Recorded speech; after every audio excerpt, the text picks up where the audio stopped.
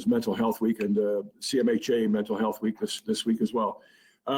So welcome again, everybody. I will indeed call this meeting to order.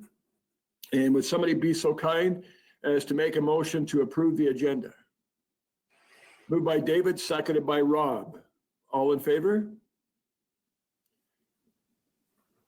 That is carried. I'm going to show that one more time, please. All in favor? Thank you. Must be time delay.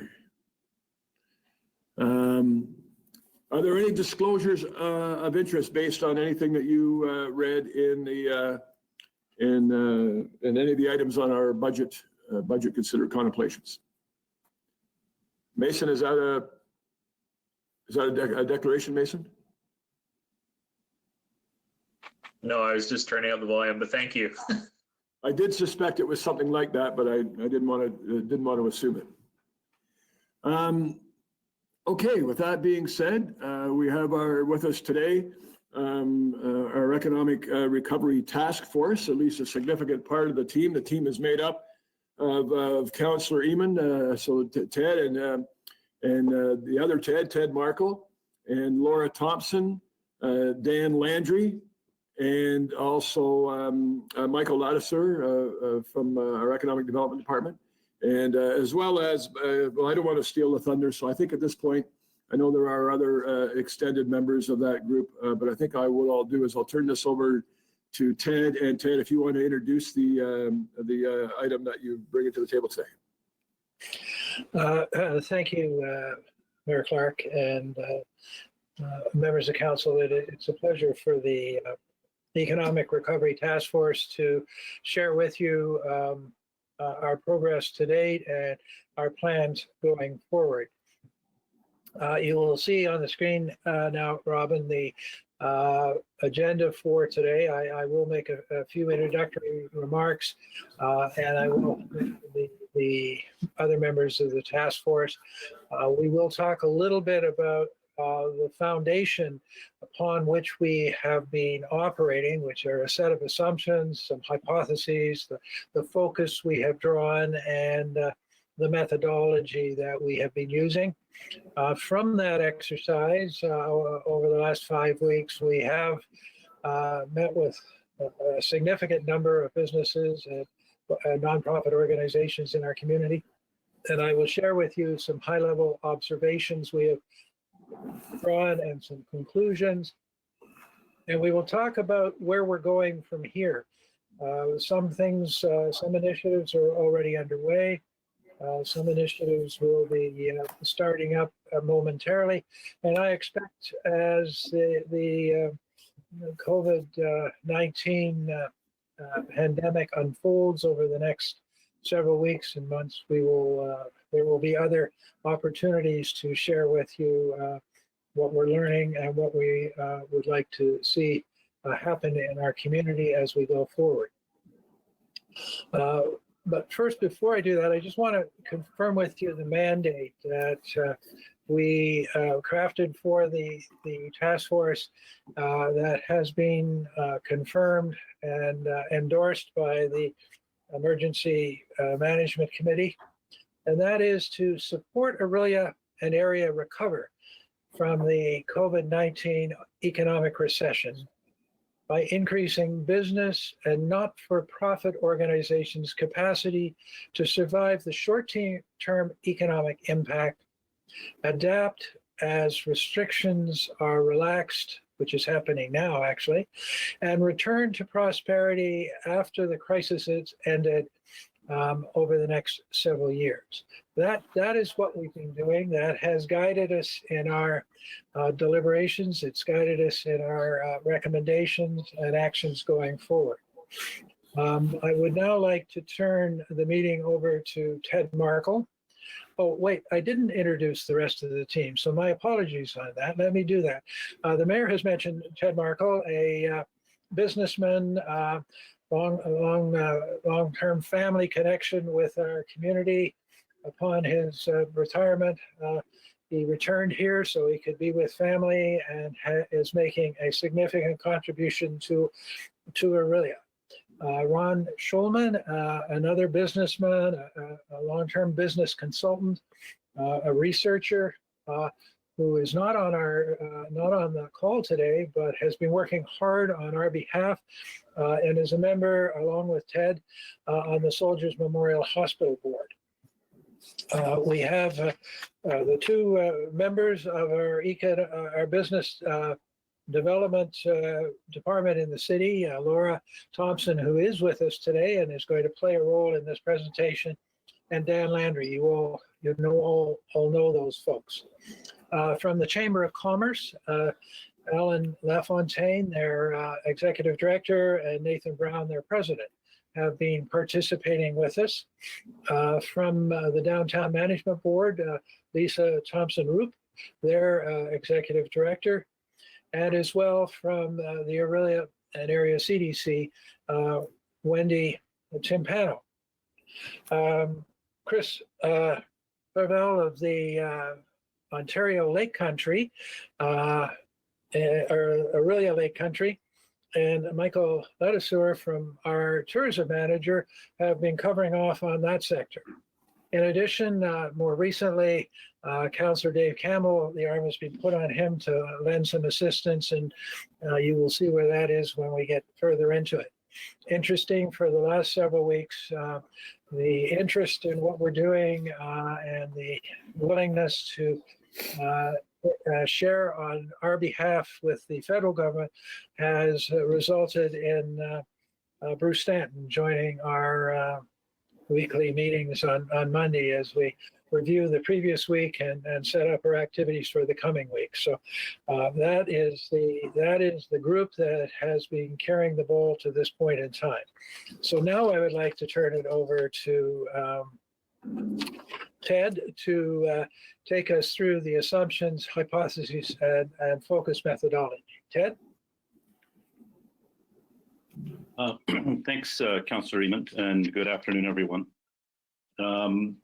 So as I'm sure you know that COVID-19 pandemic has caused a very steep and sharp recession. I think the Q2 GDP numbers will be of historic proportion.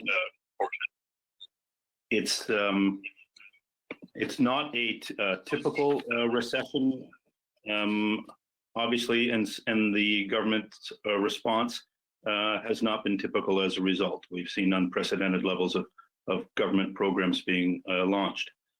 So the absence of supply and demand that's been driven by the pandemic event is obviously very unique and has caused the steepness of our drop.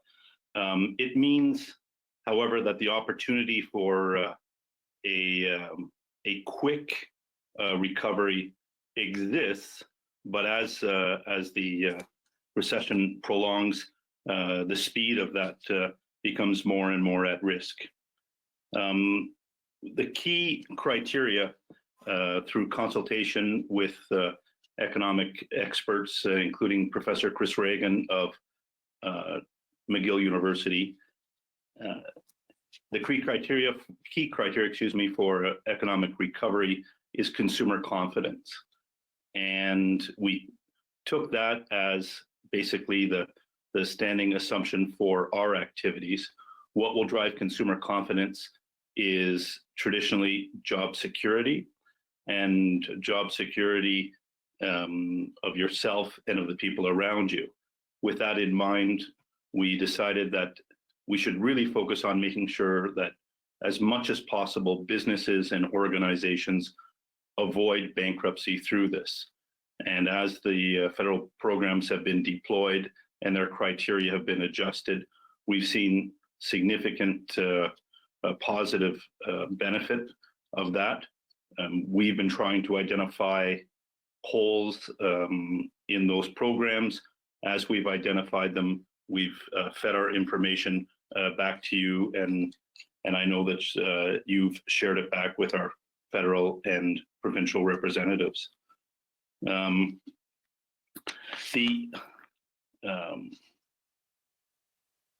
The second element, however, of this economic recovery, when it comes beyond job security, is going to be people's own personal sense of safety and security as they return to their previous habits as consumers as they return to the marketplace, to the shops and stores.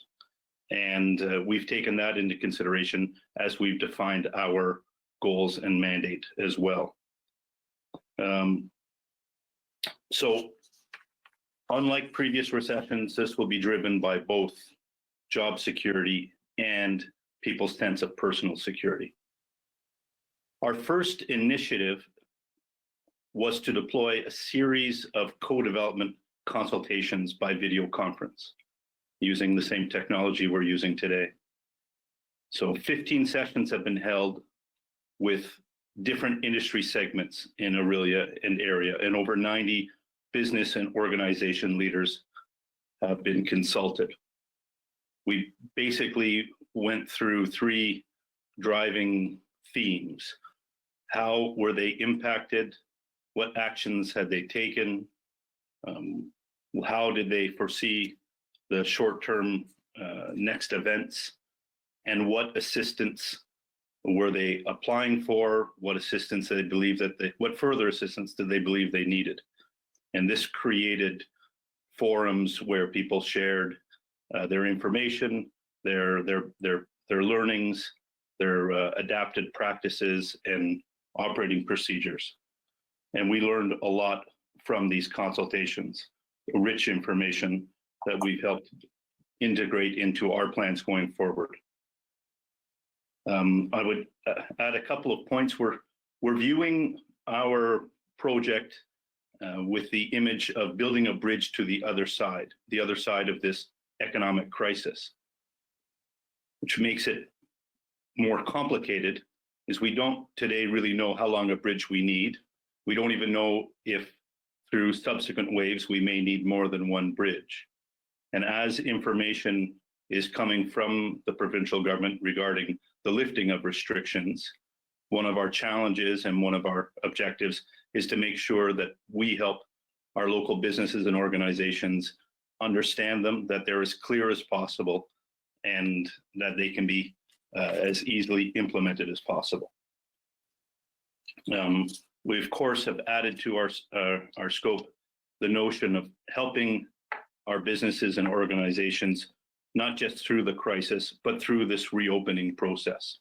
And then subsequent to that, making sure that consumers feel confident and safe as they return to their previous habits of consumption. I might add one last point. Through you'll hear more about it, but through a promotional campaign, we'll be focusing in 2 phases on 2 key messages. On top of all of the reasons that have always existed for shopping locally, the environmental benefit, the local economic benefit, we now have this added moral obligation to consider local shopping in the face of this pandemic. If we want our businesses that have always been there for us, if we want them to be there in the future, we need to be there for them now. And this first campaign begins its deployment this week. We will create a second campaign as we understand in more detail the nature of the lifted restrictions and how local businesses are implementing their adapted practices and procedures to reassure Orillia and area consumers that Orillia's businesses and organizations are applying them rigorously and that it's indeed safe to return. Thank you. Thanks very much, Ted. And Ted and Laura are going to stay on the line throughout the entire presentation, and we will have an opportunity, as always, for council to ask questions. So if you have specific questions related to their parts of the presentation, please don't hesitate to, through the mayor, to seek clarification. And one other point I'll make now is that we are in the final throes of preparing a very detailed report on the consultation process that will go significantly further in detail to what we're presenting today. It is our hope to be able to deliver that report tomorrow, Wednesday at the very latest, to the the Emergency Management Committee, and I am sure upon their receipt of it, assuming that they accept it, it will be available through the Mayor's Daily note to all of you on council. And we would look forward to any comments you would have after you've seen that detail. So thank you for that. Robin, I'm now going to move us to the observations and conclusions. And in this section, we're going to use the charts that are in front of you to guide the conversation and to highlight, I think it's 7 or 8 different observations we have and the related conclusions. So let me start first by just picking up on Ted's comment on the participation we have had among the businesses and the nonprofit organizations in our community. And we did gather an interesting group of nonprofits, including sports groups and cultural groups and social service agencies. We also had a session that was focused on events and festivals, and a more detailed focus group that took place amongst all the cultural folks who are involved in culture in our community. So it wasn't just focusing on business, because we recognize that those rich and important areas of our community are important, and that they suffer in the same way as many of our businesses do, and may need the assistance. So the participation was enthusiastic. There was cooperation and a high degree of candor amongst the participants. They were meeting in groups that would typically be, as many of them, and typically would be competitors around the table. Yet there was no hesitation in sharing what they were doing. And so there was a sense out of that on the conclusion side that we concluded that there was a value in bringing these people together, because they were getting a sense that this was a unprecedented in their lifetime event. And if we're all in it together, we'll be stronger coming up. And they very much learned from one another. It was amazing as the sessions would go on, particularly in the early phases when the federal programs were not available, and there was a great deal of stress about what are you doing to cope.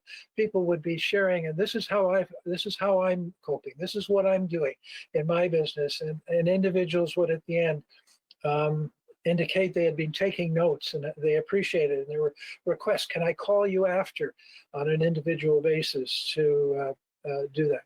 And there was certainly an expression across the board of an appreciation to the city of Orillia for taking the effort to initiate this and to work with them.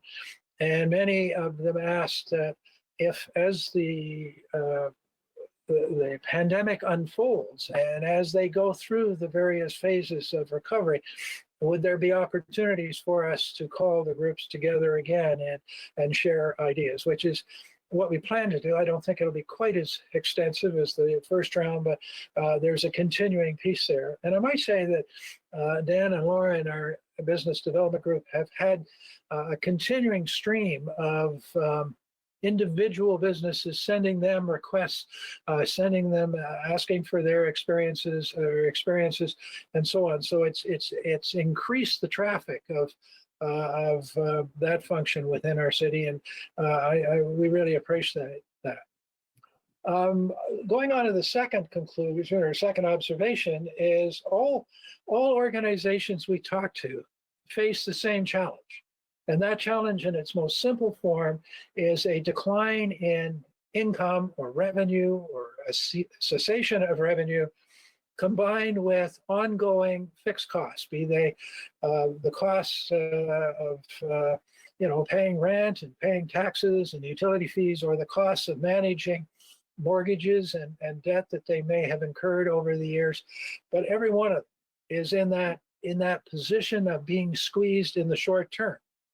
What was interesting, that not all sectors, nor all individuals within a sector we're facing that in the same manner.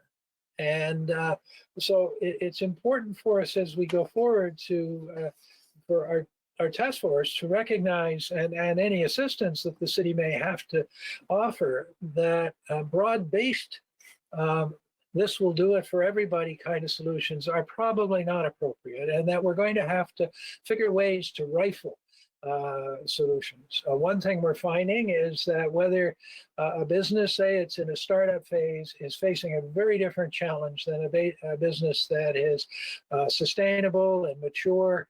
And interestingly, businesses whose leaders were nearing retirement are finding that this is a wonderful opportunity to move to that phase of their life a little quicker and a little sooner. So everybody's coping in a different way with where we go.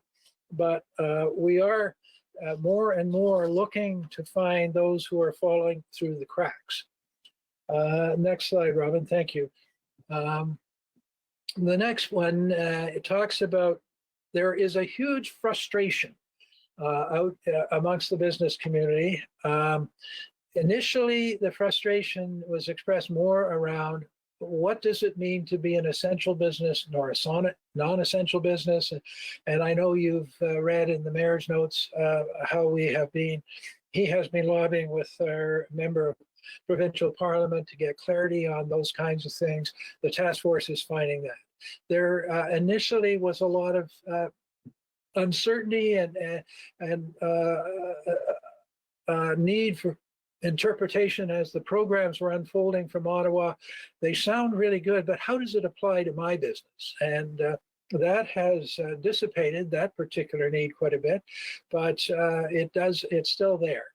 And now that the relaxing of restrictions are on the horizon with the announcement of the Premier last week, and we understand there may be more announcements in the near future, the businesses are quite concerned about what do we do? How do we all understand that we'll have to have social separation. We'll all understand that we have to use personal protective equipment. That's the PPE we keep hearing about. But how does it apply in my business? You know, what do I actually have to do? Where could I get some help for that? And on the PPE side, we're hearing so much about how difficult that has been as a supply chain for the healthcare sector. When my shop opens, I'm not a high priority in that area. How am I going to be able to source those kinds of things? So our assistance there has been initially the lobbying exercise that we've been doing and bringing forth to the EMC and then on turn to the provincial government, the concerns and those kinds of things. But where we can through the offices of the CDC, which have been very helpful in helping understand these programs and how they operate, we're beginning more and more to assemble that. I can say that I'm personally amazed and absolutely pleased that senior levels of government have stepped up to the plate as well as they have. Their assistance is being awesome. It appeared as we, over the last 5 weeks, every time we would define or identify a particular need that we were just coalescing around, the federal government the next day would introduce a program that dealt with it. And so we move on to the next one, not wanting to replicate their need. Obviously, there's a time delay in applying for these things, and that creates stress in the system. But nonetheless, they have been very good. But some are falling between the cracks. There's we've received correspondence. We've seen in a survey that Simcoe County has just recently done amongst businesses that there is a high risk to startup businesses who just got launched before the crisis struck. So they have no history. They can't demonstrate that their revenues are off because they didn't have any revenue. They can't do these things. So the thing like the commercial rent program, tenant rent program doesn't apply to them. The wage subsidy program doesn't apply to them. There's a number of places like that that is very difficult. So we're trying to find ways for the limited resources the city may have to step in and fill the gaps. Though I must admit, this morning on the phone with Bruce, we were making that specific startup issue known. He was taking notes. He participates every afternoon in a discussion at the federal level. And so your voices in this community are being heard directly by your member and in turn back to the government. The challenge we have as a city is that when we talk about specific help, where there's a unique need, we have no mechanism to deliver that. The Municipal Act constrains us that if we're going to treat a business in some manner, then we have to treat all businesses or all taxpayers in the same manner. And the challenge we have there, as I'm sure we will discuss later in this meeting, is that broad-based help is useful in some cases, but it does dilute our efforts to a point where those businesses in genuine need probably are not going to be helped enough.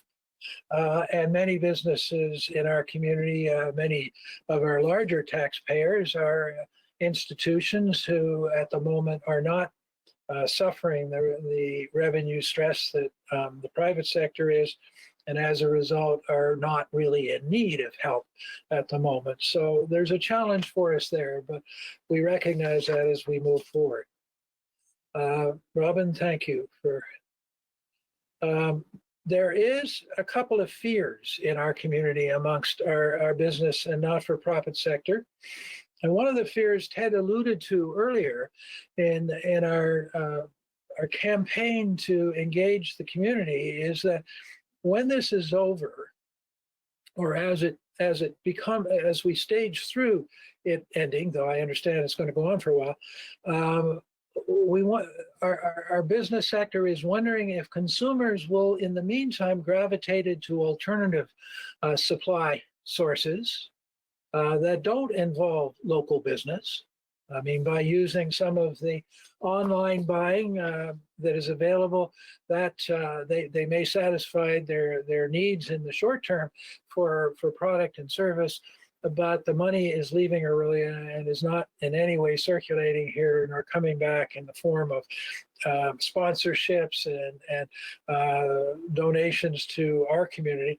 So there's a fear that that might continue. There's also the fear that will consumers ever feel comfortable, or at least in the near term, returning to the social side of what purchasing has been? Because now, a couple goes to our grocery store, only one is allowed to enter. So it's no longer a thing you do to have a social experience. It's a thing to do, go in and rifle and buy what you need. And many of our businesses are established on the basis of providing that hospitality experience. And so there's a fear there. And Laura will talk a little bit in a minute about what we're doing in that area.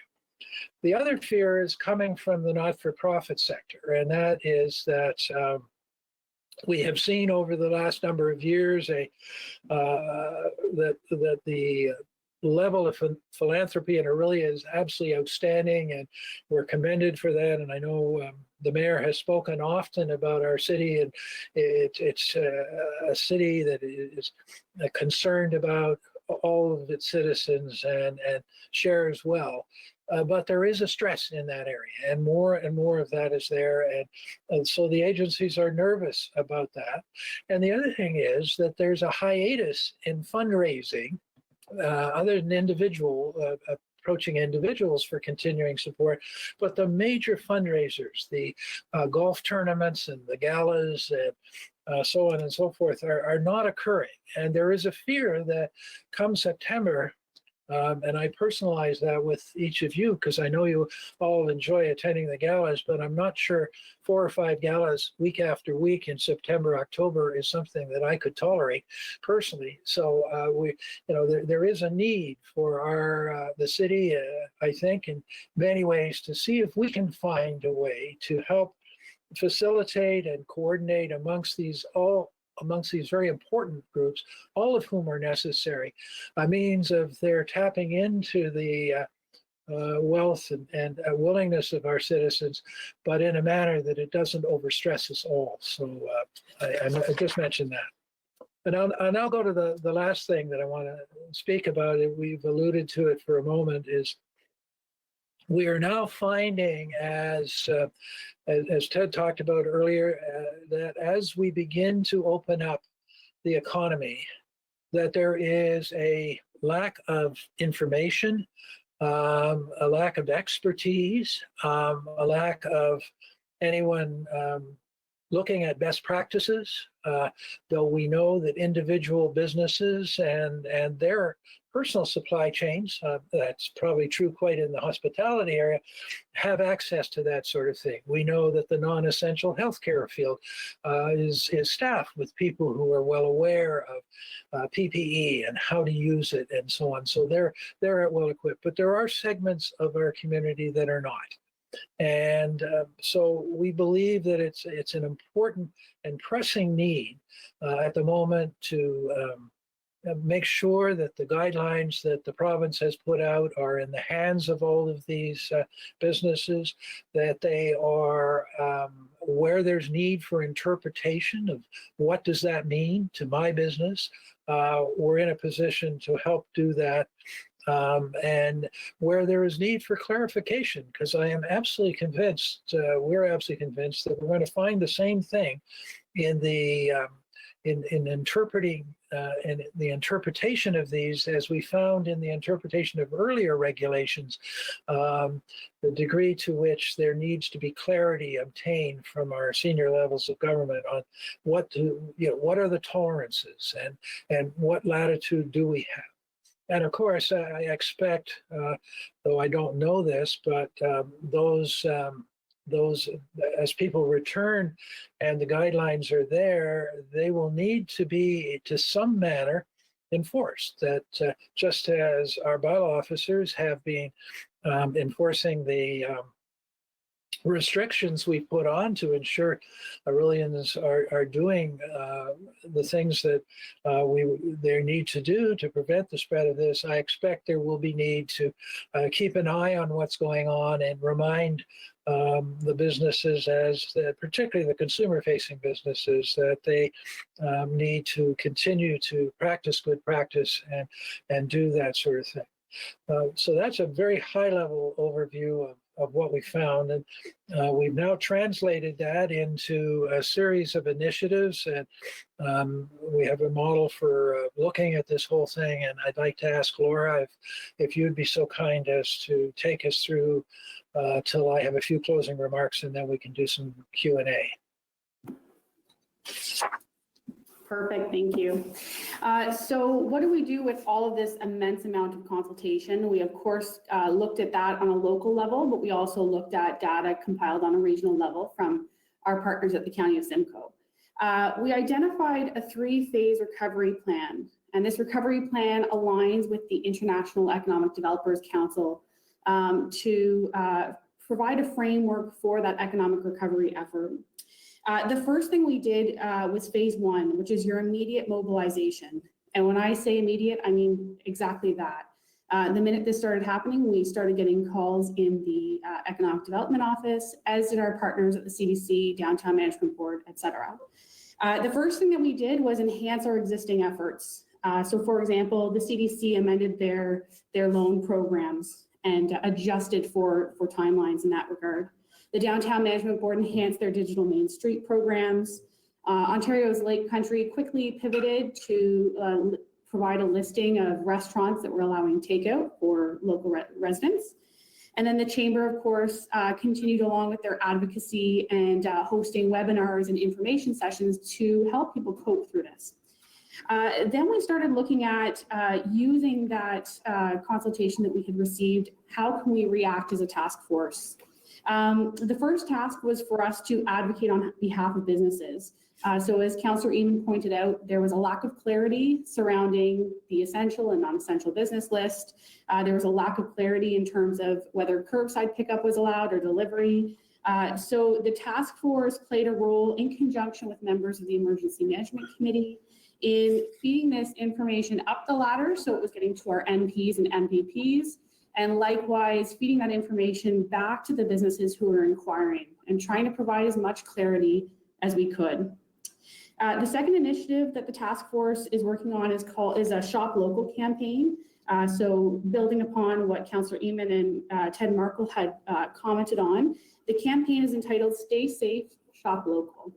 So that there's two prongs to this campaign. The first being to communicate to folks that there is a moral obligation for residents to shop locally where and when they can. This has always been important, but it's more so important now when we have limited funding within the community. This will be a local and regional campaign, and it will consist of a variety of formats, so billboards, posters, traditional marketing, etc. The second messaging of that campaign, of course, will be that it will be safe to shop and dine in Orillia. And again, that's back to building consumer confidence as the economy starts to open. We want to ensure people that it is safe and help our businesses with that as well.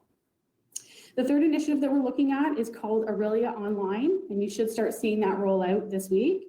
We're building upon what the Orillia Area CDC and the Downtown Management Board are doing, and the project includes 6 components. Essentially, the purpose of this initiative is to make sure people still have a revenue stream while people can't come into their business. So it's about getting businesses online, it's teaching them how to build e-commerce sites, it's enhancing the CDC's digital loan program, and then it's also looking at how do we provide that one-on-one support. Councillor Campbell also had a great idea in terms of helping the consumers learn how to shop online, for those that are unfamiliar with that. So that's also one of the prongs of that initiative. So moving forward, we have been asked if the task force is in a position to support the reopening of businesses. I would say that the short answer is yes, if we have the appropriate resources. So moving forward, the task force is already, as of today, proceeding with the second phase of our economic recovery. And just to remind you, that's phase 2, which is the reopening. So as businesses start to reopen, we understand that there's a fourth initiative that we're going to be looking at, and that's how do we connect those businesses with the personal protective equipment they need to open. So in some cases, there's businesses who are familiar with ordering masks and gloves and sanitizer. They have suppliers, and a lot of those suppliers are back up and running, and their backlog has decreased, and they're able to provide those products now. However, we do have some, for example, retail businesses that aren't used to buying personal protective equipment. So that initiative will be focused around, here's how you order that, here's the suppliers. And in the cases where there's still protective equipment that's hard to come by, how do we assist local businesses in doing that so that they can open? The task force is working on bringing forward detailed proposals to the Emergency Management Committee this week. That will include the request for appropriate resources where needed. So we hope to have that by the end of this week. The task force will also be providing support regarding the development of understanding processes and protocol to facilitate a safe return to business. So for example, businesses are going to need procedures in terms of how they can handle that social distancing.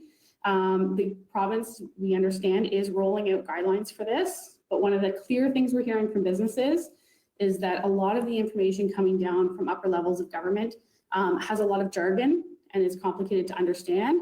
And they're asking us, can you just put it in layman's terms and help me understand what I need to do? So that's something that we're going to be looking at as more sectors open.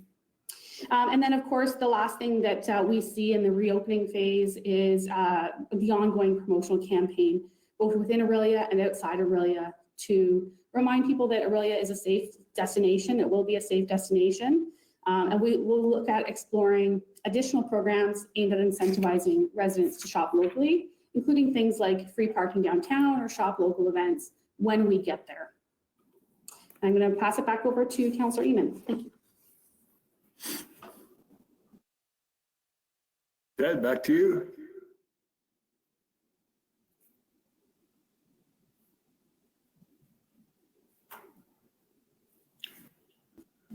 You might be speaking to your microphone. Can't hear you, Ted. might be speaking to your microphone, Ted. It's one of the mayor's favorite things to do. I know, and it was such a brilliant set of Comment. comments. I will make a few comments just to draw this to a close. Thank you, Laura, for your comments.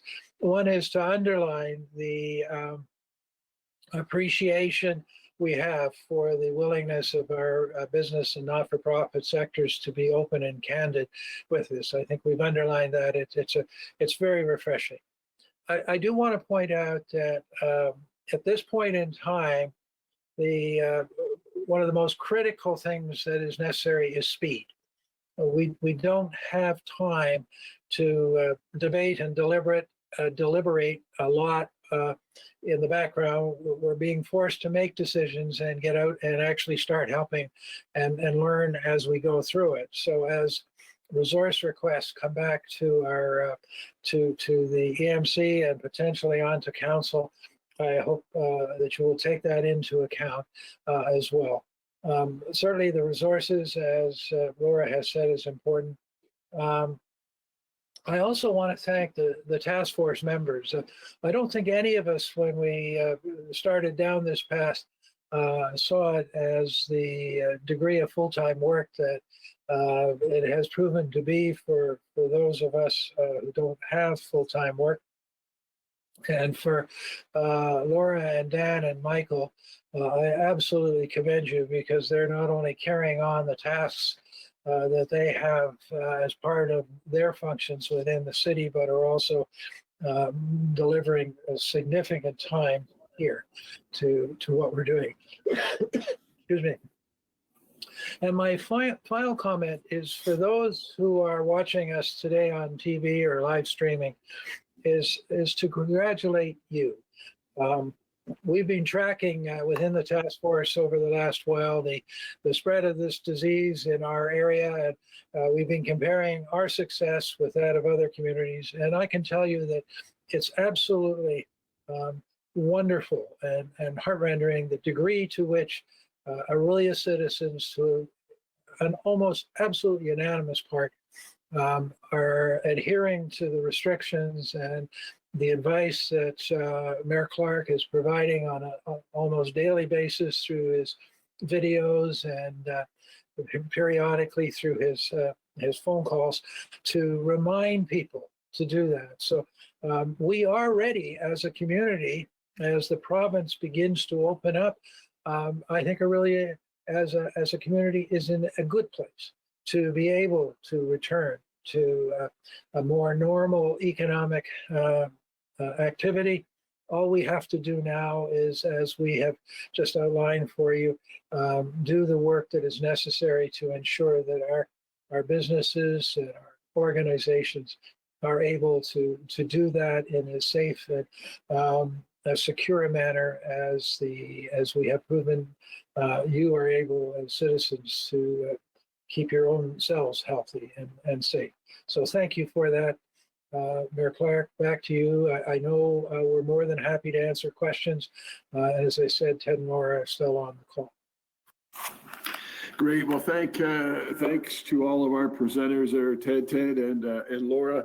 There's been quite a few great points in there. I'm just going to reflect on a couple of them, then I'll open the floor for questions and comments. The city isn't necessarily directly responsible for the well-being of individual businesses. I mean, we try to create an environment, whether through facilitating development projects or a CIP program or whatever else it may be, so that it's business friendly and attracts expansion and new business. But this is also an absolutely bizarre and unprecedented. I keep looking for another word other than unprecedented to use, and yet nothing else seems quite so appropriate. The fact that, anyway, and as you said a minute ago, Ted, I just want to say thank you to you, to Ted, to Ron, to Dan and Laura, Michael, and now David, and even by extension, our DOMB chamber and CDC partners. But I know for some of you, this has become an extremely full-time job. And so I thank you, everybody, for your efforts on that. and also to the sector participants that you mentioned as well, Ted. And when you are able to reach out and have close to 100 participants take part in those consultations, that speaks to, I think it speaks to a number of things, but certainly a great synergy and teamwork atmosphere. And as you also said, to the citizens who, for the most part, have been terrific in complying with the measures that we had to put in place. And of course, to this point, although we've had some cases and unfortunately a couple of mortalities, it could have been a lot worse without that kind of cooperation. I also think the point that your group has made around consumer confidence. How do we raise that? How do we maximize that? And certainly part of that will be around a sense of safety that the consumers can feel that they have when they go out. I also think it's a credit to the group that other municipalities are now reaching out for information on this task force and certainly for their terms of reference. I like a number of the things that you have outlined, be able to translate the programs that are available from the senior levels of government and how they fit individual needs within the community or individual business needs or nonprofit needs. I think that's a valuable direction that the group can take.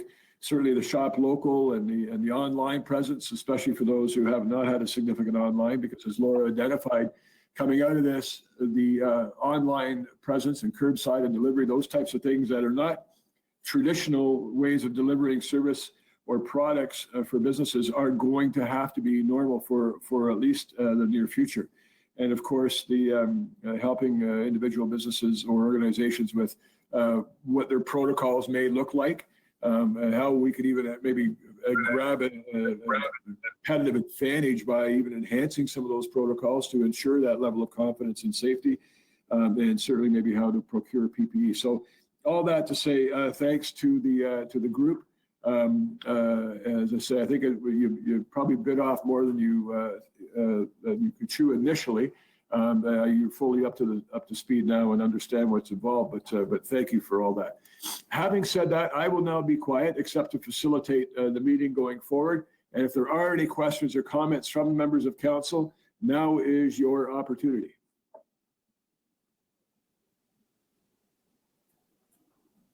Well, I guess. Oh, Jay, sorry. And Jay, then Ralph. Go right ahead. Did you want me to go first? Sure. Thanks. Through the chair, I just had some comments. I wanted to start by commending the work of the task force. A lot of energy went into it, and I think we really started out on this issue right away, and I think that's certainly the right approach. And I was also encouraged, just kind of as you were going through the presentation there, some of the next steps that were outlined. The one thing I just wanted to bring your attention to as kind of someone looking in was I came across an article, or sorry, it's an academic paper. It was featured in Forbes a while back, and it's entitled "Pandemics Depress the Economy, Public Health Interventions Do Not, Evidence from the 1918 Flu." And so this is a paper that was recently published looking at economic recovery following the Spanish influenza. And happy to share that with the group. And one thing I really wanted, there was a line in here just for, this is not just necessarily for this particular group, but for everyone's information. I thought it's worth taking a note of that. It says, quote, "We find that cities that intervened early and most aggressively do not perform worse, and if anything, grow faster after the pandemic is over. Our findings thus indicate that MPIs, which are basically, they refer to them as non-pharmaceutical interventions, so social distancing, encouraging those to stay home, what have you. Our findings indicate that MPI not only lower mortality, they may also mitigate the adverse economic consequences of a pandemic." So I think just kind of going through that there, I just wanted to emphasize, and I'm sure this is in everyone's minds here, but for the public as well, that the hammer really means nothing unless we lift it up very precautiously and very carefully and very slowly, planning every individual step. And I think as long as this group really takes that in mind and is considering that in every way, I think it's certainly the right way forward. But I'll be sure to pass that article on so that you guys can read it as well. Thanks very much.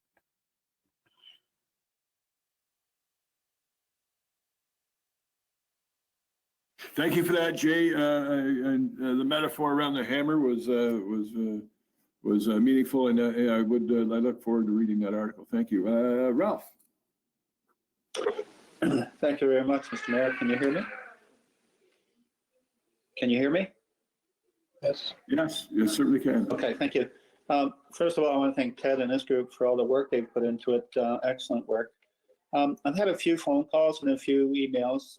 People are wondering a couple of things if you want to add to your economic recovery.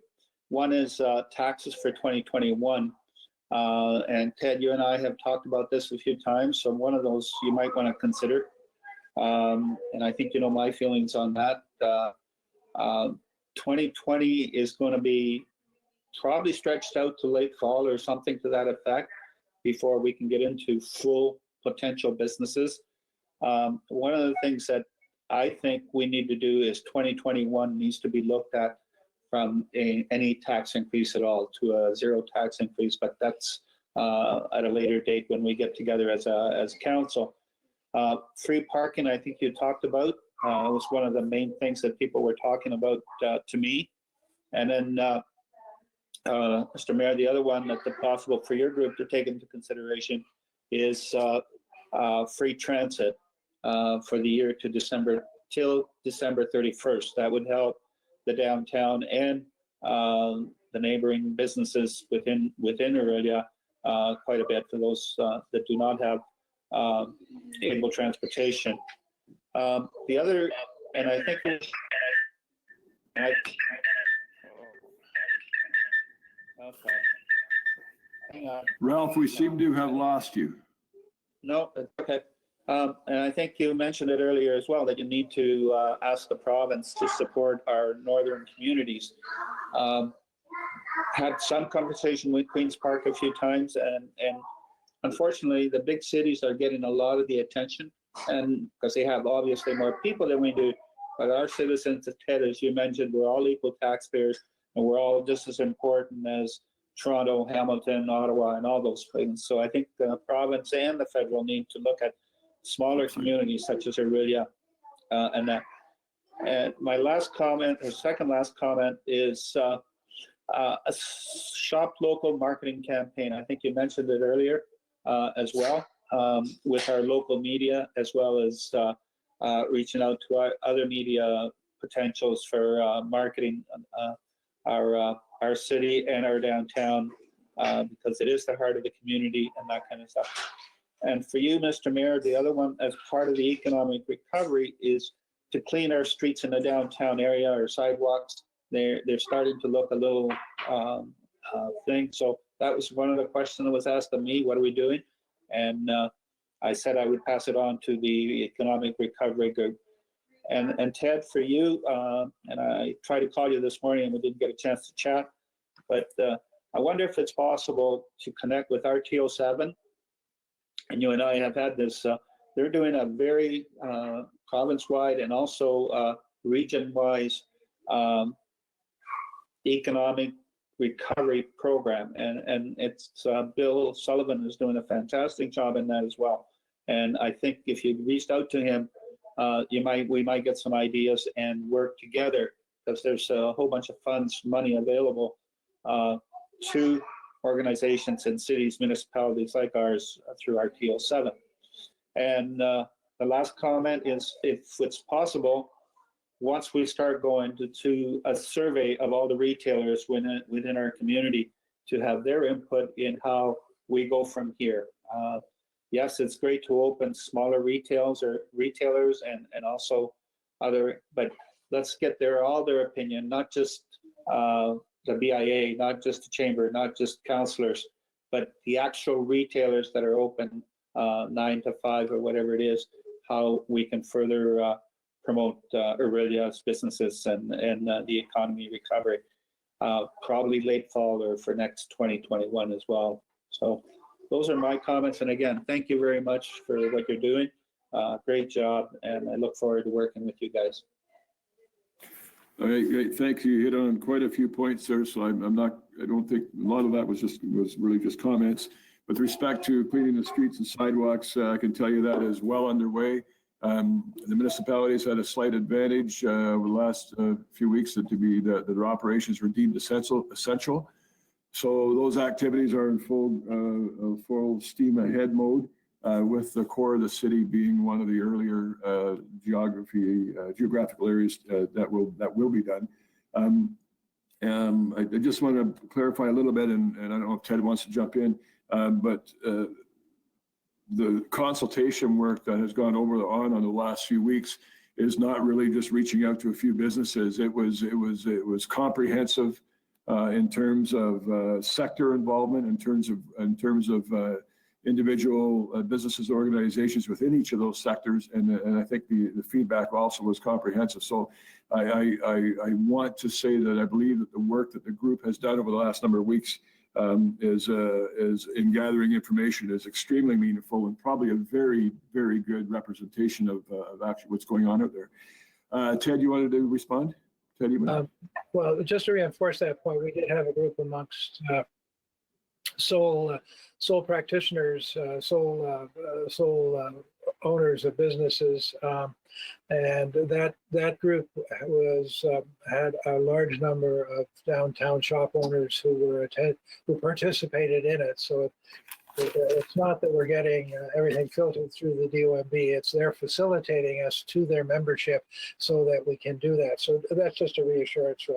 Now the other side is that Michael and Chris on our tourism side are involved with what our TOS 7 is doing, and so I've been letting them for the moment lead the charge on that. I'm absolutely totally aligned with you that at some point it would be useful for you and I to meet with Bill and do that, but I don't want to step out on the initiatives that are going on at the grassroots at this point in time. I let those mature for the next couple of days, and then we'll see where we go. So I appreciate that. Thank you.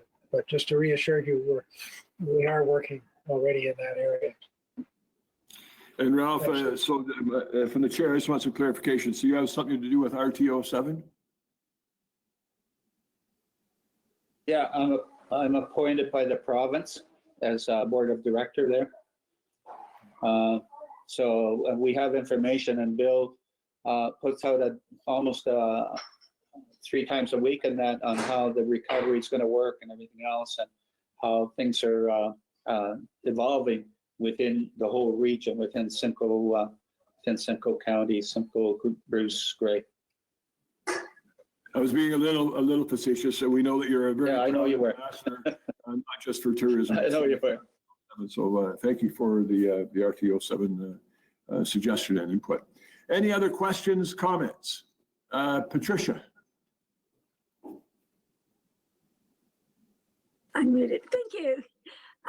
It was just a comment. As many of you know, I was involved with victim services for a number of years, and there were so many times when we knocked on the doors of businesses, whether there was downtown or otherwise, for their support for the work that we were doing. And all the businesses were so good in supporting us. And so now it's our turn to support them. And, you know, it's time for us to step up and support our local businesses, because they were so good in supporting our community. And you know, so seldom did we ever get a no, we won't support you. So it's time for our local citizens to return the favor, because our businesses in this community have been so supportive over and over and over again to this community. And now it's our turn to say, let's support them so that they don't go under, because they're surviving by a thumbnail right now, and we can't afford to let them go under. Thank you for that. Good observation and great comment. Thank you. Tim, I believe I have you in queue. Thanks, Steve, and hello to everybody. I just throw on my thanks to the group, Ted, and everybody else. It's a great thing you're doing. I know most of us are not getting out, not getting to talk to a lot of business people necessarily, and so this is a real significant avenue to get in touch. So I really appreciate that. I think Ted Markle, that is, said it best when he talked about that we're trying to build a bridge and we don't know how big that bridge is. We don't know how long that bridge is. And we don't know, very importantly, we don't know how many bridges we're going to need. Most pandemics in the past have had a couple waves. So we're going to have to be careful there. So I just have one sort of practical question maybe for Ted Eamon. It would have to do around cost. And I know I might be jumping ahead to your report on Wednesday, or this might be an unfair question at this particular time, but I'm just trying to get, especially in light of some of the other discussions we're going to have with the budget, just trying to get a feel for what might be, and I'm only looking for a ballpark number here, what might be some of the anticipated costs if we were to successfully navigate phase 1, 2, and 3. Ted? Mayor Clark, if I may, through you back to Tim. Yes, the specifics are hard to come by at this point, as you can. I hope you appreciated through the presentation that we're just now forming initiatives, and we really don't have a good sense yet of the magnitude. But I can say that a marketing campaign in our community using multi-media delivery systems, as Laura talked about, doing it in a professional manner that gets the attention of the community that we're speaking to, and links into the emotion, as Pat did just a moment ago, is something that will require probably tens of thousands of dollars of help, not $500 worth of help. So in terms of magnitude of scale, I would suggest that campaign is probably at that level. The second phase of that would be equal, if not greater, because the time frame of it will be longer. I am enthusiastic that we have the local media participating in actual developing of the plans and everything, and that's really helpful and useful because we're getting that expertise as a contribution to the task force.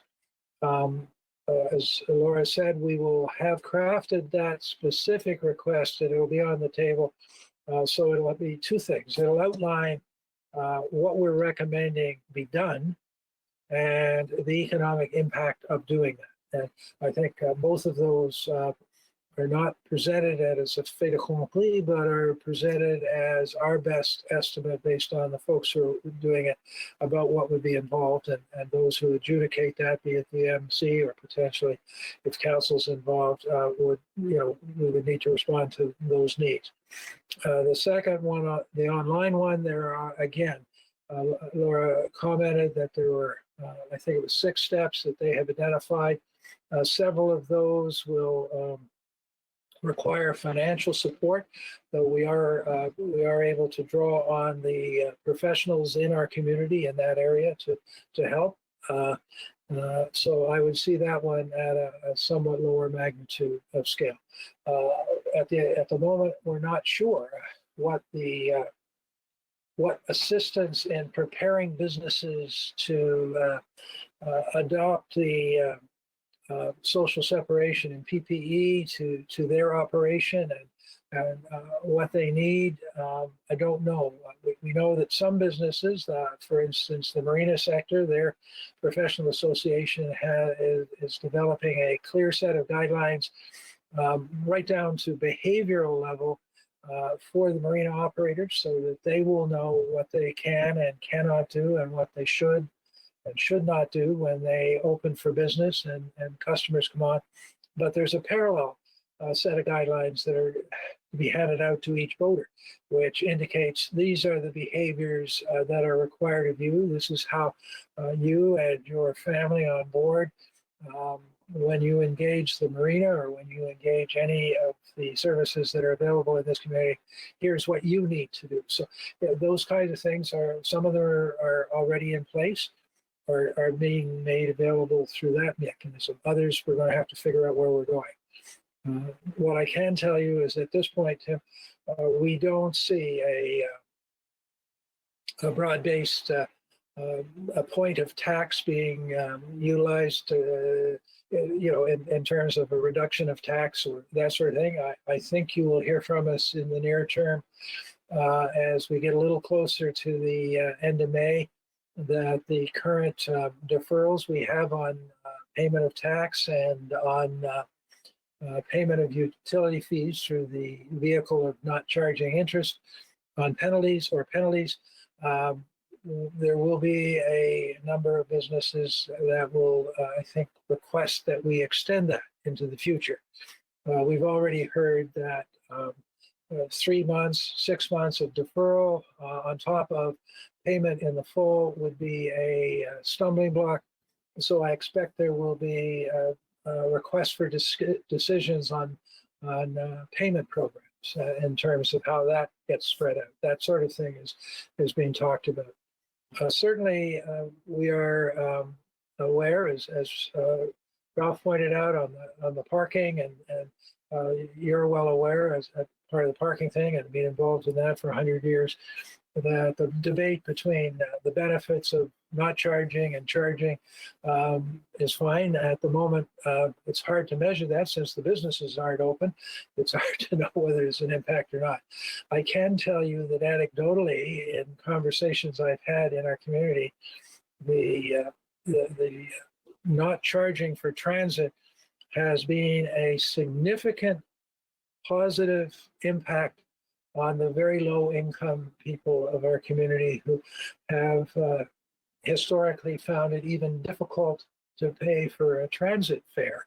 Well, but now are finding that they have become mobile through our transit system and are experiencing a much more healthier life because of that advantage they have. That's a benefit that many of us who don't typically use transit may not appreciate, but for those who are in that situation, it's proving to be an extremely positive social benefit. So I expect there'll be discussions at the council table over time as to whether those kinds of things are done. We are still desperately trying to find a way to financially assist businesses that are viable going into the recession, but are unable to cope with the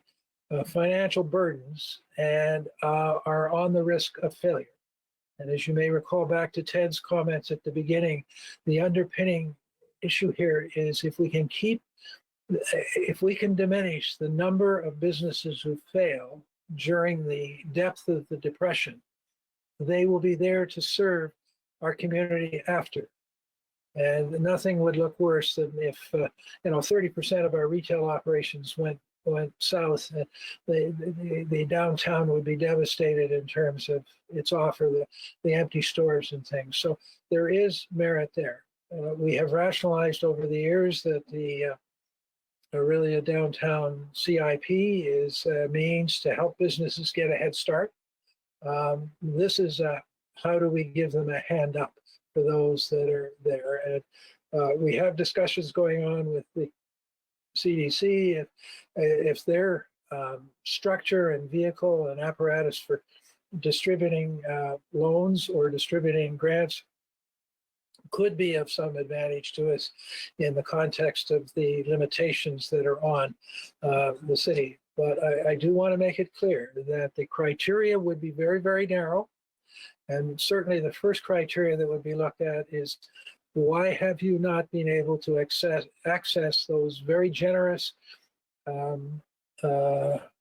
support systems that our federal government has put in place that all of us across on this call and across this country are going to have to somehow accommodate the financial impact of that going forward. So we don't want to burden that here, but if there are some things we can do in the short term and it is within the city's ability, then the wherefore to do that would be useful. So it's a long-winded answer of saying, keep tuned, there will be more definition coming forward. So. Thank you. Just before I jump to Ralph, excuse me, you've certainly identified a number of functions already that a financial resource could assist. You certainly don't know at this moment in time the full scope, and therefore I think the recommendation or the possibility from our treasurer's report a little bit later on will be for a placeholder of funds. So even though you can't speak to exactly what those funds might be used for at this very moment, even though they may have a defined, distinguished and defined purpose and beneficial purpose in the near future. Can you speak to that? And I think Ted did allude to this, Ted Markle, the time frame that you might be considering tapping into an earmarked funding resource for. Thank you, Mayor Clark.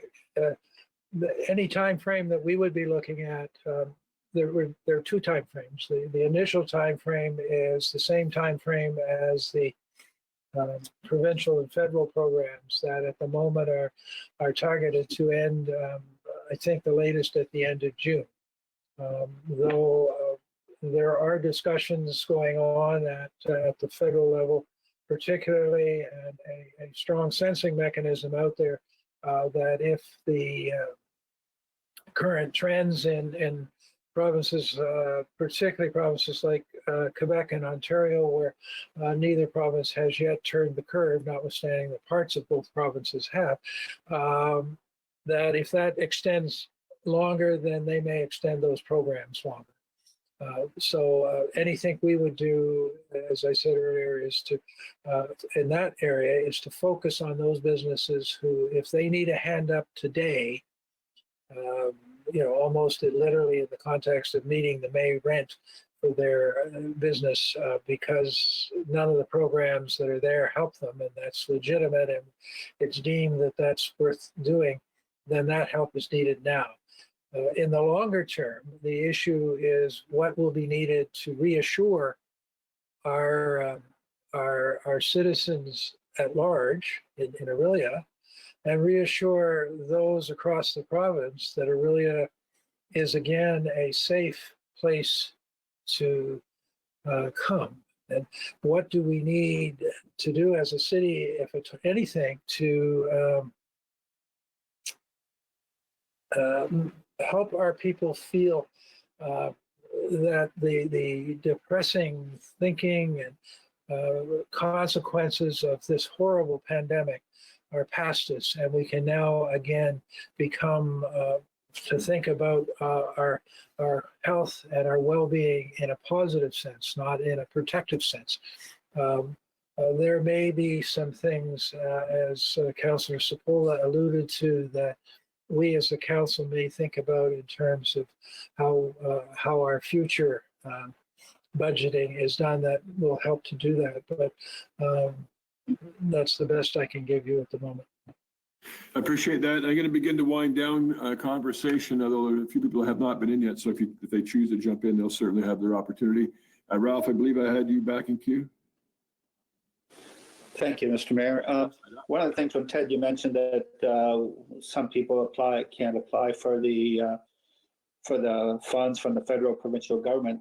The Mamas and Papas operation, some people needed the loans from the bank, the $40,000, didn't qualify because they don't have any employees, and it's you have to have $20,000 worth of pays for that, and that's a problem for some of the people in our city.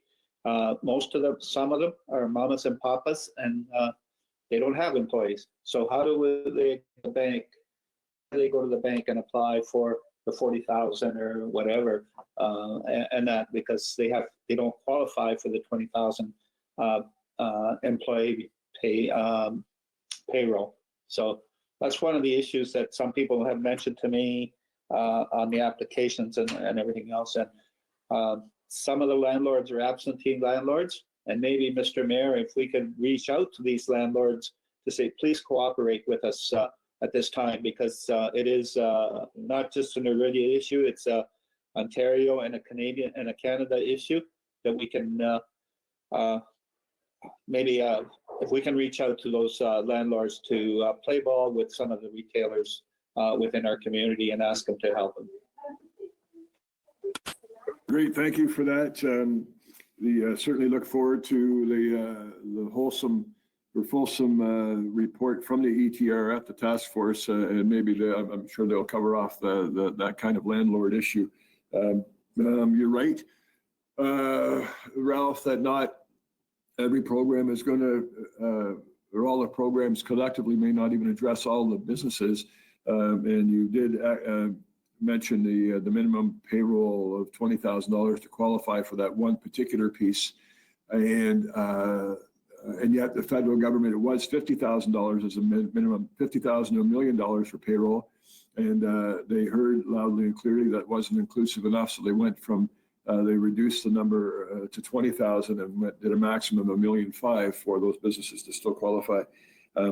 So maybe. I mean, we've heard about a type of business that in our community that is new, does not have a financial history, therefore cannot indicate that they lost a significant amount of sales because they didn't start with any. And of course, they didn't have a payroll in 2019, so can't qualify to that criteria as well. So I sense that we can certainly be a lobby on their behalf and see if we can get them included. And if not, then we'll have to give them some consideration later on. Okay, listen, I don't see any more hands in the air. I'll do one more or last call for questions or comments. Councillor David. Thank you, Mayor Clark. Maybe this is an obvious thing to say, but I just wanted to mention we're talking a lot about things we're going to put in place, things we're going to be trying to implement.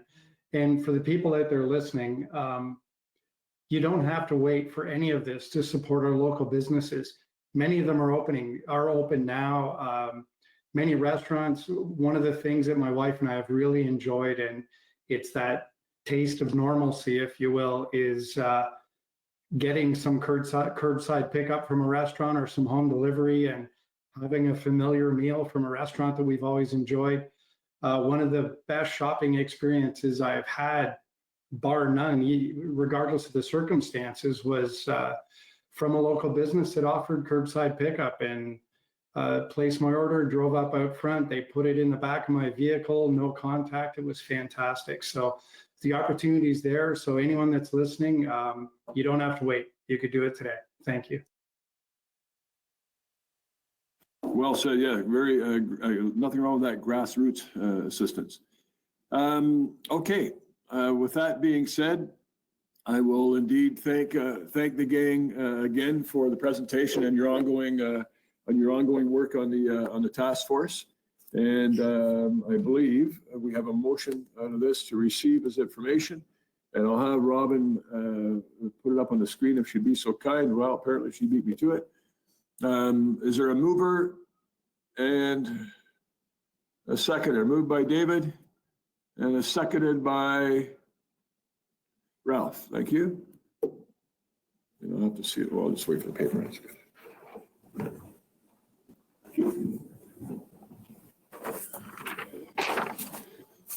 Moved by Councillor Campbell, seconded by Councillor Sepola. This committee recommends the council that report number ERTF 2001 dated April 28th, 2020 regarding an update from the Economic Recovery Task Force be received as information. Any further discussion? All in favor? I didn't see any votes because my screen, all the pictures are frozen. Okay, all in favor? Yay. 1, 2, 3, 4, Yay. 5. That is carried. Thank you. I think we had 6 in the end. I probably had more than that. So that is carried. Thank you. We got a little bit of a connectivity issue. And some of your pictures are freezing on occasion. Although, Ralph, you've been upside up for most of this meeting, so it's this is good so far. Thanks, Mr. Mayor. It's about time, right? Okay.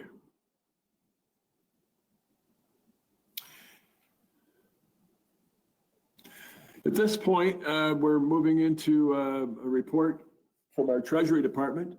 And I think I won't speak any further other than to ask Jim Lang, our city treasurer, to present the report.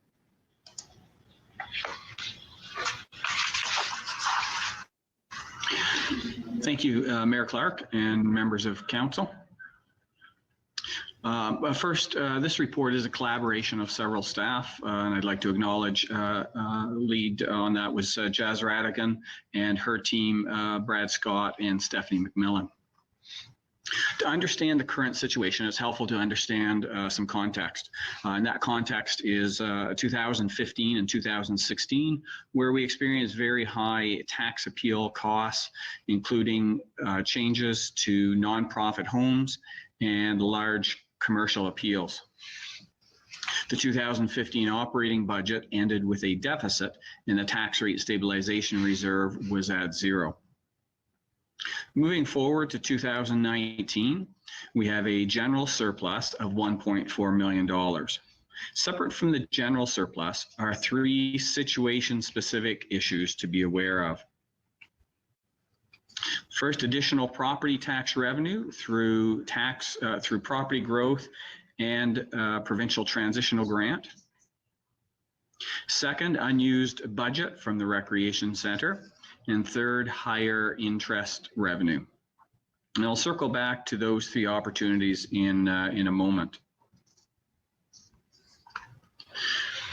We'll discuss tax appeals next, and they are a significant aspect of our current financial environment. Our appeal costs our historic appeal costs, and we're looking at the 2016 and 2017 year.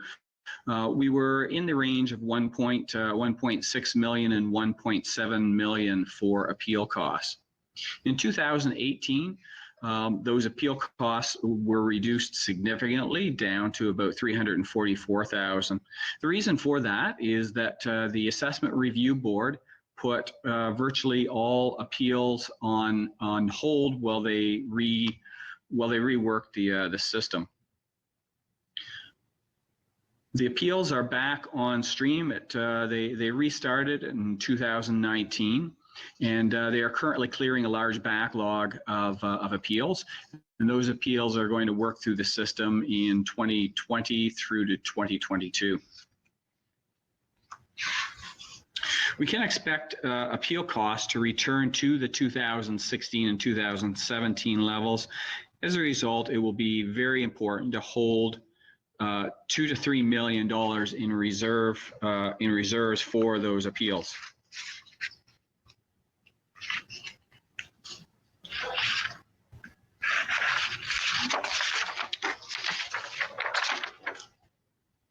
We'll move on to some reserve opportunities. Council over the last several years has made several significant steps in addressing the health of the reserves. Some of the strengths of our reserves include the Community Improvement Plan with annual contributions of $375,000. Secondly, the Vehicle Replacement Program with contributions doubled from 2016 to 2020. We have several new reserves that have been established for the capital maintenance of our facilities, for stormwater, and for health and social services. And also, we have a healthy tax rate stabilization reserve, and I'll point out again that in 2015, that reserve was at zero. It's now at a healthy level. Due to the strength of the tax rate stabilization reserve, there is an opportunity to address some other areas. First one will be to maintain that tax rate stabilization reserve strength. By keeping the balance at a healthy level, we'll provide for funds for unexpected issues such as tax appeals. Also an opportunity, there is an opportunity to focus on the major capital facility reserve and land acquisition reserve balances. There's also an additional opportunity this year to eliminate the remaining internal loan from the Hunter Valley property. And those opportunities exist because of our strength with the tax rate stabilization reserve. We'll turn now to look at the 2019 capital budget. In 2019, the departments completed and closed approximately 80 projects, resulting in $3.5 million of surplus capital funds returned to the reserves. Those funds will be used for future projects and will help keep the tax rates down in the future. There's currently one project that needs attention. The Orillia Recreation Center is nearing completion.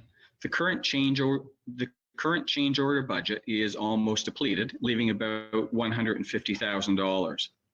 Staff are expecting additional change orders to move through the review process.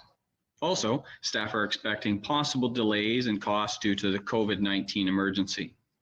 Based on analysis of the status of change orders, staff are recommending an adjustment to the contingency fund to ensure completion of the project. We'll move on to the next section of the report, and that's the 2020 budget analysis and the impact of COVID-19. Financial staff have been working with departments over the last several weeks, running many calculations on the effect of the emergency. This is a high-level estimate, assuming the current measures continue to June 30th. And that's not a prediction by any means. It is just an arbitrary calculation date that we've used. If the measures continue longer than that, obviously the numbers increase. So we're currently projecting, again to June 30th, $2.5 million of reduced revenue and additional expenses. Offsetting that partially will be $1.5 million projected in savings due to various cost containment efforts. It is very important to understand the emergency response is a fluid situation, changing constantly. Therefore, these numbers will also change frequently. Moving on to Section 3, Social and Economic Recovery Initiatives. Economic recovery plans are a topic of interest across the province and the country. Locally, the Economic Task Force, which you've just heard from, has been very active in looking at options. From a staff perspective, it is likely too early to provide specific programs. Council may need a deeper understanding of what the needs are, the timing, the recovery process, and the federal and provincial response. I would point out that the main role of a municipality is to provide services to its residences and businesses in a modern infrastructure to enable wellness, commerce, and employment. An important limitation to consider in any recovery program will be the anti-bonusing legislation, which prohibits direct subsidy to commercial entities. So this limits response to indirect programs as opposed to specific support. Examples of this, some are already in place, would be shop local initiatives, tourism development, even ramped up capital programs, anything to instill confidence and get people re-engaged in the local economy. If Council wishes to proceed in the direction of economic recovery initiatives, staff recommend at this time to simply earmark or set aside a portion of the tax rate stabilization reserve, which could be used for future programs. We'll move on to Section 4, the tax policy. I'll move through a couple of slides fairly quickly. You're familiar with the budget and tax policy process. It starts with the setting of budgets and moves through several steps, finalizing with setting of the tax rates and producing the tax bills. Today's meeting, in part, is establishing those tax rates.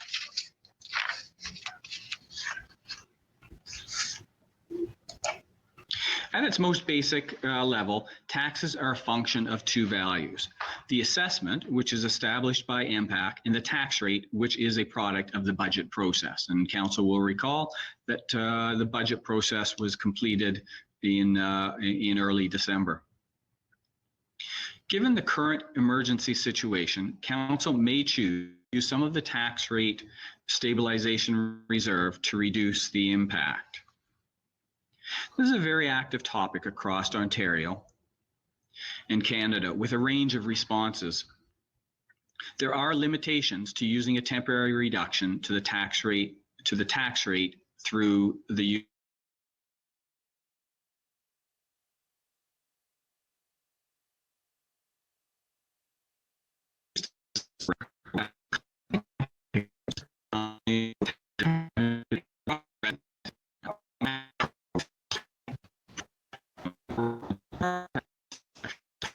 do not tend to be delivering sole or connected to their individual's business. Let's explain a little bit. First point, the subsidized impact is temporary. The tax rate rebounds in future years because the reserve balance runs out. It's a temporary source of funds. Then the impact is compounded by that future year's budgetary impact due to inflation, contractual increases, and changes to levels of service. Secondly, any mitigation efforts cannot be targeted to those in need. The largest benefit goes to the largest taxpayer. Third, landlords may not pass on savings to leasers and renters. We would need to rely on a system or where applicable, savings or increases to revenue that was experienced in 2019 are already rolled into the 2020 budget, and so are already impacting the tax rate. The last point is that any tax rate subsidy is a minimal impact. A 1% reduction of the tax rate results in approximately $11.30 savings per 100,000 residential assessment. Based on the 2020 budget, the current tax rate increase is 3.6%. This is the municipal portion of the tax rate. The final blended rate is 2.9%. Keep in mind that this is an average increase. Individual properties may experience higher or lower changes. Staff have provided two options in the report. The first one is implementing the budget as approved in December, which results in a blended rate of 2.9%. The second option is using a $1.1 million transfer from reserves, which reduces the municipal levy by 50%, resulting in a 1.4% blended tax rate. The final slide demonstrates the effect of the two options on the city reserves and to a residential tax assessment. And Mayor Clark, I will turn the meeting back to you.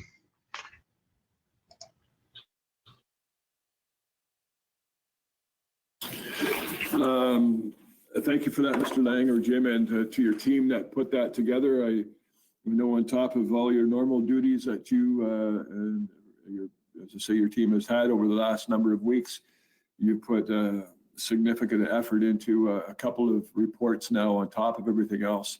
And those things I know were very laborious, including the initial one passed on the night that we did declare a state of emergency, and certainly a lot of thought has gone into this one. So thank you very much for that. With that being said, I will now entertain questions and comments from the virtual floor. I think Mason, I got Mason. Go right ahead. Yes, through Mayor Clark. I know Mr. Lang was kind of looking for direction, giving us two options. I'd be confident with option number one that he did mention, which is keeping the things kind of the same as they are at this point in time. Thank you very much. Other questions, comments?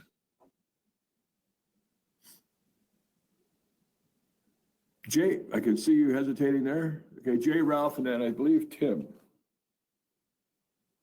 Thanks. Through the chair, I had, I was reading into this, and certainly these are unusual circumstances. So I was open to option 2, or a variation of it to some degree. I'd be really interested in hearing others' comments going forward if there's generally any interest in going with something other than option 1. Certainly, yeah, as Jim had mentioned, it's tougher to kind of aim the savings at the demographic that's most impacted. And I think that's one of the struggles that we have. That said, I think we do have a rainy day fund essentially, and this is the largest rainy day we're going to have. So this would be the time where we might look at using it in terms of our contingency there. So I was curious as to what others thought about that. I just wanted to see what others are thinking. Okay, thanks. Thank you, Jay. I will weigh in with the blessing of the council when appropriate. But right now I've got Ralph, Tim, and Ted. Thank you, Mr. Mayor. My intention, leave 2020 as is, and because we're going to need whatever help we need for 2021. When things started to develop, the economy starts to boost, and there's people that may need a lot more help than what they need in 2020 because of things that are coming on stream. So leave 2020 exactly as it is, and then let's look at 2021, as I mentioned earlier, maybe with a 0 increase in taxes, the free parking and all that, which will take up a lot of our funds. So I'm all for just leaving 2020 as is. Thank you very much. Tim.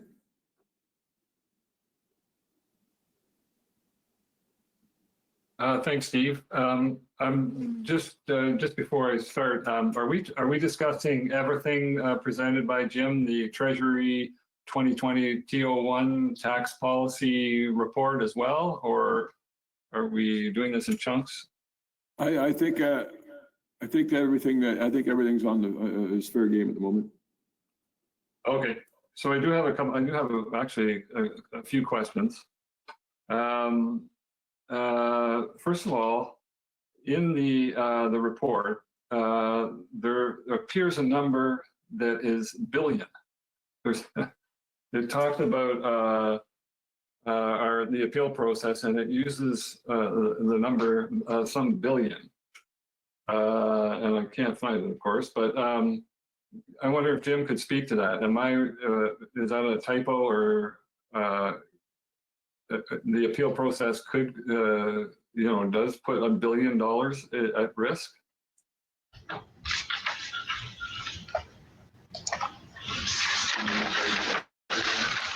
Thank you. Through you, Mayor Clark. That is on page 2, if you're still searching for that, 2/3 of the way down.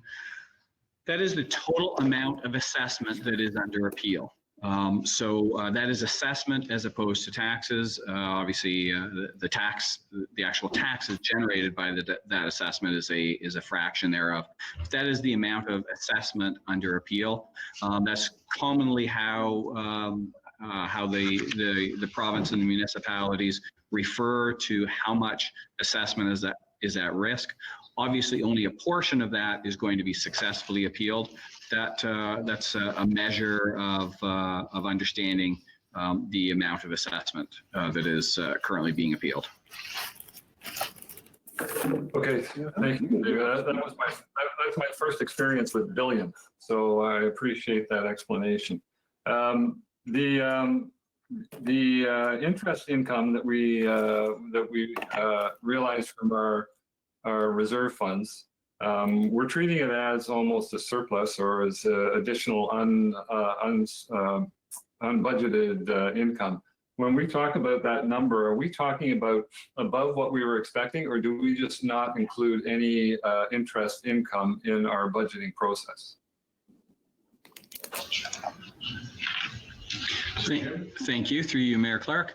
The interest that's noted in the report is above and beyond the what the city has budgeted for interest. Is it possible to know what the budgeted number was? Do you have that offhand? Through you, Mayor Clark, we can probably look that up in a few minutes. I don't have it on hand. Okay, well, I'll ask if I could, Mayor Clark, if I could ask one more question, then I'll pass off and come back. You can come back to me.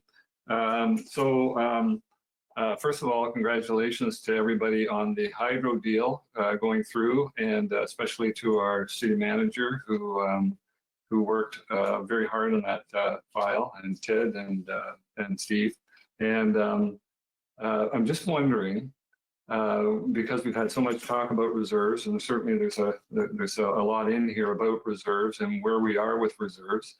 Does that sale impact the reserves and the financial equation? Jim, I'll turn it back over to you.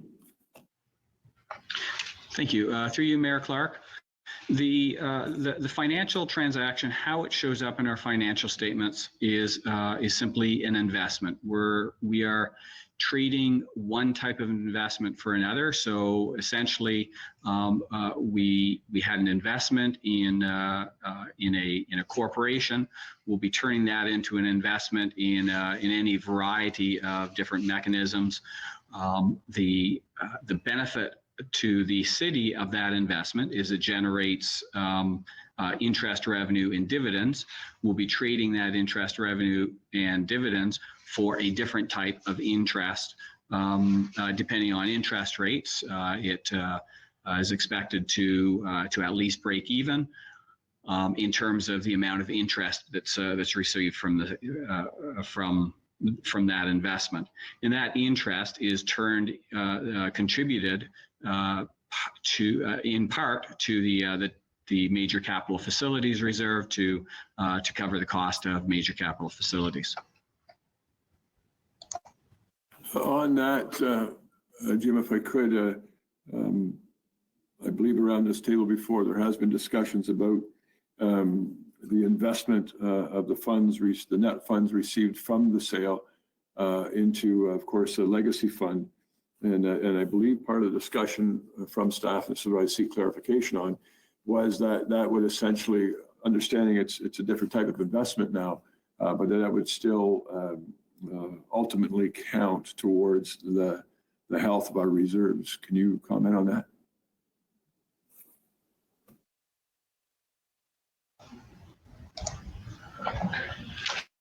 Thank you. Through you, Mayor Clark, the transaction is primarily in terms of an investment, not a reserve. And I think there's been some confusion in that regard. It increases the amount of cash the city has, which is invested in an interest-bearing asset, as opposed to having it invested in a corporation.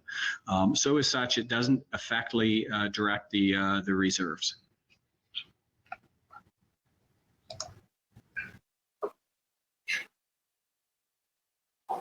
Thank you. I believe I have Ted in queue. Thank you, Mayor Clark. My comment was really to just reinforce the fact that I'm in favor of option one. My primary argument would be that of all the pandemics we've got history on, very few of whom, which I've lived through myself, by the way, so it's not a personal history, but in terms of the literature and what I understand is that there is a second phase inevitably to these, and in almost all cases the second phase is in fact more severe than the first phase. So my sense is that we're in the first phase. We're beginning to see some moderation as we ease out of the restrictions, and hopefully we can keep that moderation going. But I would like us to retain as much city flexibility in its economics going forward, so that if perchance this fall or in the winter we are confronted with a more catastrophic circumstance than we are today, we would then have the resource potentially to do something, as opposed to distributing that resource at the current moment. So that's my principal reason for wanting to go with option one. I think it gives us the most flexibility going forward.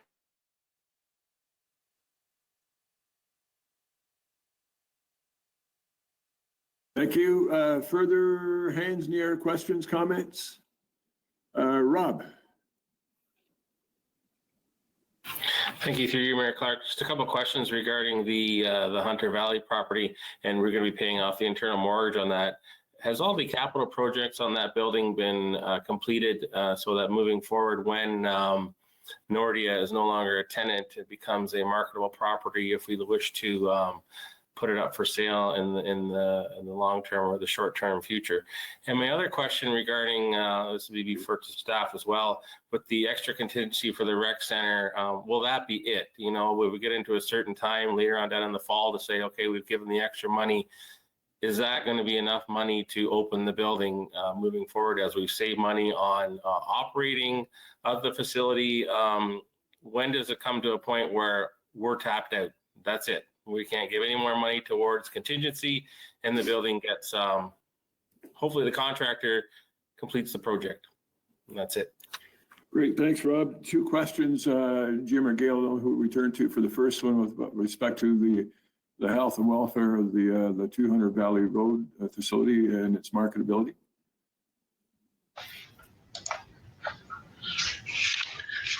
Thank you. Through you, Mayor Clark, the discussion on 200 Valley, there are some minor projects that I believe are in the current budget that are in progress or will be completed this year.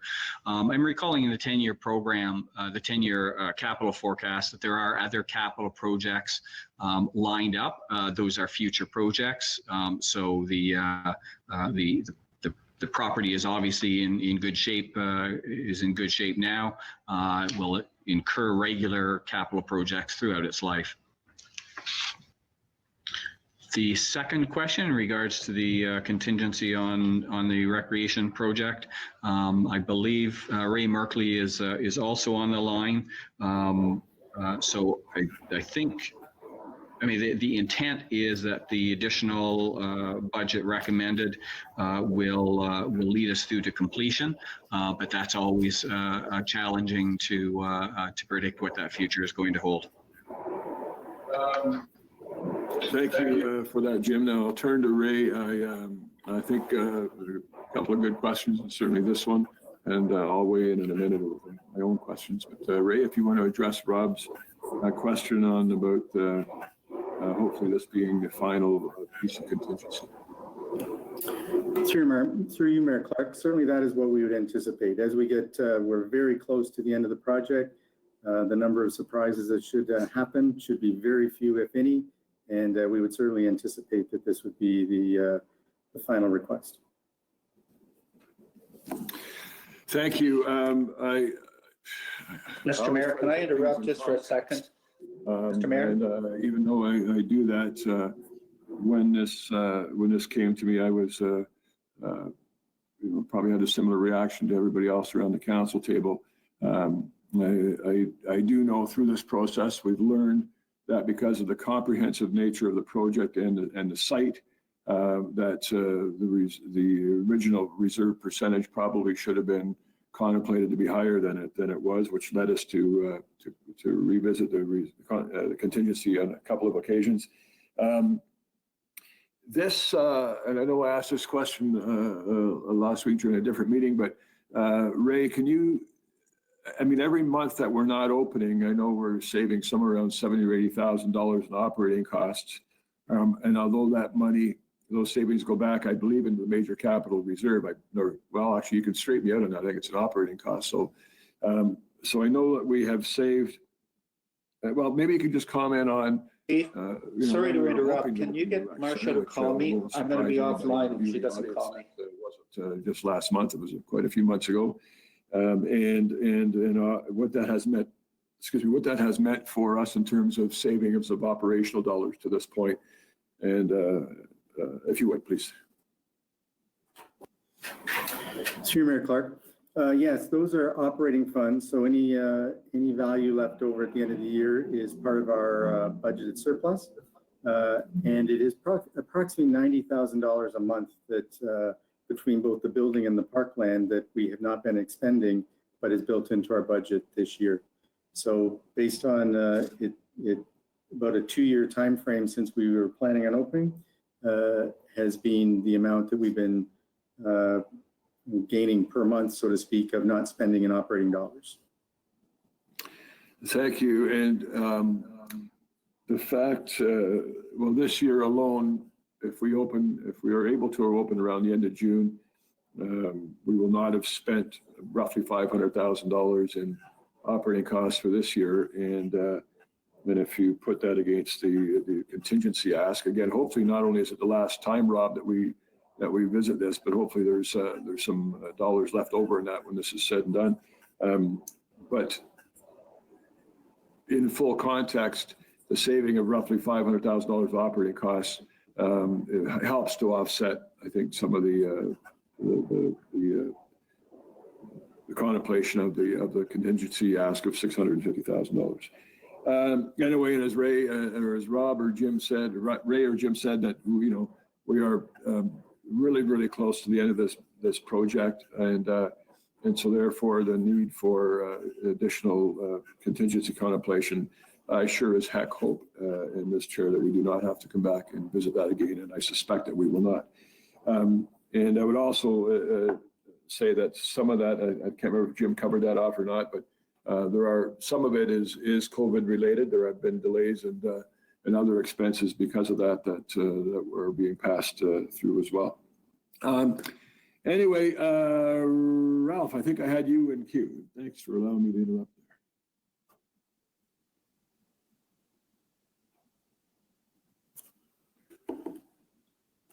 Ralph, are you there? Upside down or upside up? All right. Anybody else on Jim's reports? Mason and then Jay. Go ahead, Mason. Yes, through Mayor Clark. First of all, I know Councillor Zapola was trying to say that he needs Marcia to call him because he's having some issues. So I just wanted to follow up with that. And then secondly, I had a question regarding the rec center. And I know this is our third time potentially increasing the contingency. My question for Mr. Merkley is what happens, let's say this gets separated out and is not approved? Is that just like, are we just not going to finish the rec center? Or do they have to go back and look at things? Or what does that process look like? Raymond? Through Mayor Clark. Certainly, we recognize that there's about $150,000 left in the contingency, and we fully anticipate that there's going to be expenses greater than that. If it's not approved, then we don't have authority to spend any dollars beyond that 150. And so if there's anything needed to be done to complete the project, we wouldn't be able to do that. We, I suppose, would have to come back to council each time to try to do that. But the jeopardy is that the contractor would stop working, and there's likely greater costs if they have to come back and remobilize for something that we're waiting for. There are a few things that I think is mentioned in the report. For example, we believe we can recoup back some consultant prolongation fees. So the consultants, the architects, by contract, have the right to charge something beyond a certain period, which was 27 months. We believe that cost should be borne by the contractor, but initially we're going to have to pay it as part of our contract and then recoup it back from them. So built into that is those kind of dollars that we will hopefully recoup back from the contractor, but that's likely going to be a settlement. Great, thank you.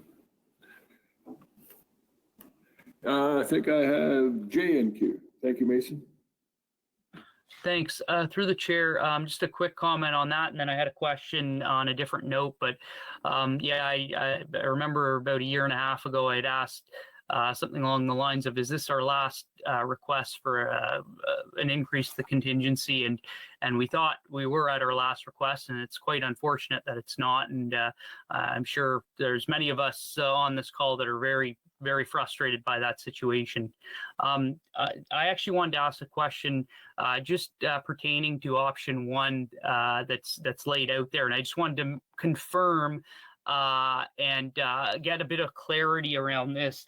Is the supposed $1 million that could be reserved for social and economic recovery? I just wanted to confirm that option 1, with any of these options, as it's worded, that we would go for the full $1 million, because I think that's something that we might as well give our municipal, give us the flexibility to do that. And then if we don't need all of that later on, we won't need to take advantage of all of the $1 million. But I think it's important to at least give us that full, allow that fund to be fully accessible. I was just kind of curious, is there something that we have to do to approve that certain number? Just if I could have some clarity around that, and then also just around what the fund can be used for and how it would be made accessible. I don't know if that's a question. Maybe just start by saying, to answer your question about how do we arrive at that number, that'll be part of the debate that we're having right now, quite frankly, and with the hope that we end up at a number. I know there was contemplation originally that the full $1 million may be a benefit to this particular issue in recovery, and then with each time the federal and provincial levels of government stepped up to the plate, it seemed to lessen some of the demand for that. And yet it seems to be, at least, and I'll let Ted weigh in, that we don't know what we don't know at the moment. There may very well be needs. There are some that have been identified through marketing and online assistance and shop local assistance. So there will be an expense associated with that. But what expense might pop up in 2 months, 4 months, 6 months, or even next year, we don't know. So that would be something I would ask members of council to contemplate when they're deciding on this number. Ted, did you want to add anything to answer Jay's question? Thanks, Mayor Clark. No, I think that's clear. There still is a huge unknown going forward, not only in the moment in the short term, but what's going to unfold over the next year or so. So this just gives us the confidence as a council that if there is a role for the city's resources to play, and that has to be debated by this council to determine whether it is, we have the funds available to do that. In the short term, the shop local thing and a few others will need resourcing, and if this fund is the source of that, that would be what the EMC would decide, and it would go forward from there in whatever process is required. Great, thank you. I don't see any other hands near. I don't know. I know we're having connectivity issues with Ralph, so I'm not sure where he is, but hopefully we'll get him back in queue. I've got Tim and then Jay. Thank you, Mayor Clark.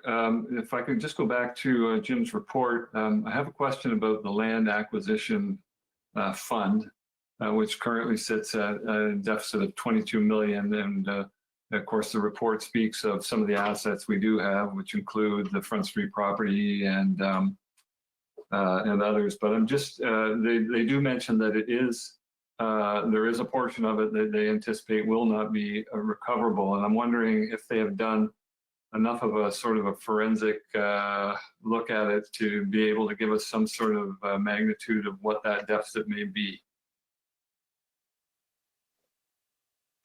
Jim on the land acquisition. Yes, thank you. Through you, Mayor Clark. What we're looking at on the the employment lands portion, staff are working on looking at the estimated resale value of that of those lands. So we do not have a precise number at the moment. We're looking at the value of land and the number of acres available.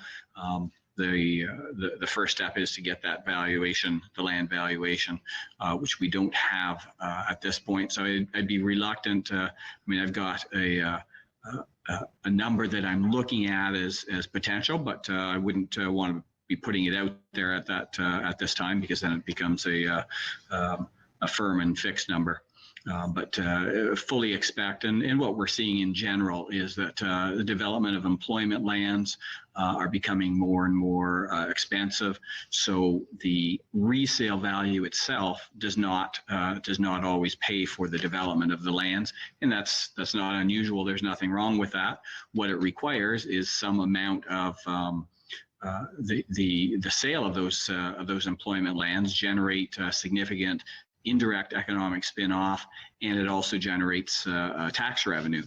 So it's totally reasonable to expect that tax revenue would be required to contribute into the Land Acquisition Reserve Fund to ensure those reserves are whole. I think this is just a step. What we're recommending is a step to help out that reserve a little bit, as we're seeing the debt in that reserve is continuing to grow. So it's just a step, and I think in the next 6 months to a year, we'll have a better understanding through our real estate division of what the potential sale value of that is going to be. And if I could, Steve, I'll just wrap up with my comment. Go ahead. Just say that I do support option one. I think probably the best thing we can do for the community over the next year is to put ourselves in the most stable financial situation we can possibly be, so that going forward, and we don't know what forward is, as we've mentioned before, we're not sure what's going to happen next fall, next winter. So I think we have to put ourselves in the best position we can possibly be. As is mentioned in the report, anything we would do in terms of subsidizing the tax rate this year would only have to be recovered next year. And I don't think that's a prudent way to go. I think we should just carry on as is. The $1 million contingency, I think, makes good sense as a reserve, because again, sorry to keep repeating myself, but we do not know what's going to happen in the next year, and so it's important to have that available and earmarked. But hopefully we can also keep it at a minimum as well. But I will be supporting option one. Thank you very much for that, Tim. I have Jay. Thanks. I really appreciate the comments there, Tim. Just curious if, because this situation is so kind of unpredictable at this point, we really don't know kind of 2 months, 3 months down the line what's going to look like. Are there going to be opportunities at a later date potentially to look at this if we're getting into June and July? Do we have the opportunity to kind of bring this situation back up? I was just more curious procedurally if that's a possibility. Sure. I think if it's okay, I'll turn to staff for an answer on that one. Jay, Jim or Madam CAO?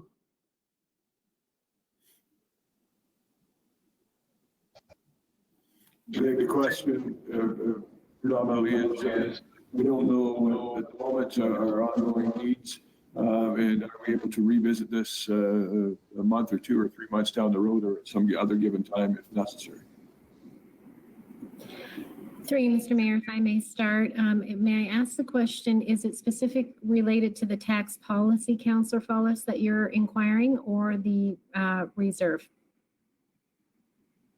I guess if you can speak to either, I think that's kind of just generally, yeah, the entire package itself, any element of it.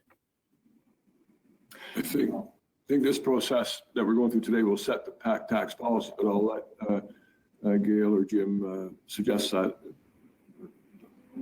Through you, if I may, Mr. Mayor, if council is going to consider an additional or an alternative package, we'd certainly have to look at that to determine whether there would be a reconsideration.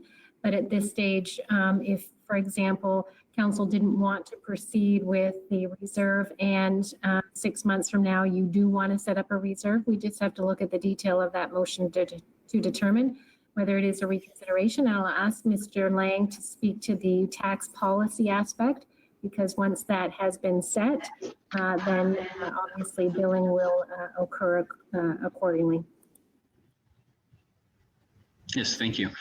Through you, Mayor Clark, the report does cover several or a few strategies anyways that council may consider. The one in particular, and the core of the report, is the setting of the tax rates for 2020.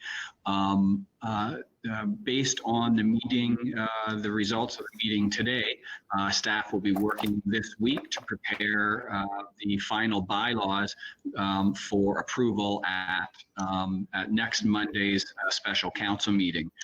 Immediately after the approval of those bylaws, staff will begin the preparation of the final tax bills. So essentially, once the tax policy is set, the tax bills are immediately then put into production. So that portion is this is the opportunity to be discussing that. The reserve, setting aside a portion of the reserve for the economic recovery, that is a discretionary decision, and council, of course, would have to consider, if you were increasing it, whether that would be revisiting a motion that's already passed by council. But the proposed wording is that it's simply setting aside an amount of money. The downside of setting aside too much, of course, is that locks that up and it can't be used for anything else. So that's one aspect of balancing out the right amount. Which is why council, or why staff is recommending a maximum of 1 million. It can be less than that, and then that leaves more room in that reserve for other purposes. But that certainly the use of those funds there. This is not announcing a program to use those funds. It's simply setting aside or earmarking a portion of the reserve that council may choose to use later on.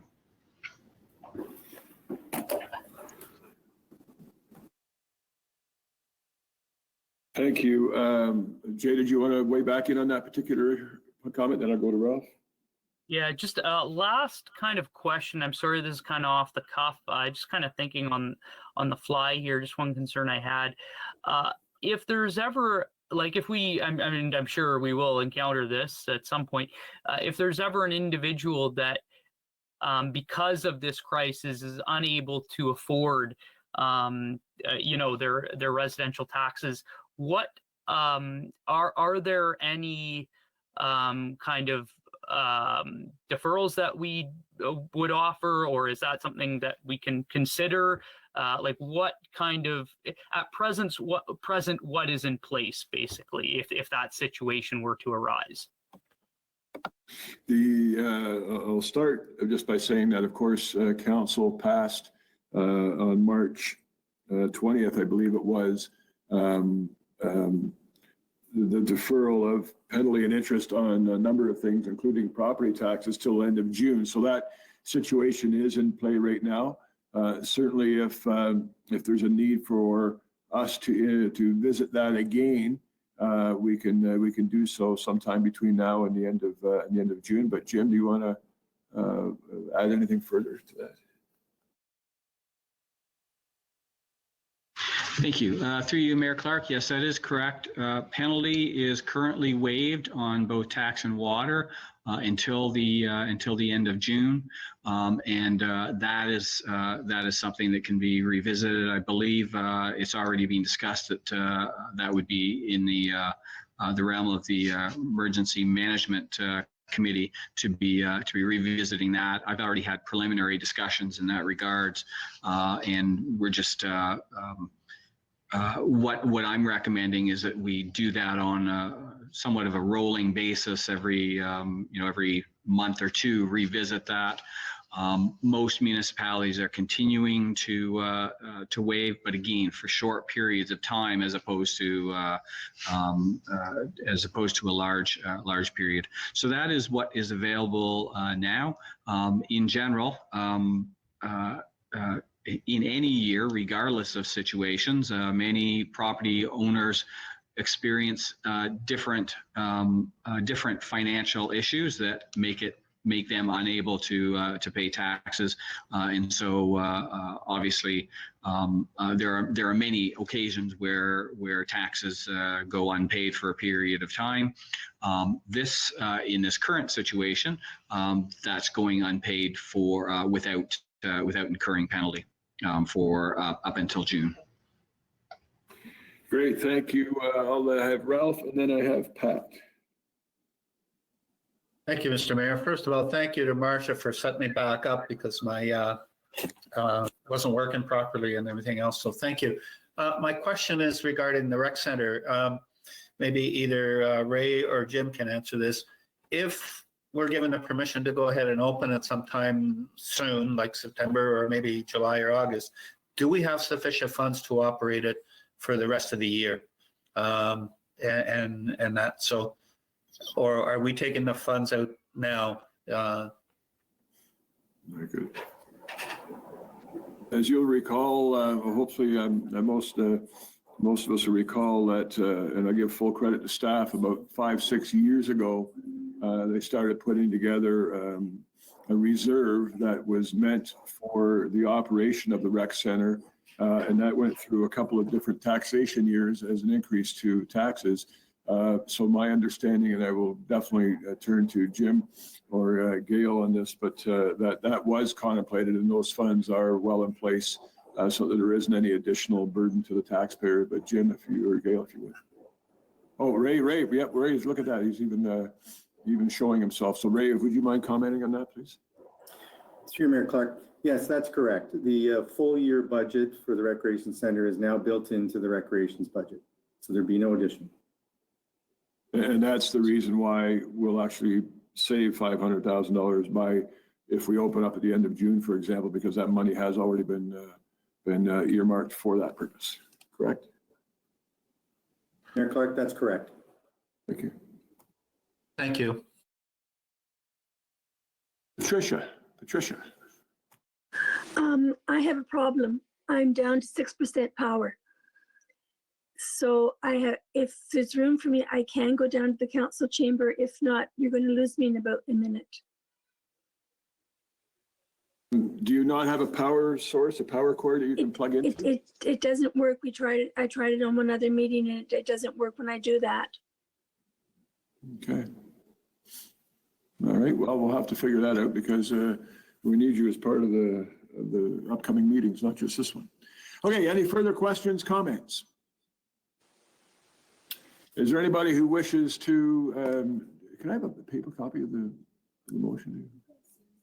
Yeah, okay, so it depends where we land. And the first item for contemplation? Yeah, so the first item, and I think I've heard generally where people are on this is there's a couple of suggestions. One is that we remain status quo for 2020 on property taxes and leave something in the tank, as it were, if we need it for 2021. That might give us some flexibility to assist folks next year if necessary. And then the other suggestion, or the other potential recommendation from staff was with a transfer of funds, I believe, from this tax rate stabilization fund, we could drop this year's property tax levy from 3.6 blended with education to 2.9. And then with that input of reserve funding, take it down to about 1.8. And I think that would blend out with the educational tax about 1.4. But I believe I'm hearing status quo. Is there anybody who is different on that particular issue? Councillor Sepulveda. Ralph. I would be prepared to move a motion to support the motion as status quo. If I can get a second there. Which I think is option one, right? Indeed. I did hear other people. Ted, is that you seconding or in for a comment? I'll second option one. Thank you. I'll wait for a paper copy on that.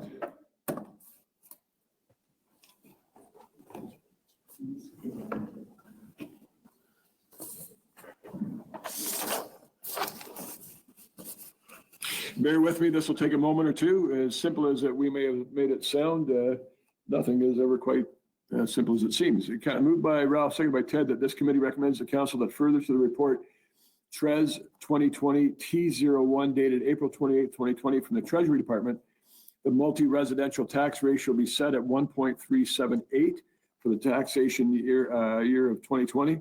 The new multi-residential tax ratio remains at 1.1 for the 2020 tax year. The industrial tax ratio will be set at 1.842 for the 2020 tax year. Large industrial tax ratio will be set at 1.842 as well for the 2020 tax year. The commercial tax ratio will be set at 1.8495 for the 2020 tax year. The pipeline tax ratio will be set at 2.855968 for the 2020 tax year. Yes, we do have pipelines within the city.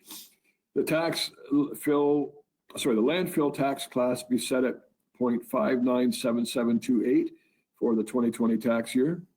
The graduated tax rate for the 2020 on two bands of commercial assessment be set as the first band from $0 to $10 million of assessment, and the second band being all assessment above $10 million. For 2020, the low band commercial tax rate be set at For 2020, the low band commercial tax rate be set at 47% of the high band commercial tax rate. Number 10, those commercial properties which were at current value assessment or CVA taxation in 2019 be removed from the capping program.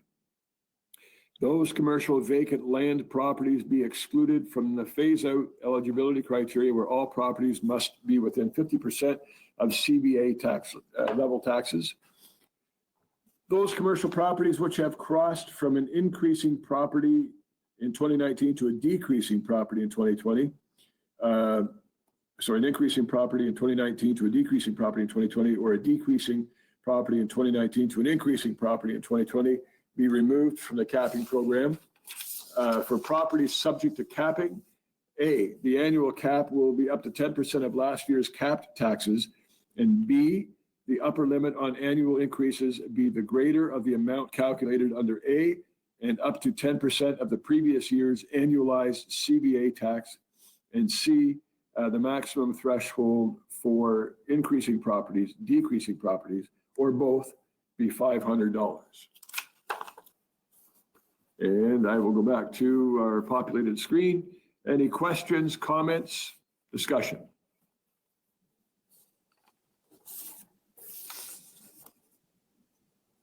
And just to be clear from our treasurer, this enshrines the desire to remain status quo for 2020 and perhaps leave some funding available should we need to tap into it for next year. Okay. Any further questions, comments? Jay. Thanks. Through the chair, I'm okay with this. I think I do understand that we're in a situation where we can't aim our resources at those that are significantly impacted the most by this. And I think that's what's challenging with if we play with the tax rate. So I do understand council's kind of move forward with option one.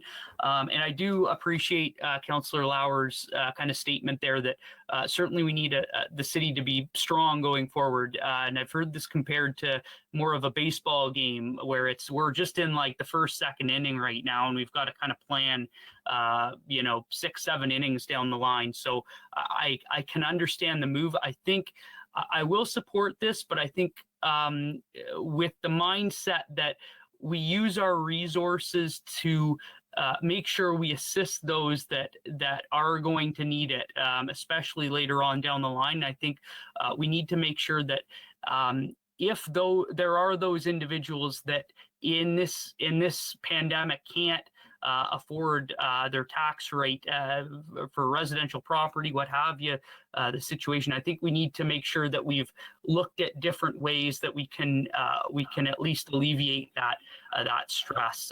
But I do appreciate the $1 million social and economic recovery allotment there, and I think that's really important going forward. And there's hesitation in this, but I think overall it's something that will move the city forward. Thanks. Thank you, Jay. Appreciate your comments. I have a couple of responses. One is, just to be clear, this particular motion isn't contemplating the $1 million or up to $1 million in additional assistance. That will be I believe, our next discussion. And we did, and you're right, the ability for the city to target or drill down and provide assistance for individuals or individual businesses is extremely limited. So there ought to be creative ways contemplated or something that will be beneficial and put in place that will hopefully affect those folks. And just a reminder that at least in the short term or maybe medium term, council did earmark $100 and put $100,000 rather aside about 6 weeks ago to allow assistance for our key service providers in the not-for-profit sector. So that most of that money is still available at the moment, although we have a couple of requests in. So there are a couple of things that we have put in place to help our most vulnerable. Jim, did you want to add anything to that? Okay. Okay, with not seeing any other hands in the air, I don't think I'm forgetting anybody. I will call the question on the tax policy. All in favor? That is anonymous. I mean unanimous. Thank you. And just for the record, I do that on purpose.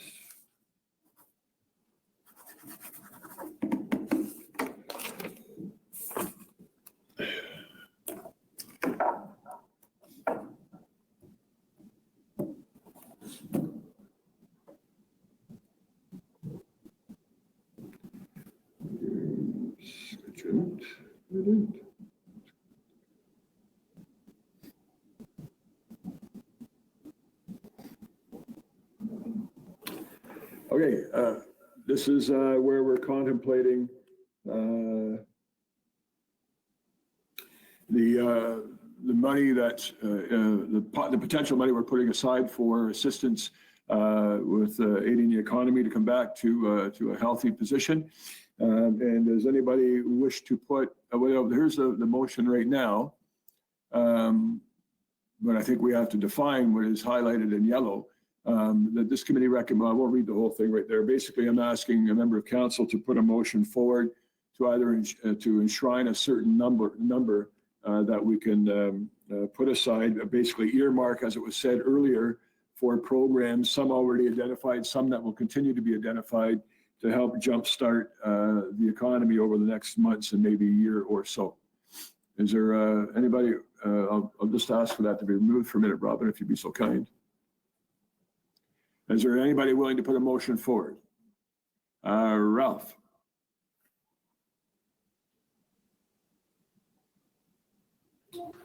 Thank you, Mr. Mayor. Thank you. Just wondering if that needs to be done now, or can it wait till we have better knowledge of what maybe Ted's group's going to bring forward and what's happening with the province and so on? Do we need to, or can we just hold this motion until another 2 weeks, 3 weeks, a month? I know I have my own answer on that, but I think I'll let Ted speak, hopefully for the initiatives of the RTF. Thank you, Mayor Clark, and through you to Councillor Cipolla. I see this as a fund that is available if needed, and that the accessing of that fund will require a very clear plan, a very clear budget of how the funds would be useful, would include a very clear statement of the benefits that are expected to be derived from moving forward with that, and that it's only upon that coming forward and being agreed to. Some question in my mind, who gets to do that agreeing? I assume under the current emergency state that the EMC would be at least the initial vehicle decision making on that, but I would see clarity from the CAO on that. But this isn't a fund for anyone to dip into on a catch as catch can basis. It has to be a very specific and very directed opportunities. But having the fund there does mean that we don't have to come back over time and continually update it and expand it if necessary. So. Just if I can ask Ted to rebuttal just a bit, who has the authority to spend that money? Is it council or is it the emergency fund or that to me is the important factor. Who has the authority to spend this fund? If I can jump in, Ralph, I believe I'm getting nods or conversation from our treasurer and our CAO that even though council would be earmarking the money potentially today, it would the recommendations for spending would come back for approval to council. Thank you. So I'd be prepared to move it or second it to Ted's motion. Okay, sorry, Tim, before I go to the specific, well, what's the motion, Ralph, that you're potentially putting forward? I thought the amount of money? Just the one that you were reading or trying to read. The wording of that motion as it stands at the moment is up to $1 million. So we need Correct. to a number that is somewhere between 0 and $1 million. I need somebody, a member of council, to put that number forward. Do we have a staff recommendation, Mr. Mayor? Well, the staff recommendation, the staff recommendation is really to look for direction from council, for a number that council is comfortable. They have indicated through our tax rate stabilization reserve health that we have established over the last 5 years. You recall 5 years ago it was at 0, and this year it would be in the millions of dollars. Well, it still is in the millions of dollars, but they have said that if we want to find ways, meaningful ways to help the community, one was through tax policy, which we've just deferred at least until next year, when we sounds like we all agree that there may be a need next year that we want to be able to resource. And the second one is because of the health of the tax rate stabilization reserve and the other contributions to reserves we've done, the very low actually external debt, and the cash flow increase we've experienced for the last few years from building permits and increased tax assessments, that we find ourselves in a position where we can resource a fund such as this should we desire to. And staff have identified that $1 million is still allows us to be responsible with some of the other things mentioned in our treasurer's report. So staff have identified that $1 million is doable to be earmarked, but we've also heard that from Ted and others, for example, that the feds and the province have really stepped up to the plate on a number of fronts. So maybe the initial need might not be quite as dramatic or significant as it was, but there will still be there's already a couple of initiatives in place that will need to be resourced if we're going to give the economy and those in it any kind of any meaningful help. And there may be other unidentified things. So so there really isn't a recommendation from council at the moment, other than seeking from staff, other than seeking council's input on what that, first of all, do you want a dollar value earmarked? And if so, what is that dollar value? They're saying that we can responsibly handle that up to $1 million, but that may not be where we end up. So I need a member of council to put forward a motion that at least we can debate. Ted, did you want to weigh in? Mayor Clark, I mean, if Ralph would, if I understood it correctly, wants to move it at $1 million, I will second it at $1 million. If he doesn't, I will move it at $1 million and someone can second it. My belief is that we are creating a fund. I would assume that if when the COVID, and I believe it's for 2 years, and and if the COVID-19 passes and we've not drawn on those monies up to. We've drawn something less than $1 million. The difference would be council would have the opportunity to reallocate those funds at that time for some other purpose.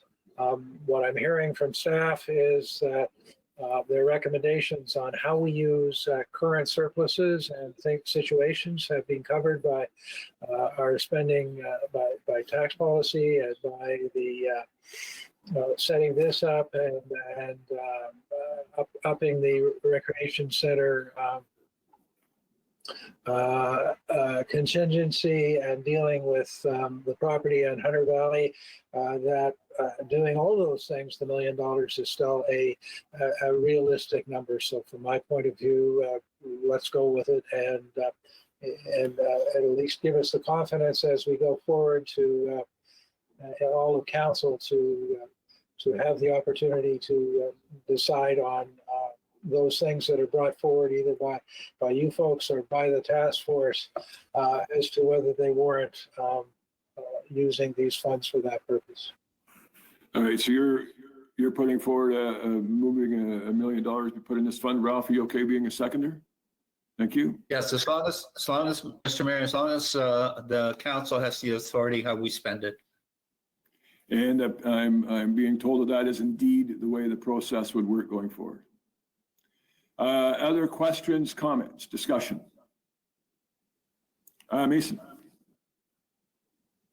Yes, through Mayor, I will not be supporting the motion moving forward. I do not think it should come from the operating contingency. Those funds are earmarked there for a reason, which we've seen in the past, multiple years with, huge amounts of money coming in. An example, Home Depot, a retirement home over in Westridge. These things are going to continue to happen in the future. And we need to make sure that we're ready for them. With that being said, I'm happy that we put money aside for this particular item, but I just don't think it should be coming from there. Sorry, Mason, just to be clear, I'm going to look for staff to comment, but I believe the source for the funding would not be operating contingency, it would be tax rate stabilization. But Jim or Dale, my apologies, Mayor Clark. Okay, it's all good. Any further questions, comments, discussion? Okay, I will wait for the paper copy to hit me softly. Thank you. Moved by Ted, seconded by Ralph, that this committee recommends the council that further to the report, TRES 2020-T01, dated April 28, 2020, from the Treasury Department, $1 million of tax rate stabilization reserve be set aside for a period of 2 years to be used for council-approved social assistance and economic recovery opportunities that are directly related to the COVID-19 emergency. And that at the end of the 2-year period, staff provide a summary of activity to council where council may extend the time period. Further questions, comments, discussion? Ralph. Just a question, Mr. Mayor. That 2-year period, should it be 1 year period? Because our term will be almost up by then. and we won't have any rebuttal to it at all. So can we just change that to 1 year? I suppose that could be contemplated. My word of caution from the chair is if we get 13 months out and we still have COVID-related issues from a second wave or even lingering from a first wave, and we've already dispersed those funds back out, then we wouldn't have that ability that well. We'd have to go through a whole different process to enable that process at that point. But if you've got a willing seconder for an amendment, we could consider. Can we not revisit that if we need that extra year? Can we not extend it? Madam CEO, would you mind weighing in on this? Oh, Jim. Sorry. Thank you. Through you, Mayor Clark, that was the idea and the intent of the second part of that motion. Staff recognize that there's many uncertainties in regards to many aspects of this issue. So staff's thought is that the staff would present back to council where we're at, and obviously, so that would be before the 2-year period ended, and then council would have an opportunity to revisit what's happened and where you need to go from there. So the 2-year is simply suggested as it was very arbitrary in deciding that period of time. Council may choose to do a shorter time period, and if it's all good news and we're back to a stable economy, then you could end that earlier, or you can simply extend it at the end of that time period. I'm good with it then. Ralph, what about if we have staff bring forward a preliminary report in a year to see where we are? And then we can either decide to leave it status quo for 2 years, or if, as Jim says, if for some reason miraculously we're all back and healthy, we could contemplate moving the funds around at that point. Is that okay? That's fine, Mr. Mayor. Thank you. Thank you. Tim? Just to say that we're saying that council is going to be approving any actions that we take or any monies that we expend. So we're going to be continually updated on where we're at with that fund, I would assume. I'm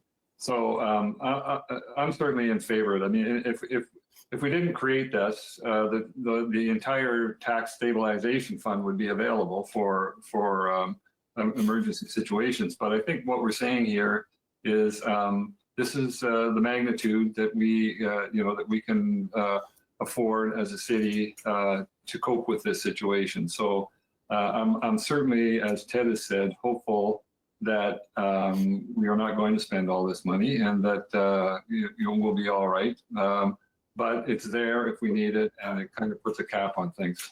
So I'm good with it. Okay. Okay, great. I don't see any other hands in the air, which is except Pat's kind of covering her camera. Pat, are you wishing to speak, or you're just cleaning the lens of the camera there? You okay? Okay. Okay, I will now call the question on, just to be clear, sorry, that putting earmarking $1 million in the tax rate stabilization reserve. Any further questions, comments? All in favor? That is carried. Thank you.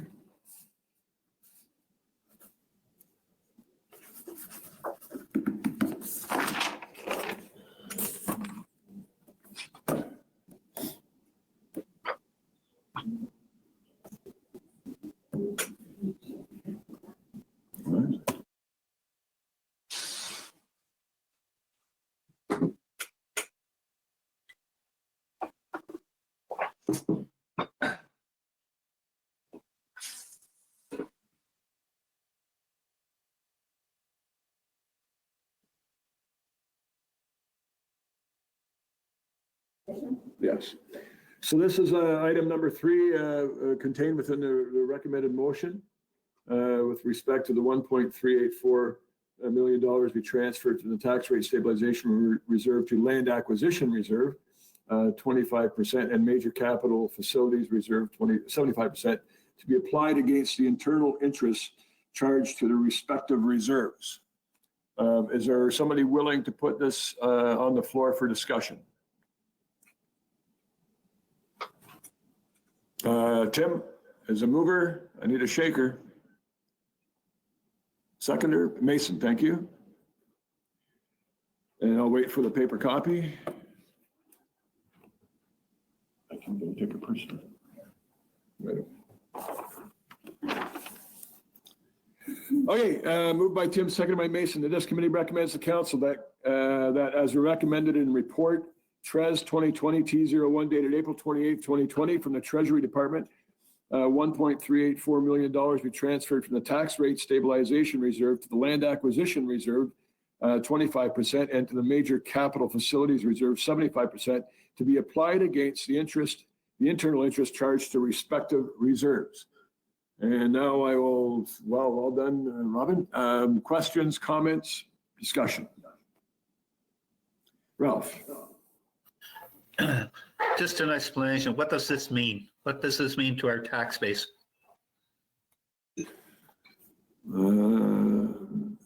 James? Thank you. Through you, Mayor Clark. What the motion is proposing is to use some of the accumulated amount in the tax rate stabilization reserve and reduce the amount of negative balance or debt in the land acquisition reserve and major capital facility reserve. What it means is that that debt is lower and will not require as much future contributions into that reserve. Thank you very much for that. Further questions or comments? Am I missing somebody? Oh, Patricia. Councillor Heen. Where's her? Her camera's ended there. Okay, that was a power issue. Oh, sorry, hold on here. You know, this raises some significant strategy questions, right? If you can get to somebody's power cord, you can cut them off. Yeah, that's right. Anyway, so she may be joining us by phone. So we'll have to figure out how we're going to do that. Okay. Any further questions, comments, Ralph? Just as a result of what happened to Pat, I'm wondering if we can look at having meetings at the council chamber. If we can separate ourselves within 10 meters. I think there's enough space in the council chambers for us to have those meetings, personal meetings, rather than go through this all the time because it creates problems. I mean, I had a problem too, so I had to call Marcia and she had to put me back on because my other stuff didn't come through as well, the internet. Just something to think about, Mr. Mayor. It's your decision. Well, no, it's certainly not my decision, but I would say that if for anybody who wishes to join me here, the staff are keeping me some company. Some of the staff are. There's a total of 5 of us in the chamber. If another member or 2 of council wanted to join us, or even beyond that, maybe 3 or 4, that probably wouldn't be an issue at all. If further numbers wanted to join us, we could probably reconfigure the seating to accommodate that.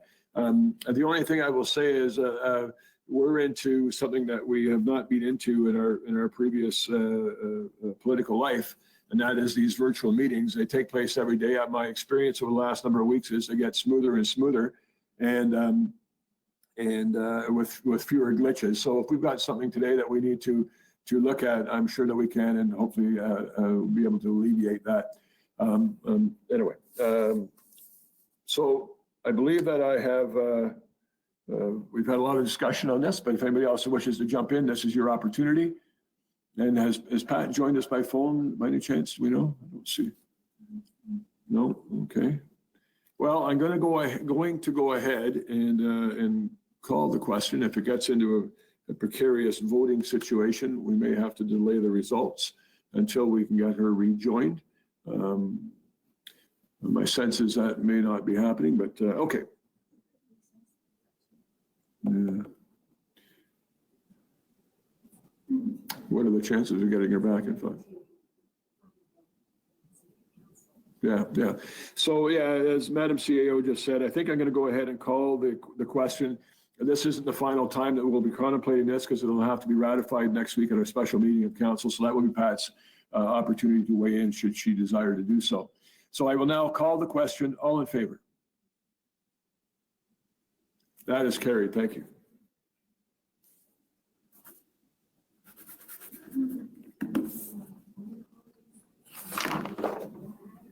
Yeah, it's probably. Well, Council, I was going to ask, well, for a little bit of a separation between our first and second meeting. I'm wondering if you might if grant us that now so we can try to hook Pat back up either by phone or by laptop or other electronic device. So with that being said, can I ask for a recess for about 12 minutes? Moved by Jay, seconded by Tim. All in favor? Carried. Thank you. We'll see you at 5 o'clock.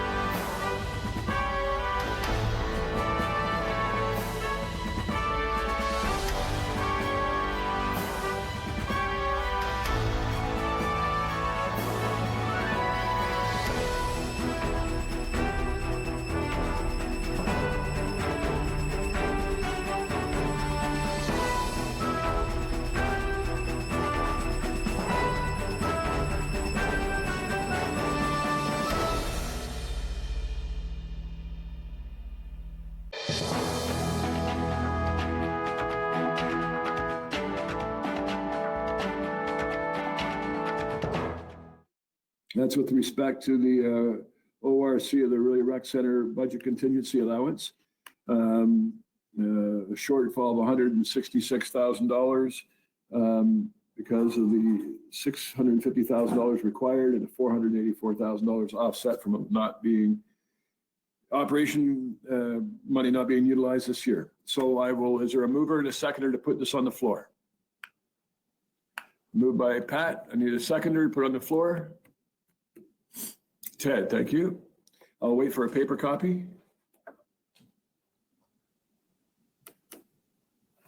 Thank you. Moved by Pat, seconded by Ted, that this committee recommends the council as recommended in report TRES 2020-T01 dated April 28, 2020 from the Treasury Department.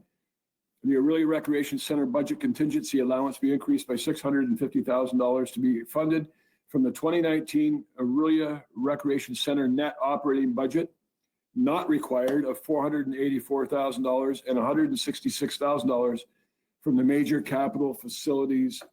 So the major facilities capital maintenance reserve.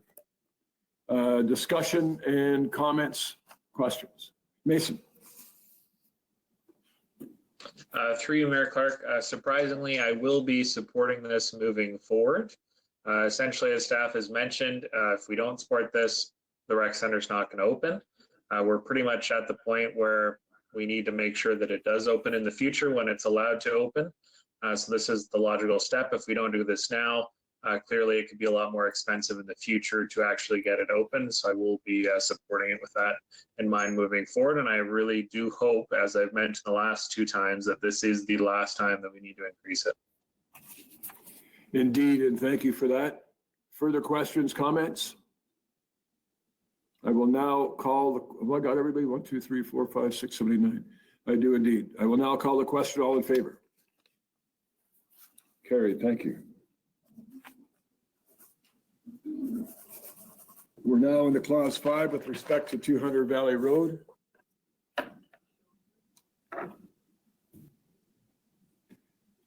And there's the motion. Is there a mover and a shaker, a mover and a seconder to put this on the floor?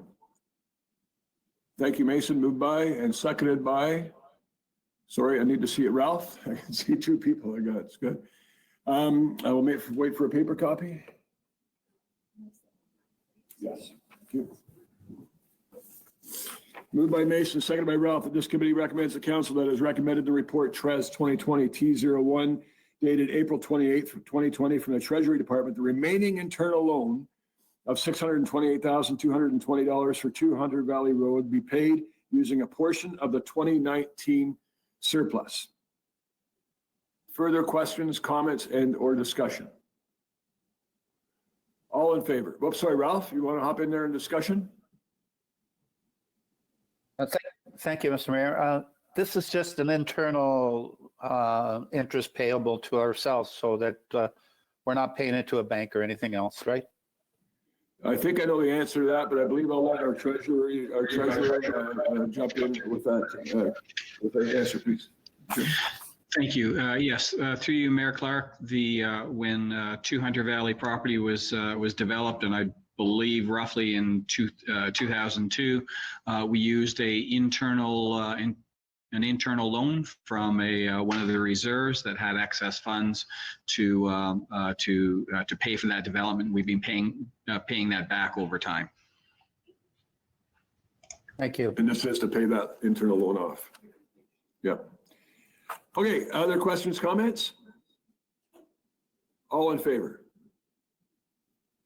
Carried, thank you.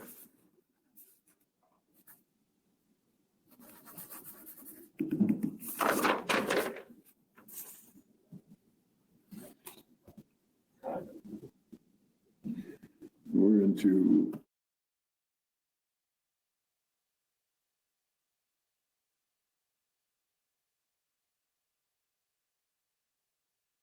all right, thank you for that, gang. We are now on to our Environmental Services, or ESO, department with respect to utility rates review. And I believe that we have the ever patient Mr. Shell with us. And Andrew, do you wish to introduce this particular topic today? Look at that, right there, magic. Yes.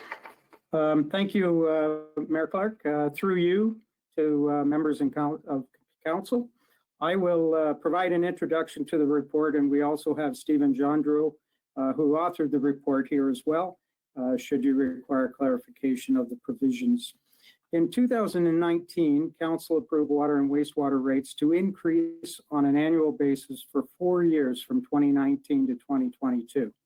The annual increase was approximately 6% per year over the 4-year period.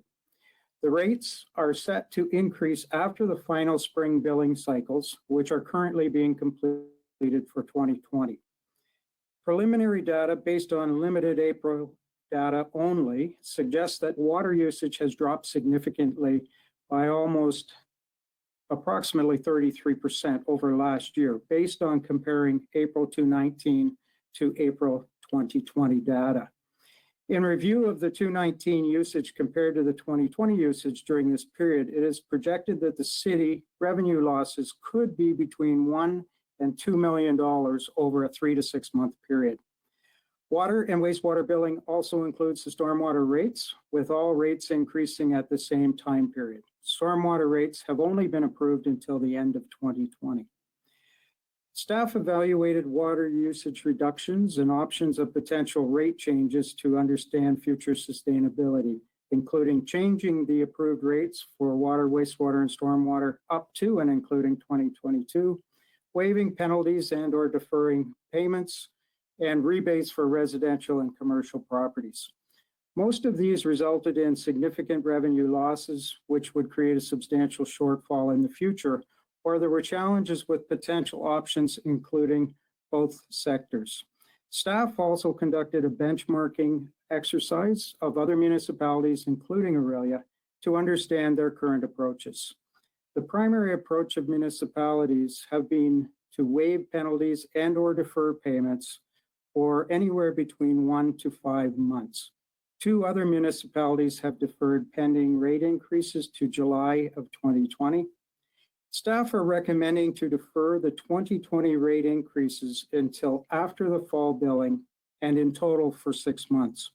This would see a reduction in revenue of approximately $400,000 for water and wastewater and a further reduction of $150,000 for stormwater over and above the already anticipated loss of revenue with reductions to the water usage. Should council wish to choose option 2 and not defer rate increases, the revenue would assist in offsetting the potential water usage reductions that are anticipated.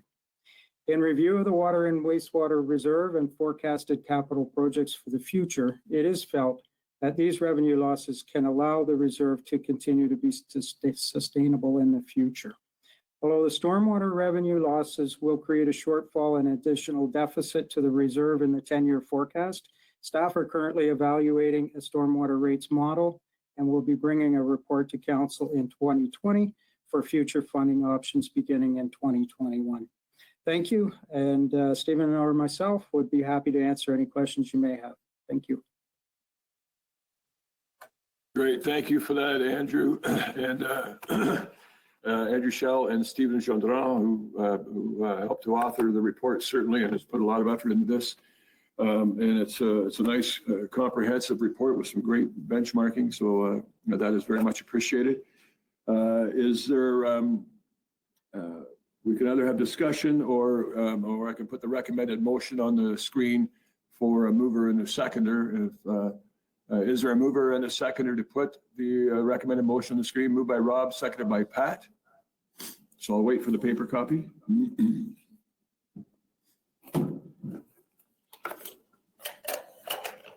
Thank you.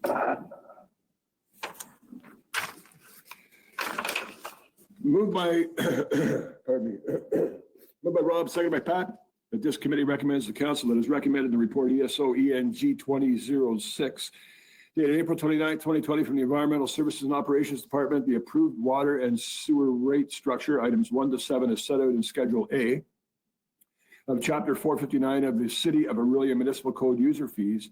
Environmental Services and Operations water and wastewater for 2020 shall become effective for the billing period following the autumn billing, and that the storm water user fees rate structure be set out in Schedule A as well, of Chapter 461 of the City of Orillia Municipal Code, user fees, environmental services on operations, stormwater for 2020 shall become effective for the billing period following autumn billing. Further questions, comments, discussion? Rob.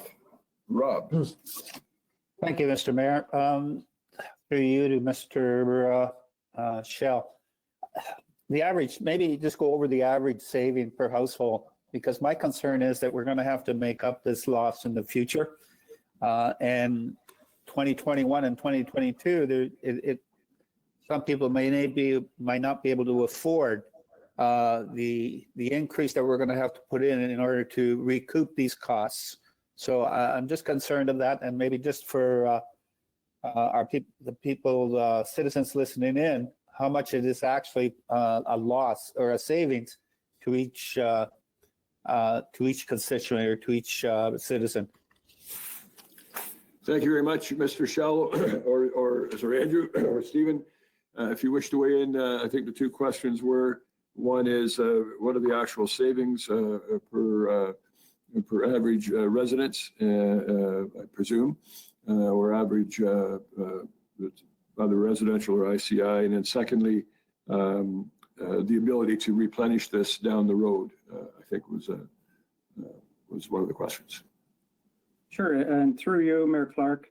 So the average household would save approximately just under $24 from the water and wastewater rate freeze, and approximately $6.50 from the stormwater rate freeze over the 6-month period. So roughly a total of about $30 savings. The ICI properties would save almost $71 from the stormwater rate freeze. The ICI properties, it's hard to calculate because ICI properties have varying capacities and varying fixed and variable rates. So it's hard to say what the actual savings would be there. But from the stormwater, approximately $71. Thank you very much. Second part Robert. to that question. Sorry, Ralph, did you have another question or? What's that? Sorry, yeah, just the second part to that question was what's the consequences in the future? Ralph, just a sec. So you wish to hop back in on this? Yes, Mr. Mayor. I think I asked two questions. One was the savings, and the other was what's the consequences? The ability to pay it back, right? Correct. And down the road, is it going to affect 2021 or 2022 to raise the rates in order to make up the $600,000 loss? Through you, Mayor Clark. So ultimately, staff did evaluate this, and our reserves are in decent shape. Our 10-year capital forecast is good for water and wastewater. We definitely need to increase our water and wastewater rates over the future to meet our long future forecast, but we certainly feel that we could have small increases throughout the next few years that will not affect and bring these losses back. So it wouldn't include major increases down the road. From the stormwater, we definitely already have, within the 10-year forecast, we have deficit already. This, for the $150,000, will not create a significant additional deficit, and we will be looking at increasing those rates over the next few years, but it should not take a large increases to bring the reserves back to their current states. Great, thank you. Robert.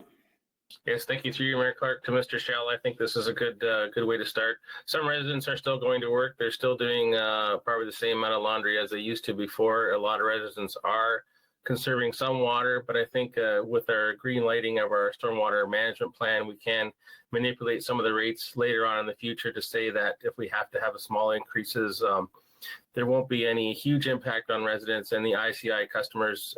With our conversation we had last week, Andrew, a lot of the ICI customers right now aren't running at full capacity. So hopefully when they are back online, like our full service car washes and our self-serve car washes and our large customers like Kubota, for example, will have our, may recoup some of those costs in the future. So I think this is a good step forward. And I have had some emails from residents to say what we're going to be doing about our water rates. Thanks.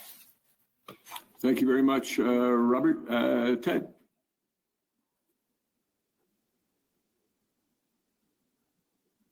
Thank you, Mayor Clark.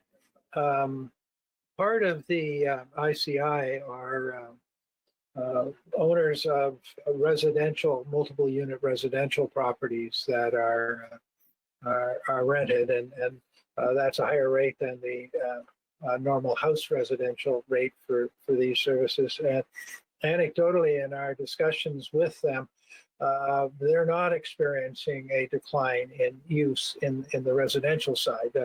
The commercial side, there's no question that the volumes are down, therefore the costs are down.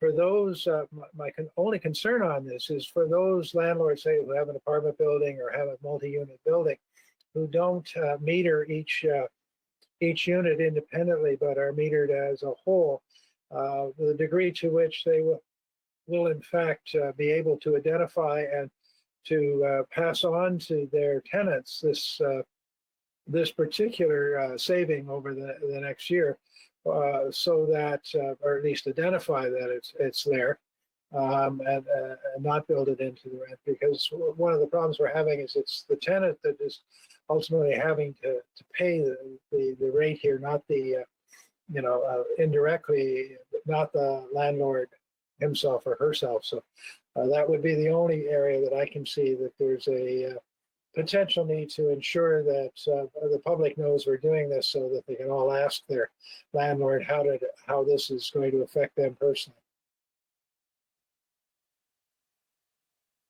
Good point, Ted. I had 2 points to make, and that was certainly one of them. Other questions or comments?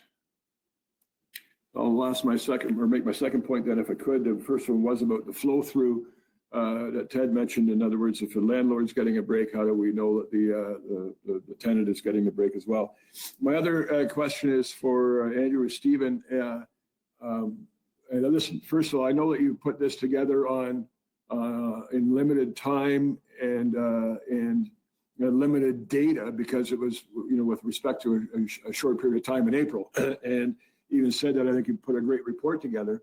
The one question I have is, there was an assumption in there in different scenarios, I believe, that the ICI usage is down, and if it was down for 3 months or 6 months or 9 months, it would have 3 months worth of losses, or double that for 6 months, or triple that for 9 months, whatever it happens to be. But I think it's probably safe to assume that the ICI sector is going to come back online, at least gradually, so that those, even within 3 months, there should be an increase. I would think an uptick in usage for water for that sector, and then maybe more for 6 months. So I'm hoping it's just a comment. I'm just hoping that the losses in water revenue, stormwater revenue, aren't as great as depicted. But I understand the model used, because that was the information you had. So that's really just a comment. Any further questions or comments?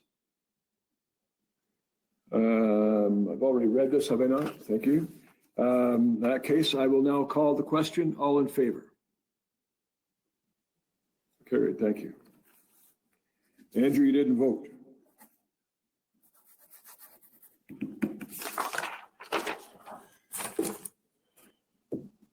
And thank you for that.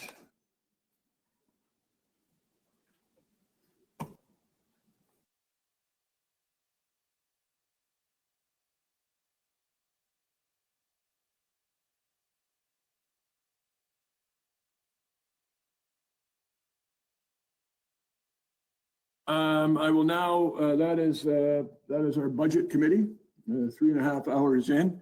As I will make note of Mason's comment and agree with him. Anyway, I will now ask for a motion to adjourn. Moved by Pat, seconded by Jay. All in favor? That is carried. Thank you. If it's ever okay with everybody, we'll just jump right into council committee.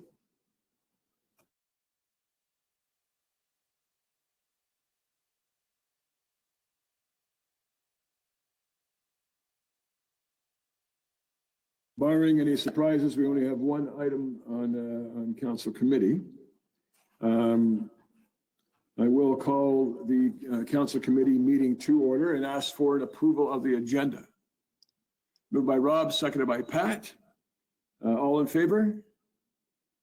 Thank you. That is carried. Are there any disclosures of interest? Seeing none. Minutes from April 20th, 2020, council committee. A mover to put that on the floor. Thank you, Pat. Seconder. Thank you, Robert. Any discussion noted errors or omissions? I will call the question about the with respect to April 20th, 2020 council committee minutes. All in favor? Carried. Thank you. No consent agenda or board reports or council referrals. We do have a departmental report, and I believe we have Laura, who is no stranger to us today, already to introduce this particular item around the Downtown Tomorrow CIP. Isn't that funny how they just magically appear? Laura, all yours. Thank you very much.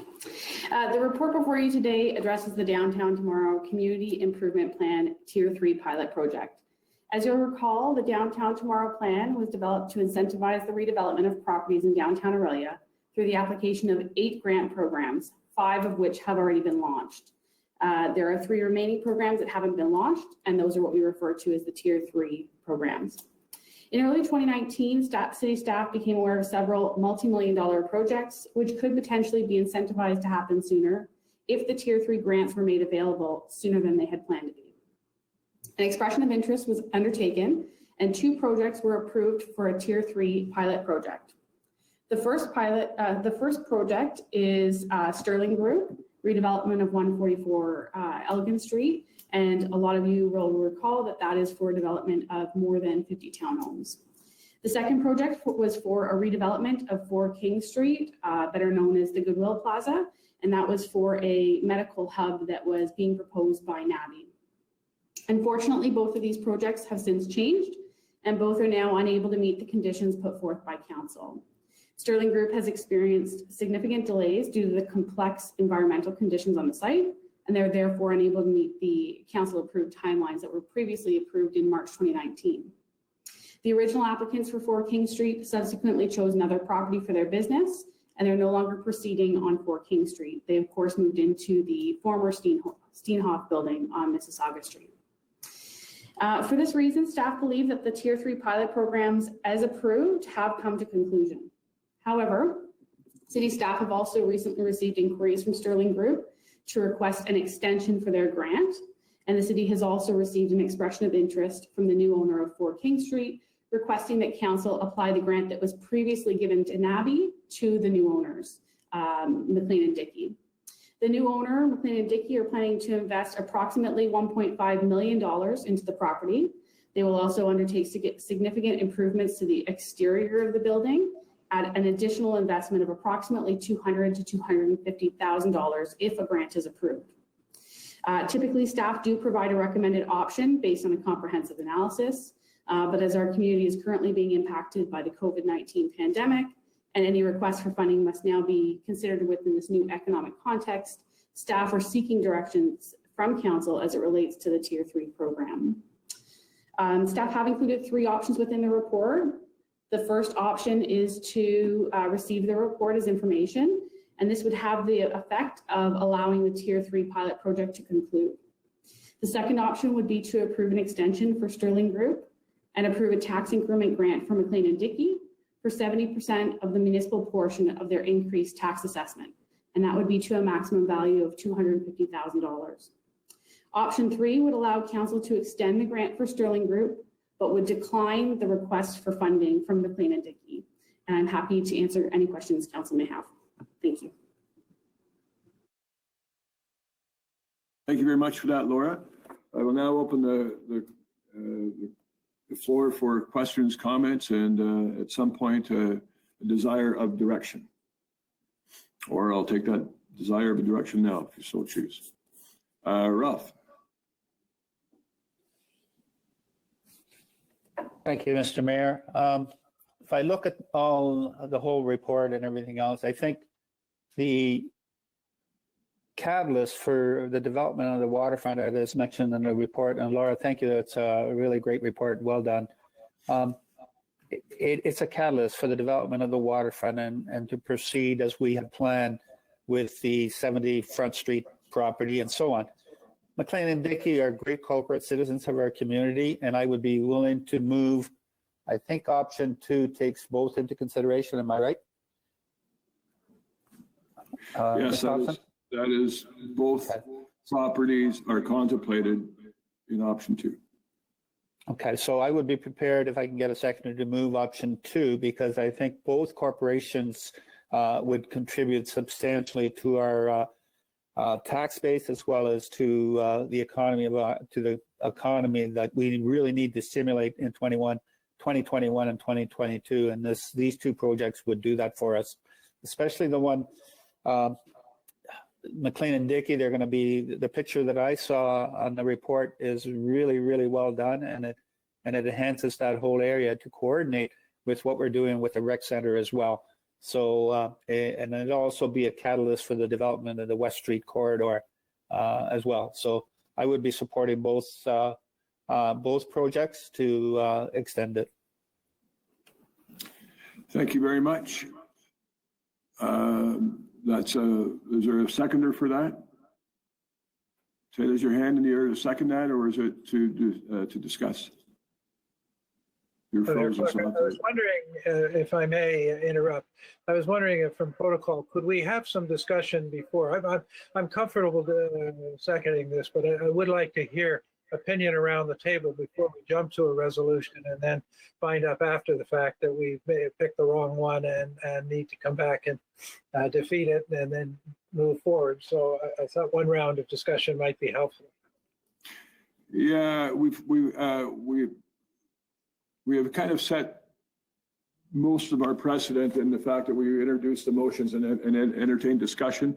But I'm comfortable with that because there are times where we do that. So I will entertain discussion before I go back to that, putting that resolution on the floor. But that will be the goal unless I hear something significantly different. Robert. Thank you, through you, Mayor Clark, maybe to Ms. Thompson. For option number 3 with the Sterling Group and McLean and Dickey, with the McLean and Dickey project would not move forward at this time. What stage is the Sterling Group at to, what were they delayed and in their development to see?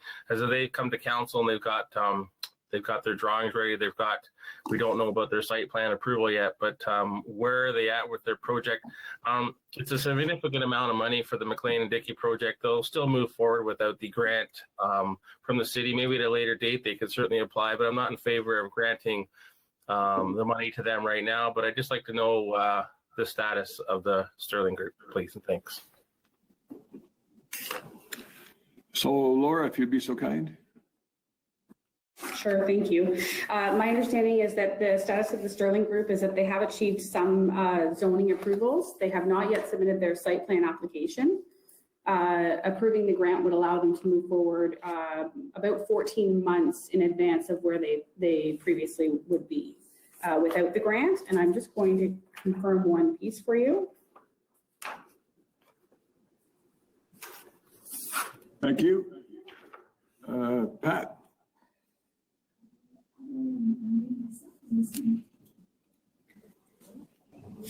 Just scroll across the bottom.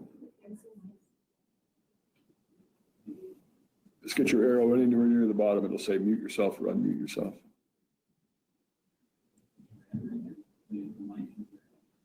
So just tap on that. Okay. There you go. Go ahead, Gail. This council and the council before it all promised to bring jobs to Orillia, and that's just what McLean and Dickey have done. And in moving to their new premises, it's going to allow them to bring even more jobs to Orillia. And so I believe that we should be really behind them to enable them to do this. And in my experience, it's an awful lot easier to do any kind of renovations or constructions all at once. So if we give them this grant, it will allow them to do both the interior and the exterior at the same time. So I would be supporting option 2 that would allow both the Sterling Group and McLean and Dickey to move ahead. Thank you very much, Pat. Further questions, comments? I will jump in. We'll go ahead, Tim, and then Mason. Thanks, Mayor Clark. I do have a couple questions. In conversations with McLean and Dickey, I'm just wondering what are some of the challenges they're facing right now? I'm just curious. This is a capital project, and interest rates are about as low as they can go. I'm just wondering what exactly is their what are they quoting as the challenges? I'll let Laura jump in a second. I do know that they need to do certainly environmental due diligence unless they're able to rely on previous reports. But they also are tasked with doing geotech. In other words, measuring the stability of the ground over there before they can move ahead. I don't know whether that's a challenge or not. I know it was a challenge during COVID, but I know they can go ahead with that particular aspect now. Laura, do you have anything to add? No, I spoke with them on as early as Friday last week, and they are continuing to move forward. They're anxious to get ready, and their only challenge that they noted was looking to get the building permits as soon as possible once council has made a decision in this regard. I would add another challenge they have is they are now part of the Dora Oliver Lawn building owned by AccuTrack. I do know that AccuTrack is looking to they've got a very robust business model that seems to be very popular at the moment, and they need more space. McLean and Dickey have a lease that is up at the end of the year in that building, and are anxious to get into their new building. Because if they're not able to get a new building and they're out of the old building, that would present a very obvious challenge. So I'm hoping that answers your question, Tim, as to what another challenge might be. No, I'm just asking a question because I thought while I was reading that letter, and not to reread it, but I thought it was COVID related that was one of the problems. But if I could ask a second question about the Elgin Bay project. Actually two questions. I'll ask two questions. You can answer them both at the same time if you could. First of all, I'm curious of what was the surprise there environmentally, given that they bought a piece of property on top of or that was a scrapyard, and I think most people would anticipate that you would have some environmental issues there. I'm just wondering if they discovered a new problem, because that would be interesting to know, given what else we're doing down there. Second of all, second question, in their letter, they are saying that if they get this grant, they will have an occupied development by December 2021. And if they don't get the grant, it'll be 2023, which is a 2-year difference almost. And then they've listed out in their timelines what's going to happen. And the pessimistic timeline includes sales launch, obtaining sufficient pre-sales and things like that. The second line doesn't. And I'm just curious at why that disappears and why one is, just because of this grant, lopping 2 years off their timelines. So those are two questions. Laura, I hope you got both of those. Through you, Mr. Chair, the first question in terms of the unexpected delay, the applicant was well aware that there were environmental conditions on the site. However, they were not aware of the timing that it would take to get the approvals required through the Ministry of the Environment. And that timing is related to the studies and the need to obtain a record of site condition. They have been in touch with myself and Mayor Clark in regards to the lengthy processing time. It was much longer than they had anticipated. In regards to your second question, they have noted on the last page of the document that if they receive a grant, they don't need to proceed with the pre-sales and the bank financing ahead of site preparation, which would accelerate the project by approximately 14 months. Typically, developments have to meet a certain level of pre-sales and financing before they can start site preparation. A grant would alleviate the need for that in this case. If I could just follow up, so on a $30 million project, for some reason, $200,000 gets you out of a 70% pre-sale process. I'm not understanding that, I don't think. Is that a question? Yeah, well, I'm just I'm asking if I'm getting that right. That most condos are, I believe, require 70% sale. And I'm just curious, on a $30 million project, how $200,000 affects that. Yeah, they do reference somewhere in there that they need to have 20% of them sold by, I think, June or July 2021. I don't remember specifically at the moment, but Laura, are you able to add anything further to Tim's question or concern? I can only speak to what was provided in the application. I'm not sure if perhaps Mr. Sugden's able to speak to that in terms of what the norm is in that regard.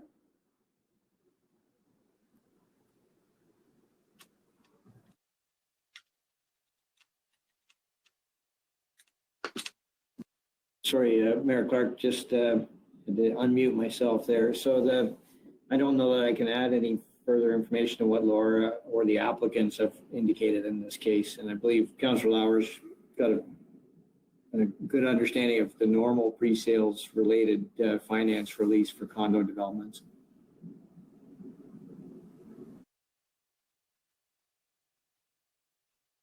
You're on mute, Steve.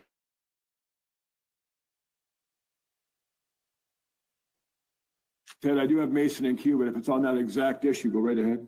It's on that exact issue. Thank you, Mayor Clark. Laura said that what they had said was they did not need pre-sales to do the site prep. They didn't, that had nothing to do with their ability to construct. So my sense is that these monies will enable them to begin to do site prep. Hopefully during the period that they're doing site prep, they're getting they'll be doing pre-sales so that they can start construction immediately following prepping the site. That was my understanding for it. It wasn't a total wipeout of pre-sales.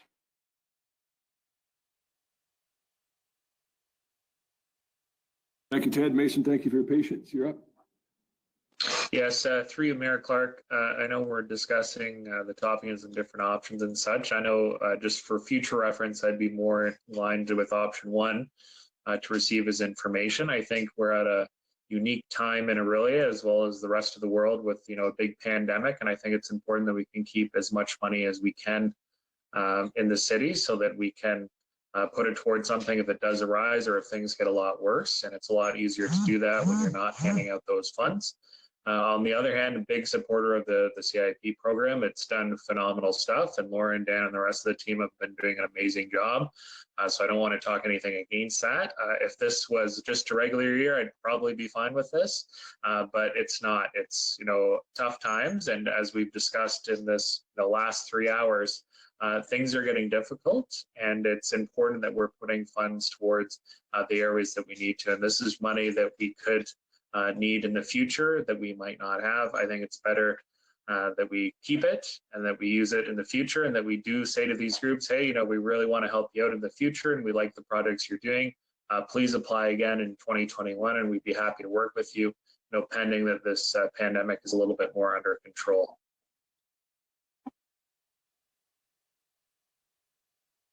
Thank you very much, Mason. Ted, I see your hand up there. Go ahead. Thank you, Mayor Clark.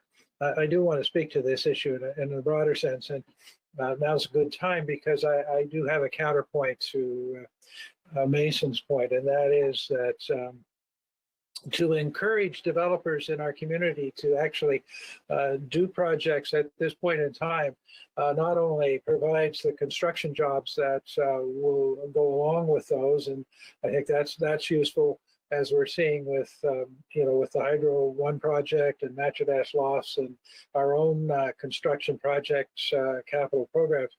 But also, I'm quite convinced that it's a signal to our community that those who are investing in our community are believing in our community. And as we come out of the COVID-19 issue, they're there to, it's a signal that things are more normal than they might be if we had a total hiatus in all of that kind of spending over the next little while. So my personal view is that now is a good time actually to do it, assuming these projects will in fact move forward in that time frame. The problem we have with the Sterling Group was that we were attempting to get them to move more quickly with this grant, and it obviously didn't work. Their timeframes are very aggressive, I think, in the report. So I'd want that. Certainly, I think McLean and Dickey have enough motive, both in terms of their need to find a place and their desire to go ahead. And so from that point of view, I think it's a good time to do it. I do believe that both projects still meet the criteria of the Tier 3. They're both catalytic in their own way, one on the waterfront, and as Councillor Sepola said, the other on the West Street corridor. And they do create jobs, or at least retain jobs in the city, and I think that's appropriate. When I was thinking about it earlier this week, I did have a concern, and that concern was more the fact that we have a vehicle in place in the CIP that we can, in fact, offer help to individual businesses, particularly in this time of difficulty. And it just happens that the criteria we have in place. And I was nervous because, as I described earlier in the day in our presentation, there were some businesses that are falling through the cracks, and we don't have a vehicle for assisting them. And I think they're equally warranted. But our setting aside the $1 million as a pool gives me the confidence that over the next short period of time, we will find a vehicle, hopefully. As our treasurer says, it'll be an indirect vehicle that will enable us to help those organizations as well with city funding. So, as I said at the beginning, I'm willing to second Councillor Sepola's motion to go with option 2. That's my rationale for doing it. Thank you.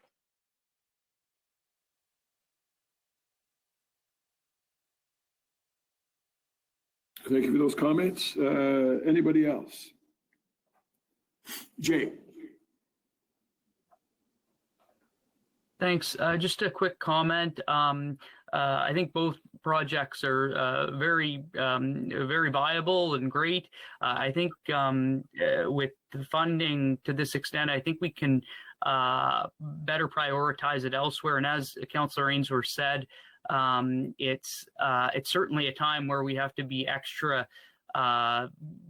make extra considerations about how we're spending money and making sure that we're considerate of the COVID situation. So my choice is to vote option 1, so against the grants. Thanks. Thank you very much. David. Thank you, Mayor Clark. So a couple of things on this. My initial, when I read this, my initial reaction was that we are in difficult times, and if we have an opportunity to not spend some money, that is what we should do. However, thinking further, we'd already approved the Sterling Group's application. That money is in the program, and we'd already approved it. They've been delayed. That happens for sure. The King Street project, we'd already approved for the NABI group, and it seems somewhat unfair to have approved it for them, and that project didn't work out for them, but now we have another group coming along asking for the same thing, and it seems a bit unfair to say no. Honestly, I'm of two minds on this. And then I go back to the times we're in, we shouldn't be spending the money. So even as we discuss this and I listen to different people's opinions, I really am still of two minds on it. Thank you. Thank you. If I may, you'll see other hands here. I'll jump in if that's okay. I think there's some really good comments around this. Certainly, we are in the time of COVID-19, and as David says, I think there's two reasons to contemplate. So there's reasons to contemplate both sides of this. My sense is we have demonstrated that the city is in a good financial situation, and if we do have some needs, we should still be able to address those as even by deferring the property tax policy resolution until potentially 2021 allows us a little bit of flexibility of that. I would say now is even more reason to assist the recovery of the local economy. And I know although with 4 King Street, the stakeholder or the company has changed, but the essential project has not changed. So my belief is that we do achieve our original goal, even though it's a different company. And the other thing I will say that both things are fairly catalytic, both the 144 Elgin and 4 King Street. It was just a few short years ago that the Dore Oliver Long building had very, very few employees in it. And now it's actually bursting at the seams. They need greater capacity. As I mentioned a little earlier, AccuTrack is growing and is robust, as is McLean and Dickey, and they need to be out this year. So, and it's with that particular project, it precipitates a number of other things, not necessarily directly, but NABI has now moved to the Steenhoff building on the main street, and the Steenhoff has now filled an empty building, which was a former Royal Bank building. And if we can fill 4 King Street and have AccuTrack expand at Dore Oliver, the Dore Oliver Long building, then I think we are really getting what this type of investment is supposed to bring to us. The bottom line is, with all these pieces coming together, I think it's a pretty darn good scenario. I also believe there are a number of things that I know the EMC and council have been contemplating to build the confidence of people within this community that as we begin to come out of COVID, that there are some positive signs, there are some senses of normalcy, and whether that's planting flowers downtown or whether that's helping to enable significant projects to go ahead, I think these things are going to be good to, as I say, to build confidence in our folks that life can be somewhat normal again or get back to normal. So I will, the other thing I would say is the 144 Elgin is a development charge grant, as I understand it. The 4 King Street is not a direct outlay of cash. It is essentially a deferral or a forgiving of part of the taxes that will be, the tax assessment will increase because of the investment at 4 King Street. And essentially, some of that increase in assessment, they will be allowed not to pay up to a maximum of $250,000. So there is no upfront outlet of cash from the city on that. So I'm quite supportive of that, and I'm quite supportive of 144. And I do apologize to council because I didn't ask if I was okay to speak from the chair, because I actually do have somebody in the chamber that could switch seats with me if we sanitized, I suppose. So I hope that you'll forgive me for that. Any further questions or comments? Tim?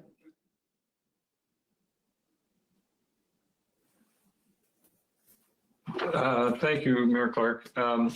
Yeah, I'm having as many problems as Dave is on this one. Certainly, I don't have that much of a problem with Elgin, the Elgin development, because we had pre-approved that before. It is in the system. The money is there.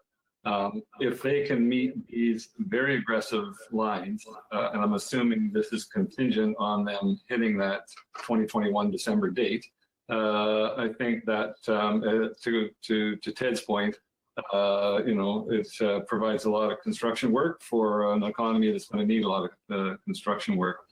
And I don't dispute the fact that McLean and Dickey are very valuable, and I'm very pleased with what they're trying to do there. I guess the big sticking point I have is the timing. I think in the reports, it is the point is made that there may be other people out there that would like to resubmit or submit or take advantage of those funds as well. And it would be great if we could just delay the McLean and Dickey and ask for another intake, and certainly encourage them to apply and at least award it on a level playing field. Okay. Thank you. I'm going to go to Pat and Ted and then begin to wind it down if we can.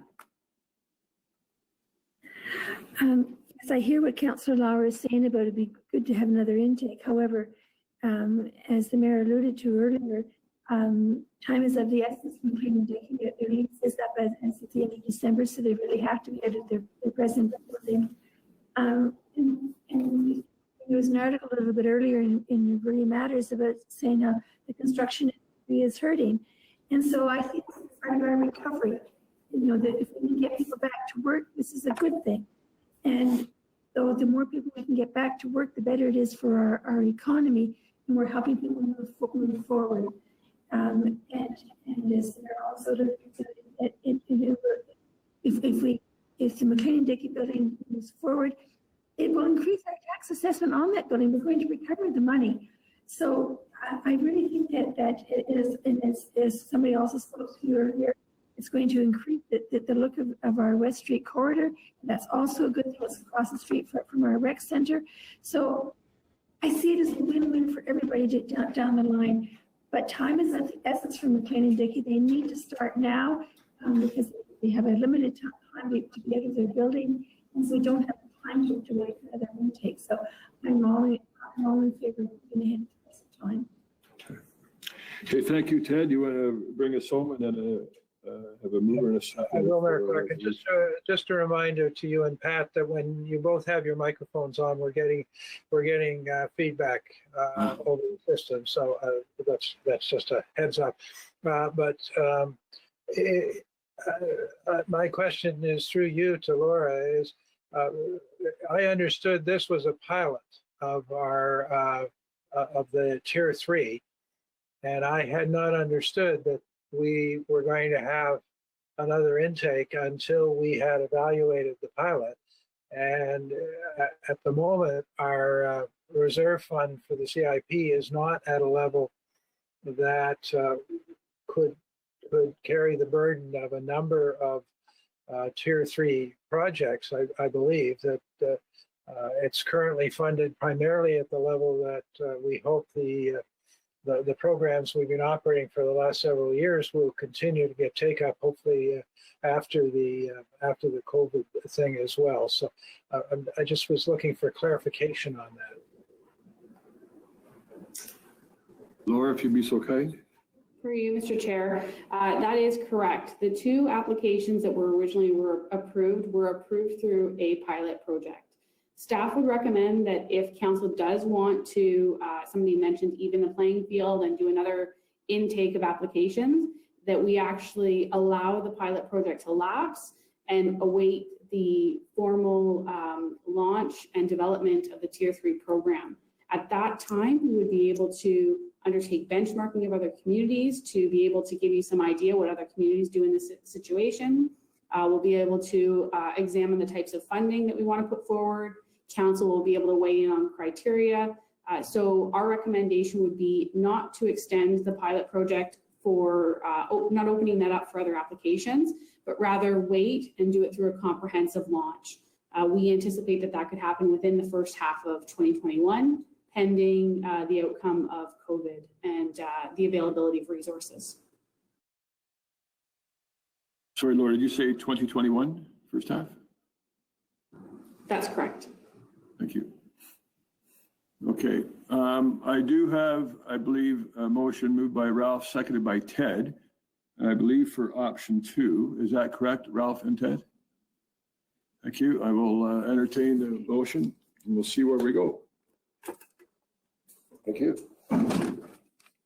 Take the bucket. Moved by Ralph, seconded by Ted, that this committee recommends the council that further to the report BDC 2002 dated April 29th, 2020, from the Business Development and Communications Department, a conditional tax increment grant be authorized for property located at 4 King Street for 70% of the increased tax assessment at a maximum value of $250,000 for a term not exceeding 5 years from the date of the project completion, subject to the execution of a grant agreement, which includes the conditions as set out in the report. And that staff be authorized to enter into an undertaking agreement with McLean and Dickey, which outlines the City of Orillia's intent to enter into a tax increment grant agreement pending development of a legal agreement by June 2021.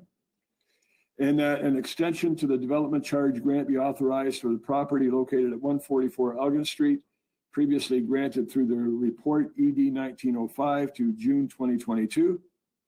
And that the Director of Business Development and Communications be authorized to execute the grant agreements approved within the report. I will now get the regular screen back and ask for further questions, comments, discussion. I will call the question. All in favor? That is carried.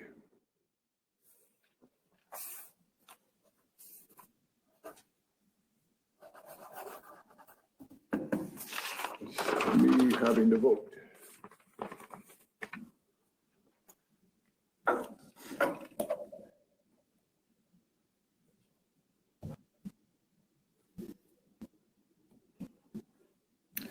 Inquiries, are we aware, staff, of any inquiries? No? I don't see any hands up. Announcements, Pat, I believe you've got one. Oh yeah, if it's okay, everybody has announcements. If it's okay to wait till council, which will be coming up very shortly. Open public forum. Do we have any submissions? Nothing. Thank you. And in that case, I will ask for a motion to adjourn. Moved by Ralph, seconded by Mason. All in favor? Great. Thank you. We'll see you in 2 minutes.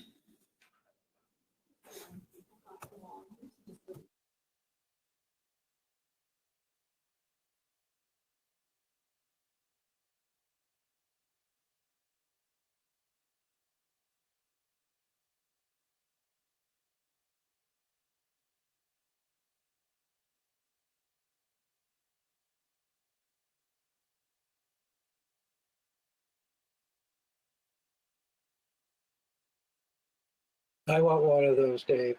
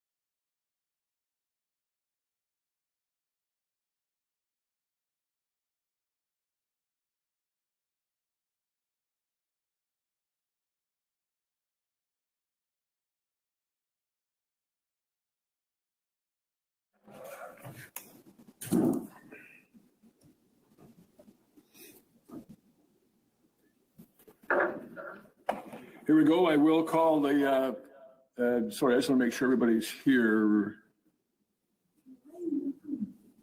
Okay, so 1, 2, 1, 2, 3. We do? Okay. So I will call the meeting to order, and I will ask our deputy clerk to queue us up for O Canada.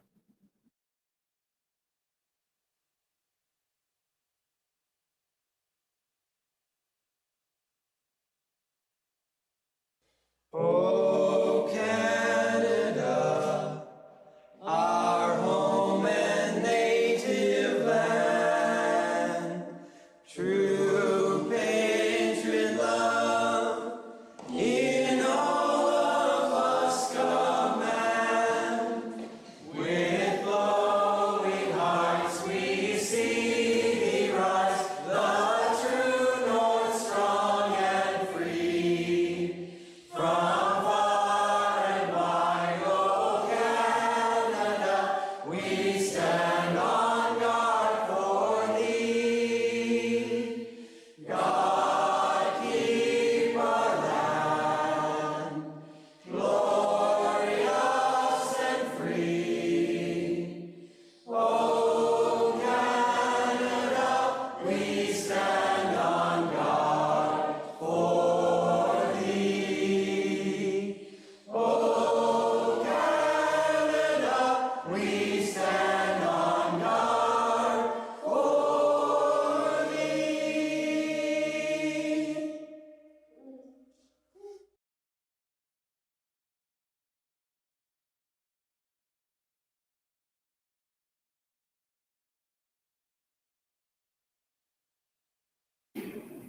Well, I'd like to say that was a beautiful rendition by members of council for O Canada. We had great video, not so much audio. Same thing happened at County Council just a few days ago. The first time around it worked wonderfully, and not so much this time. So our apologies for that. But at this point, I will ask members of council if they're still standing to stay standing, and just take a moment of quiet reflection. And certainly, you can reflect upon anything you wish. We sort of had the issue that happened in the horrible tragedy in Nova Scotia a couple of weeks ago, and also we lost a number of our armed forces members in Europe a few days ago, among other things. So just take a moment of silence, please.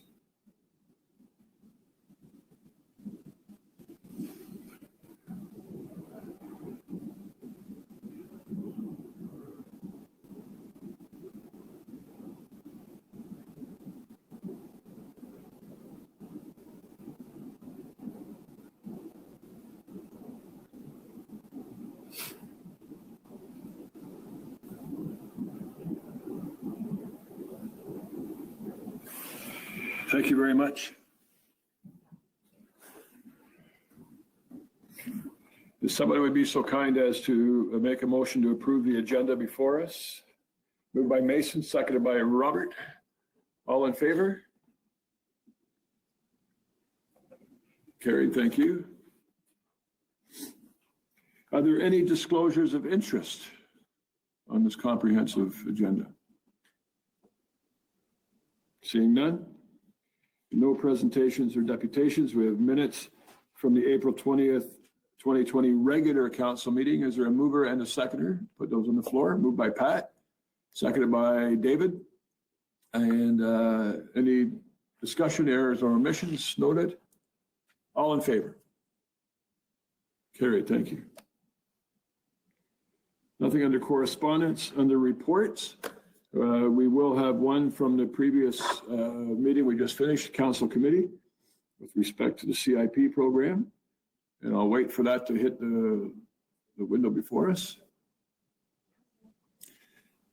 Just so people at home following can understand, this is a very briefly worded motion, number 2020-6, but it encapsulates essentially the discussion and the resulting resolution just passed at council committee. So is there a mover and a seconder to put this on the floor? Moved by Pat, seconded by David. And the report reads as follows.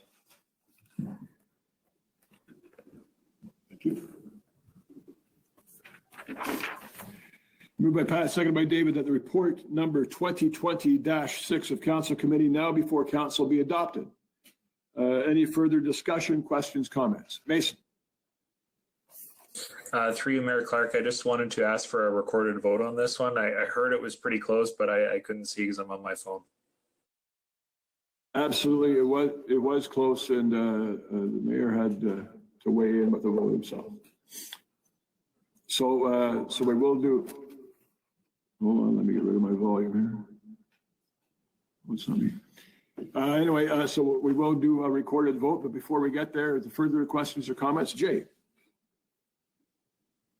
Thanks. Through the chair, sorry, just to clarify, this is a recorded vote on the brownfield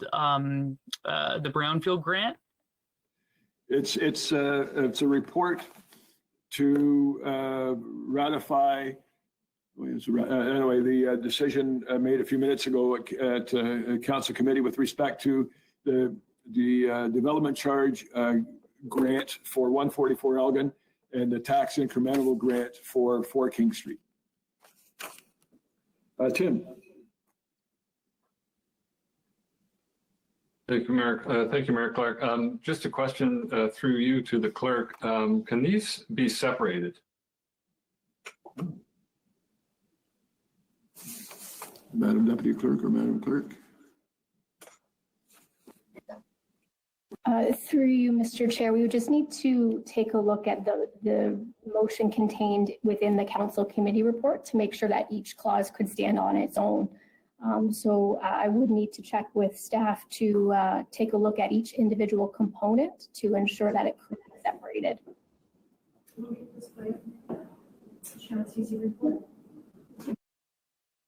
Yeah, we're going to display I presume the original motion on the screen. It allows staff to take a moment or two to look at the logistics of potentially separating those.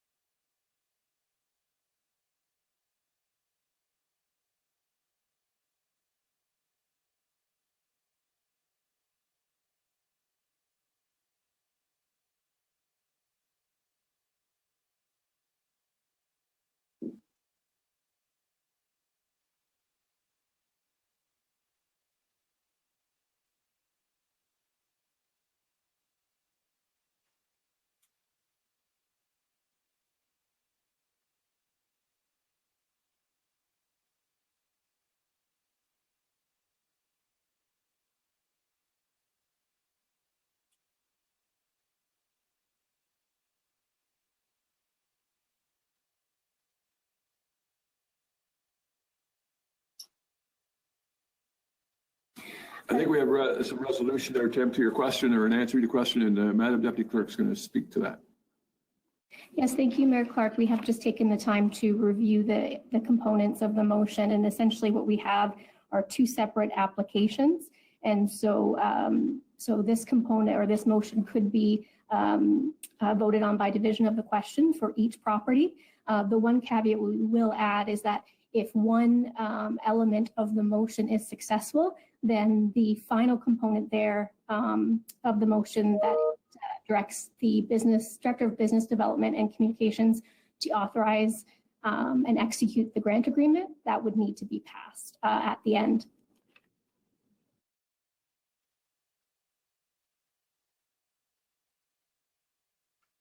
All right, so we'll give staff a moment to separate those out on paper, and then I will read them one at a time. And Mason, I'm going to guess that you would like a recorded vote on both of those separated motions if we go that way? Sure, yeah, to make it simple, that works. Thank you.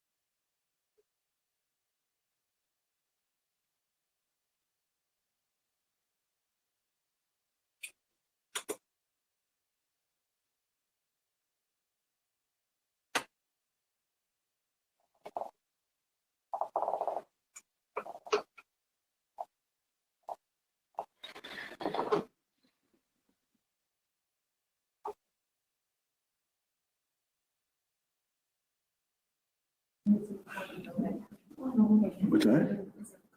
Yes, recorded vote. So we have CC report. So there moves. Yes, the motion don't change. Okay, for both. Okay. All right, so thank you to our clerk and deputy clerk and assistant clerk that we have, we've figured this out. We are going to separate the two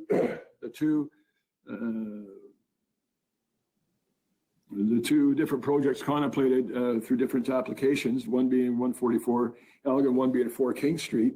If either one of those or both of them are successful, pardon me, we will have to do consider a third resolution, which would be to capture the last part of the original motion, which was to give direction to our Director of Business Development and Communications to execute the grant agreements with that were covered within the report.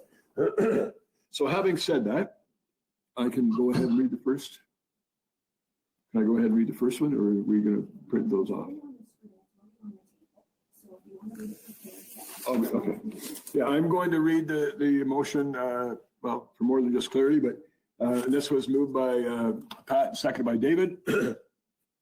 That further to the, and the mover and seconder does not change on the, with the separated motions.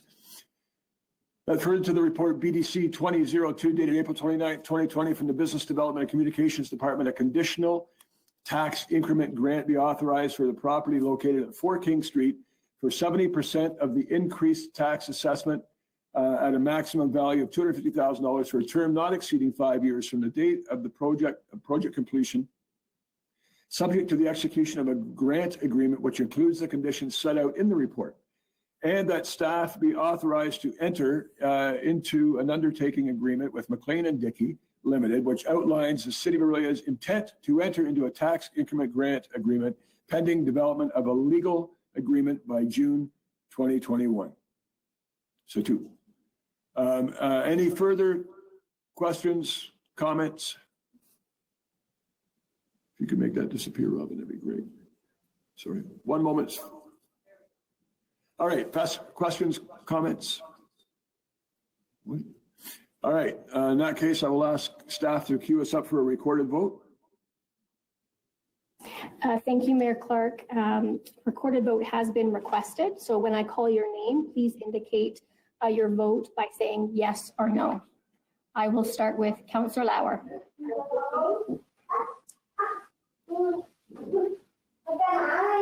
Councillor Lauer, how do you vote?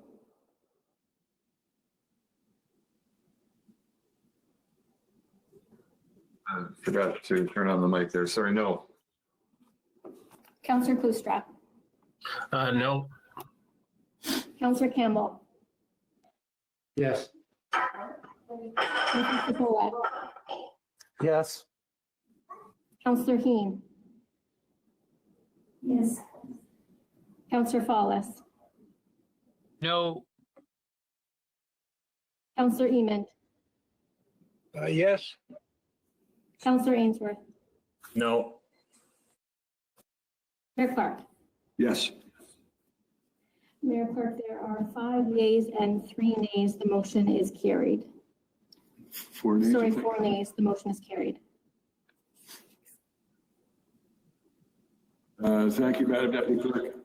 I know we hear children in the background from time to time. I don't know, but it appears as though their microphones are on. Very strange. All right, so we'll now queue up the second motion on the screen. I will I'll ask for a mover in a second. Oh, no, sorry, it's the same mover in a second. That's right, yeah. So we already have a mover and a seconder for the second motion, moved by Pat, second by David. That an extension to the development charge grant be authorized for property located at 144 Elgin Street previously granted through the report EB 1905 to June 22nd, sorry, to June 2022. And further questions, comments, discussion? Mason. Yes, through you, Mayor Clark, just on this one, just to clarify, I know this was mentioned in our last meeting, but essentially if this wasn't passed, that would add an additional 2 years to the project. Is that correct? My understanding is it was 2 calendar years, but it was about 14 months. I don't know if Laura's, maybe Mr. Sugden, are you able to answer that question? I know it was Laura's file, so perhaps not. Mayor Clark. JR. Hi. To confirm, 14 months is correct. Thank you. Thanks for appearing magically out of the woodwork. Okay, so any further questions, comments? I'll ask staff to set us up for a recorded vote. Thank you, Mayor Clark. Recorded vote has been requested. Once again, I will start with Councillor Lauer. Just indicate your vote by saying yes or no. Yes. Councillor Kustra. Yes. Councillor Campbell. Yes. Councillor Sapora. Yes. Councillor Heen. Yes. Councillor Fallis. Nay, no. Councillor Emond.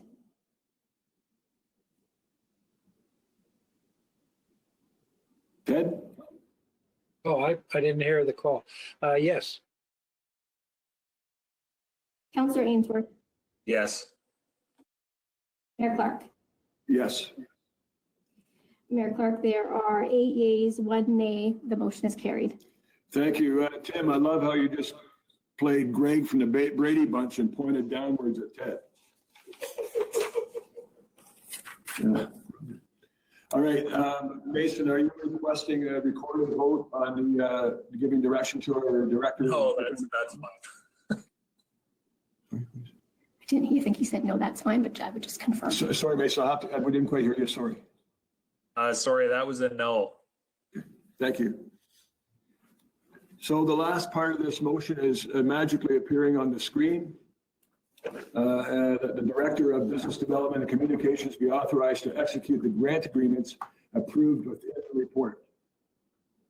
Further questions, comments, discussion? I'll call the question. All in favor? That is carried. Thank you.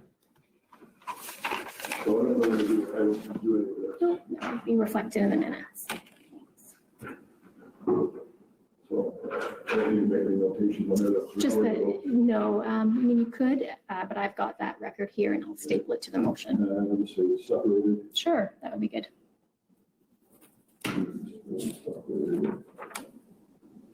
And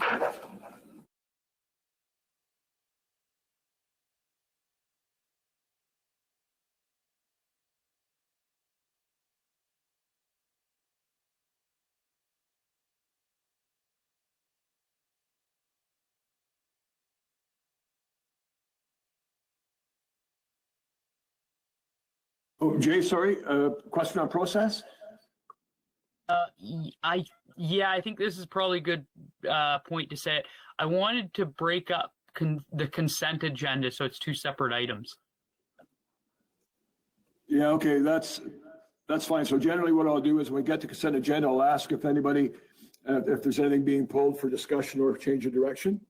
And I think probably now is a good time for me to do that once I say we don't have any motions this evening or notices of motion or deputation motion. So we've had a desire expressed to separate the 2 consent agenda items. Is there anybody wishing to pull either of those items for a change of direction, potential change of direction? Jay, I think your hand, oh, there's your hand. Okay, so neither we're separating them anyway, so I'm not sure why I went to the trouble of asking that question. So anyway, so we'll introduce them separately, and you can speak away just to speak or potential change of direction. Yeah. Mayor Clark, if I may ask, which item? Yeah. Which one is Sure. Councillor? Sorry. It's item number 2 I want to pull. It's the noise cannon.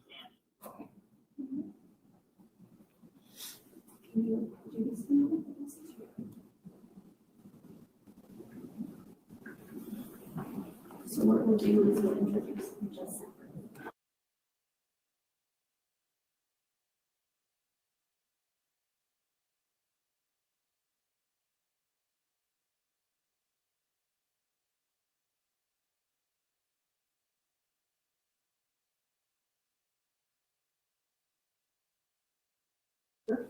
Item number 1, with respect to the Solicitor General moving the deadline for the Community Safety Wellbeing Plan. Is there a mover and a seconder to put that on the floor? Moved by Pat, seconded by David.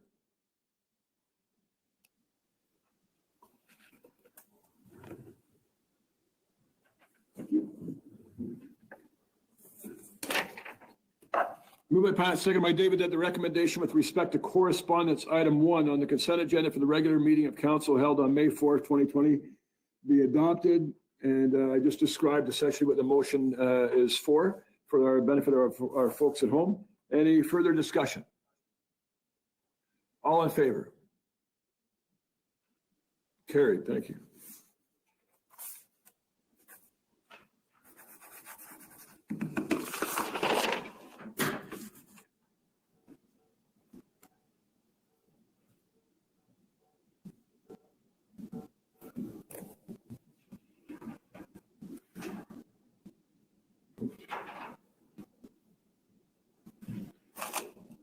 Okay, we're on to the second consent agenda item. This is a request from the Downtown Management Board to ask us to consider an exemption to the noise bylaw so they could make some noise to scare away some birds. And so, Jay, do you have an alternative motion or suggested direction? Thanks. Through the chair, just that city staff work with the Downtown Management Board on this one a bit more before making this exemption. The reason I say this, so these noise cannons, I don't know what the specs are of this particular one, but these are used in the Niagara region, and they're very controversial on like in farming areas, like with neighbors far apart from where they're setting off these cannons. So putting them in the center of the downtown and letting them go off at 7 in the morning, I think there's going to be some really angry people. And so I'd really caution our bylaw department before permitting this to go over it, see if there's alternatives before going forward.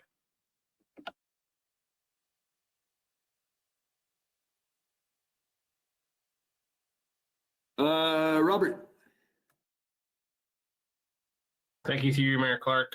Yes, I do echo some of Councillor Fall's concerns, but this seems to be a bit of a pilot project. We're going to try to deter some of the birds in the downtown, as the bird droppings are making a mess in the downtown, and they really haven't come up with any kind of other deterrent right now without having to use like eagles or hawks or something like that, which, you know, does require a handler.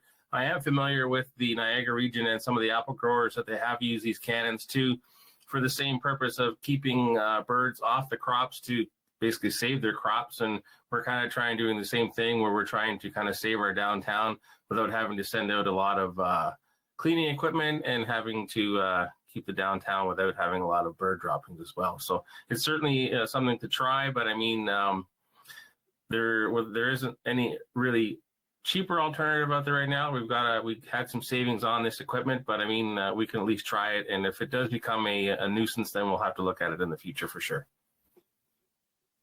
Thank you very much. Ralph? Thank you, Mr. Mayor. We've been doing this for a long time. Bird droppings are not just a hazard visually, but also a health hazard on the sidewalks and people getting hit with them. The BIA is very, very concerned to make sure that it doesn't affect the residents that live downtown, so they're very wise to it. We have tried the Hawks, we have tried the other means, and the cannon seems to be the only thing that works now. So I will be supporting this motion.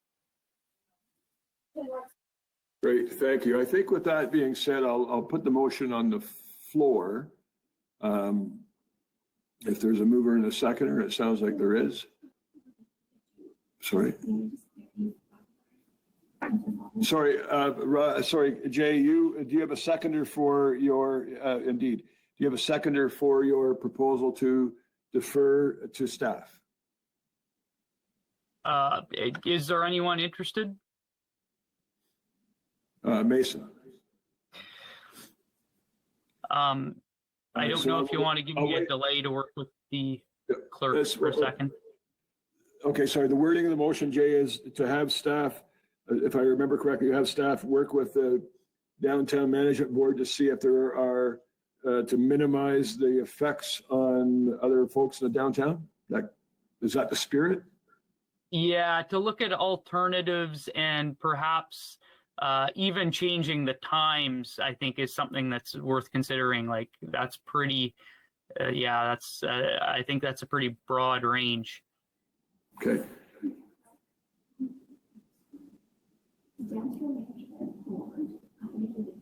This was somewhat time sensitive because they would like to prevent the gulls from nesting. Okay. Yeah, indeed.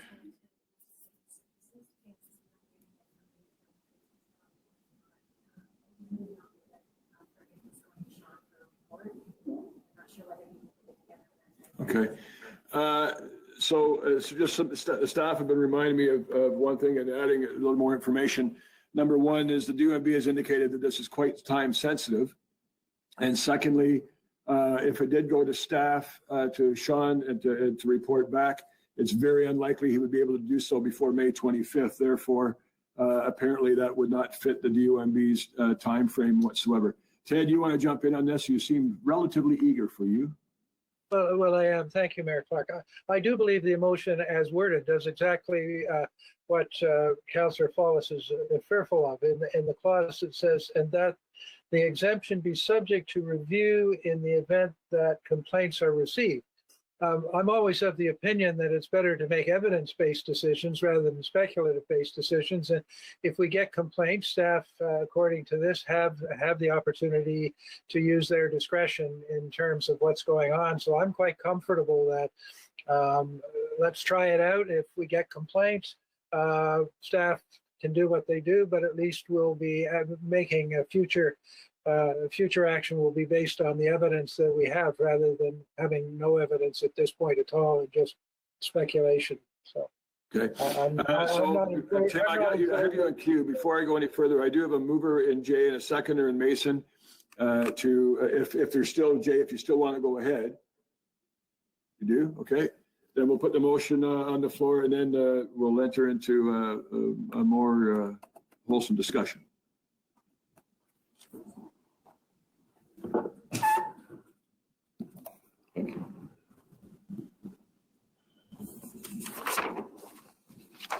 Moved by Jay, seconded by Mason, that the recommendation with respect to correspondence item 2 on the consent agenda for the regular meeting of council held on May 4th, 2020 reads as follows. Request report from Clerk's Department, Legislative Services Division. And we'll go back to the screen. Further discussion. Tim, I believe I had you with your hand up there. Thanks, Steve. A couple questions. And I hate to argue with two farm boys. But in the report, it refers to the noise cannon will not be used before between 10 and 7, 10 p.m. and 7 a.m. And then down below, though, it says it's only going to be used from 7 o'clock in the morning until 8 o'clock at night. I'm just wondering about that discrepancy. Second question, Ralph, you mentioned that they already do this. I've never heard it. I'm just wondering when or what point in history they did that.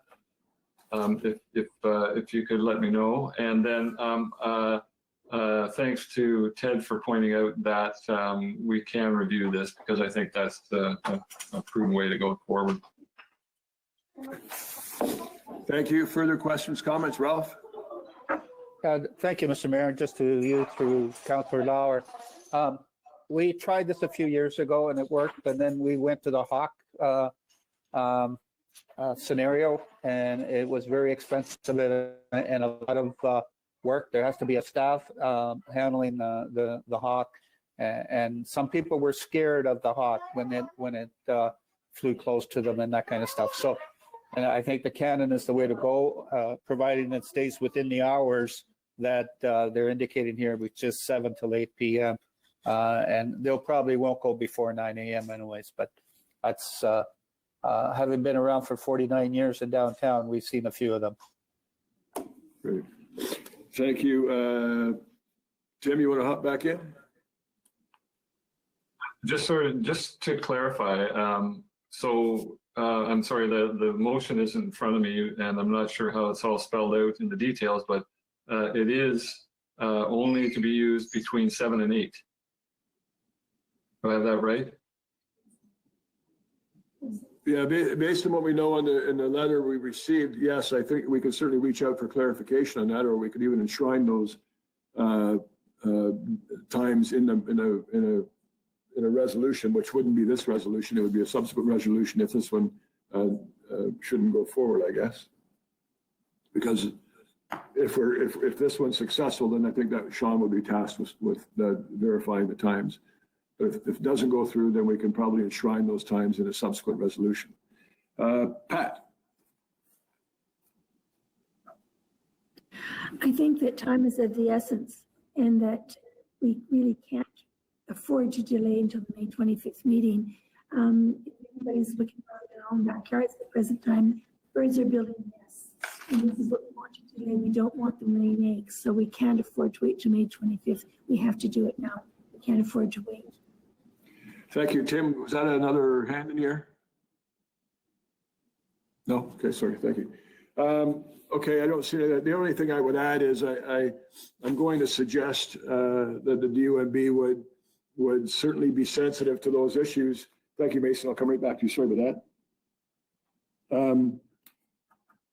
That the DUMB would be sensitive. They certainly don't want to upset residents or commercial establishments in the downtown. Their job is to facilitate a quality existence down there. The fact that they're taking the life cycle or the daily cycle of a chimney swift into consideration, I think it tells me that they probably do have those considerations for the folks sleeping and working downtown as well.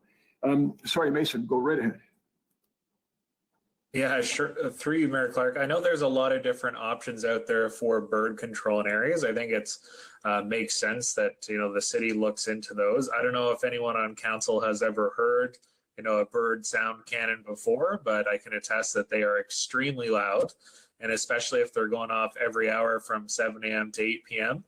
In the downtown area, where for a lot of them you're supposed to have hearing protection within 100 yards of it. With people sleeping and working in the downtown, I think you're going to run into some issues. With that being said, I totally get what Councillor Eamon was saying about, well, let's let people complain first. Well, I'm under the idea that, well, I don't want people to ever complain. I'd rather them not have the problem in the first place and then not have to fix it after. So just some thought and just looking at some other options. As I know from being at multiple conferences, there are a lot of options out there. And I think it would be good for council to look at those options and go from there. With all due respect to the Downtown Management Board, I know it is stressful times and they want this fixed right away, but I think it's important for all the citizens, not just the ones in the downtown, that we get this right. Thank you very much for those comments. Again, the time sensitivity of the seagulls laying their eggs and having them hatch, I think is a part of the issue before us, unfortunately. But having said that, that is certainly up to you. Jay, I'm going to go to you for final comment. Just a quick comment. Yeah, I just ditto with Councillor Ainsworth there. I completely agree. Just in terms of, there's going to likely be issues, but at the same time, understand the time crunch. But I think we really need to take a step back, look at this a bit more. The one question I have, I don't know if there's anyone able to answer it, but where was the cannon supposed to be located? Thanks. Rob, you being on the board this particular cycle, are you aware of the location? I'm not sure the location, Mayor Clark. I'm thinking we're going to be on top of the Huronia Trust building, possibly. Yeah. Okay, and I see a nod from Councillor Sepola from Ralph. Yeah. So that sounds like the most likely location at the moment. Yes. Okay, I've read the resolution, proposed resolution from moved by Councillor Fallis and seconded by Councillor Ainsworth. Any further discussion to send this to the Clerk's Department for a further report? I will now call the question. All in favor? That is defeated.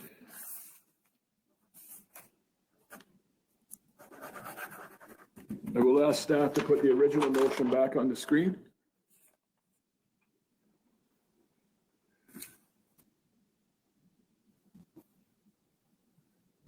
Is there a mover and I'll read it first before I ask for a mover and a seconder. The recommendation with respect to the correspondence item 2 on the consent agenda for the regular meeting of council held on May 4th, 2020 be adopted.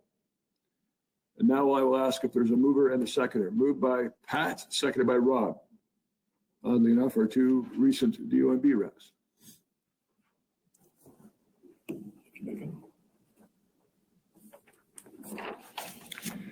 Moved by, I've already read it and I've already announced the mover and the shaker. Any further discussion? Mason. Yes, through you, Mayor Clark, I'd just like a recorded vote on this item, please. Sure. And I will now ask staff to set us up for a recorded vote, unless somebody else wants to jump in at the last moment. Thank you, Mayor Clark. A recorded vote has been requested. I will start with Councillor Ainsworth. Just indicate your vote by saying yes or no. No. Councillor Emond. Yes. Councillor Fallis. No. Councillor Heen. Yes. Councillor Sepola. Yes. Councillor Campbell. Yes. Councillor Kustra. Yes. Councillor Lauer. Yes. Mayor Clark. Yes. Mayor Clark, there are 8 yeas, 2 nays. The motion is carried. I think there's something wrong with who's our 10th councillor? I think it was 7-2. 7-2, I apologize. Good. Thank you. Okay. That motion is carried.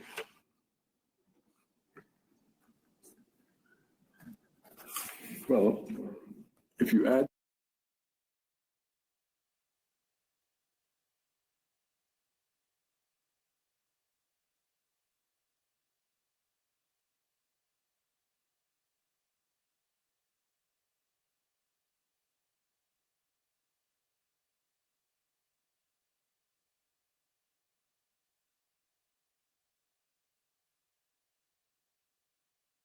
I will ask staff to present the resolution for the bylaw to confirm the proceedings. There it is right there, bylaw number 2020-35, a bylaw to confirm the proceedings of council at its meeting held this very day. May the 4th be with you, 2020 be enacted. Is there a mover and a seconder? Moved by Ralph, seconded by David. Any discussion on the bylaw? All in favor? Thank you. That is carried. And here's where we can do our announcements. Patricia, I know you have one.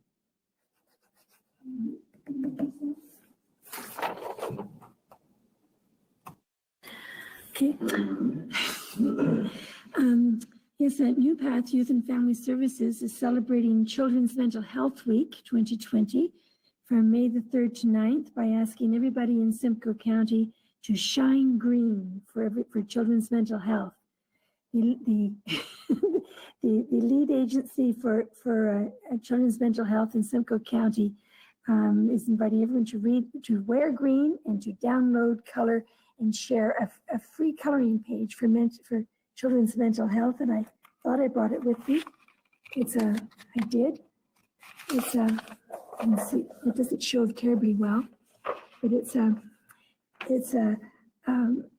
a free coloring page, and families are invited to hang them in their windows and share the pictures on social media.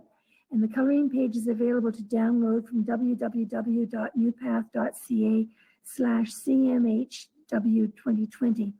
And as you can see on your screen, some of us are wearing green this afternoon. The color green is used to celebrate child and youth mental health as it represents hope, growth, and transformation. And as this is an especially challenging time for families, as they hope these activities will encourage conversations about mental health at this very difficult time. Approximately 1 in 5 children and youth in Ontario has a diagnosable mental health disorder. If left untreated, these can lead to serious long-term consequences for children or youth and their families. By raising awareness through Children's Mental Health Week, we can decrease the stigma and increase awareness of the importance of getting early mental health supports. New Path have shifted from in-person call-in mental health services for children, youth, and their families, and there's a free range of mental health services offered by professional counselors, and they can be reached at 705-725-7656. So please, if you have a child that's in need, please have them take advantage. And also at this time, the Children's Help Phone is also available, and they also now have an app for adults as well. Thank you. Great, thank you for that, Pat. And yes, Tim, your shirt shines a lot greener when you put a light on it like that. Thanks for wearing green. Rob and Ralph. Thank you, through you, Mayor Clark. Just an announcement, as Pitch-In Week was canceled in Canada and the province, maybe encourage residents that are going out for a walk to maybe pick up a bit of garbage if they're out and about, maybe around the schoolyard, and then at least it helps out a little bit with some of the garbage as well. Thanks. Great, thank you, Rob. Yes, I believe there's a provincial initiative asking people, if they happen to be out on May 12th, to do some stooping and scooping. So thank you for that. Ralph. Thank you, Mr. Mayor. I just want to thank you, Mr. Mayor, and some of the staff and council on the get well wishes for my daughter's quick recovery. She's at home recovering, so thank you very much. Not at all, and all the best to you and your family. Mason. Yes, through you, Mayor Clark, I was hoping to make this announcement in person. I know it's not the right day, but I just wanted to wish Councillor Follis a big happy 30th birthday. Quite an exciting milestone, the dirty 30, as they call it. Was hoping to have a cake or something for him, but unfortunately, with social distancing and all that, so I just wanted to give him my best wishes. And I hope he has a wonderful 30th year. I know it's not a great time to have your birthday, as I just had mine recently, and it's hard to get together with family and stuff, but I'm sure the world will look up, so don't worry.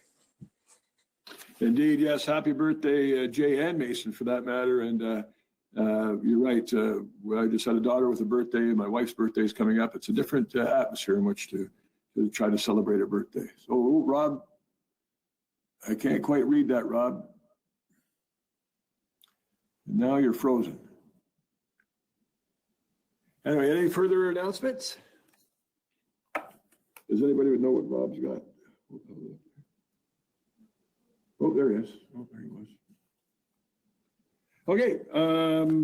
Open public forum, any submissions? No? Okay. In that case, I will now ask for a motion to adjourn. Jay, moved by Jay? Everybody's kind of frozen up. Seconded by Ralph. Jay, can you audibly tell me whether you moved that motion?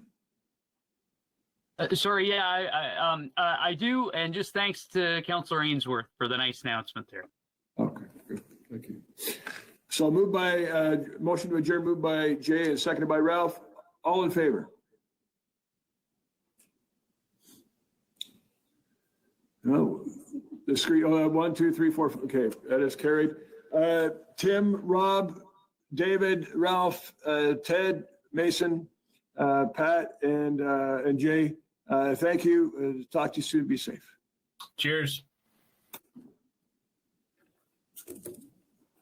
And thank you to the staff that joined us in the meeting, and to Rogers for being so very flexible and accommodating us for these times. Thank you. Oh, did?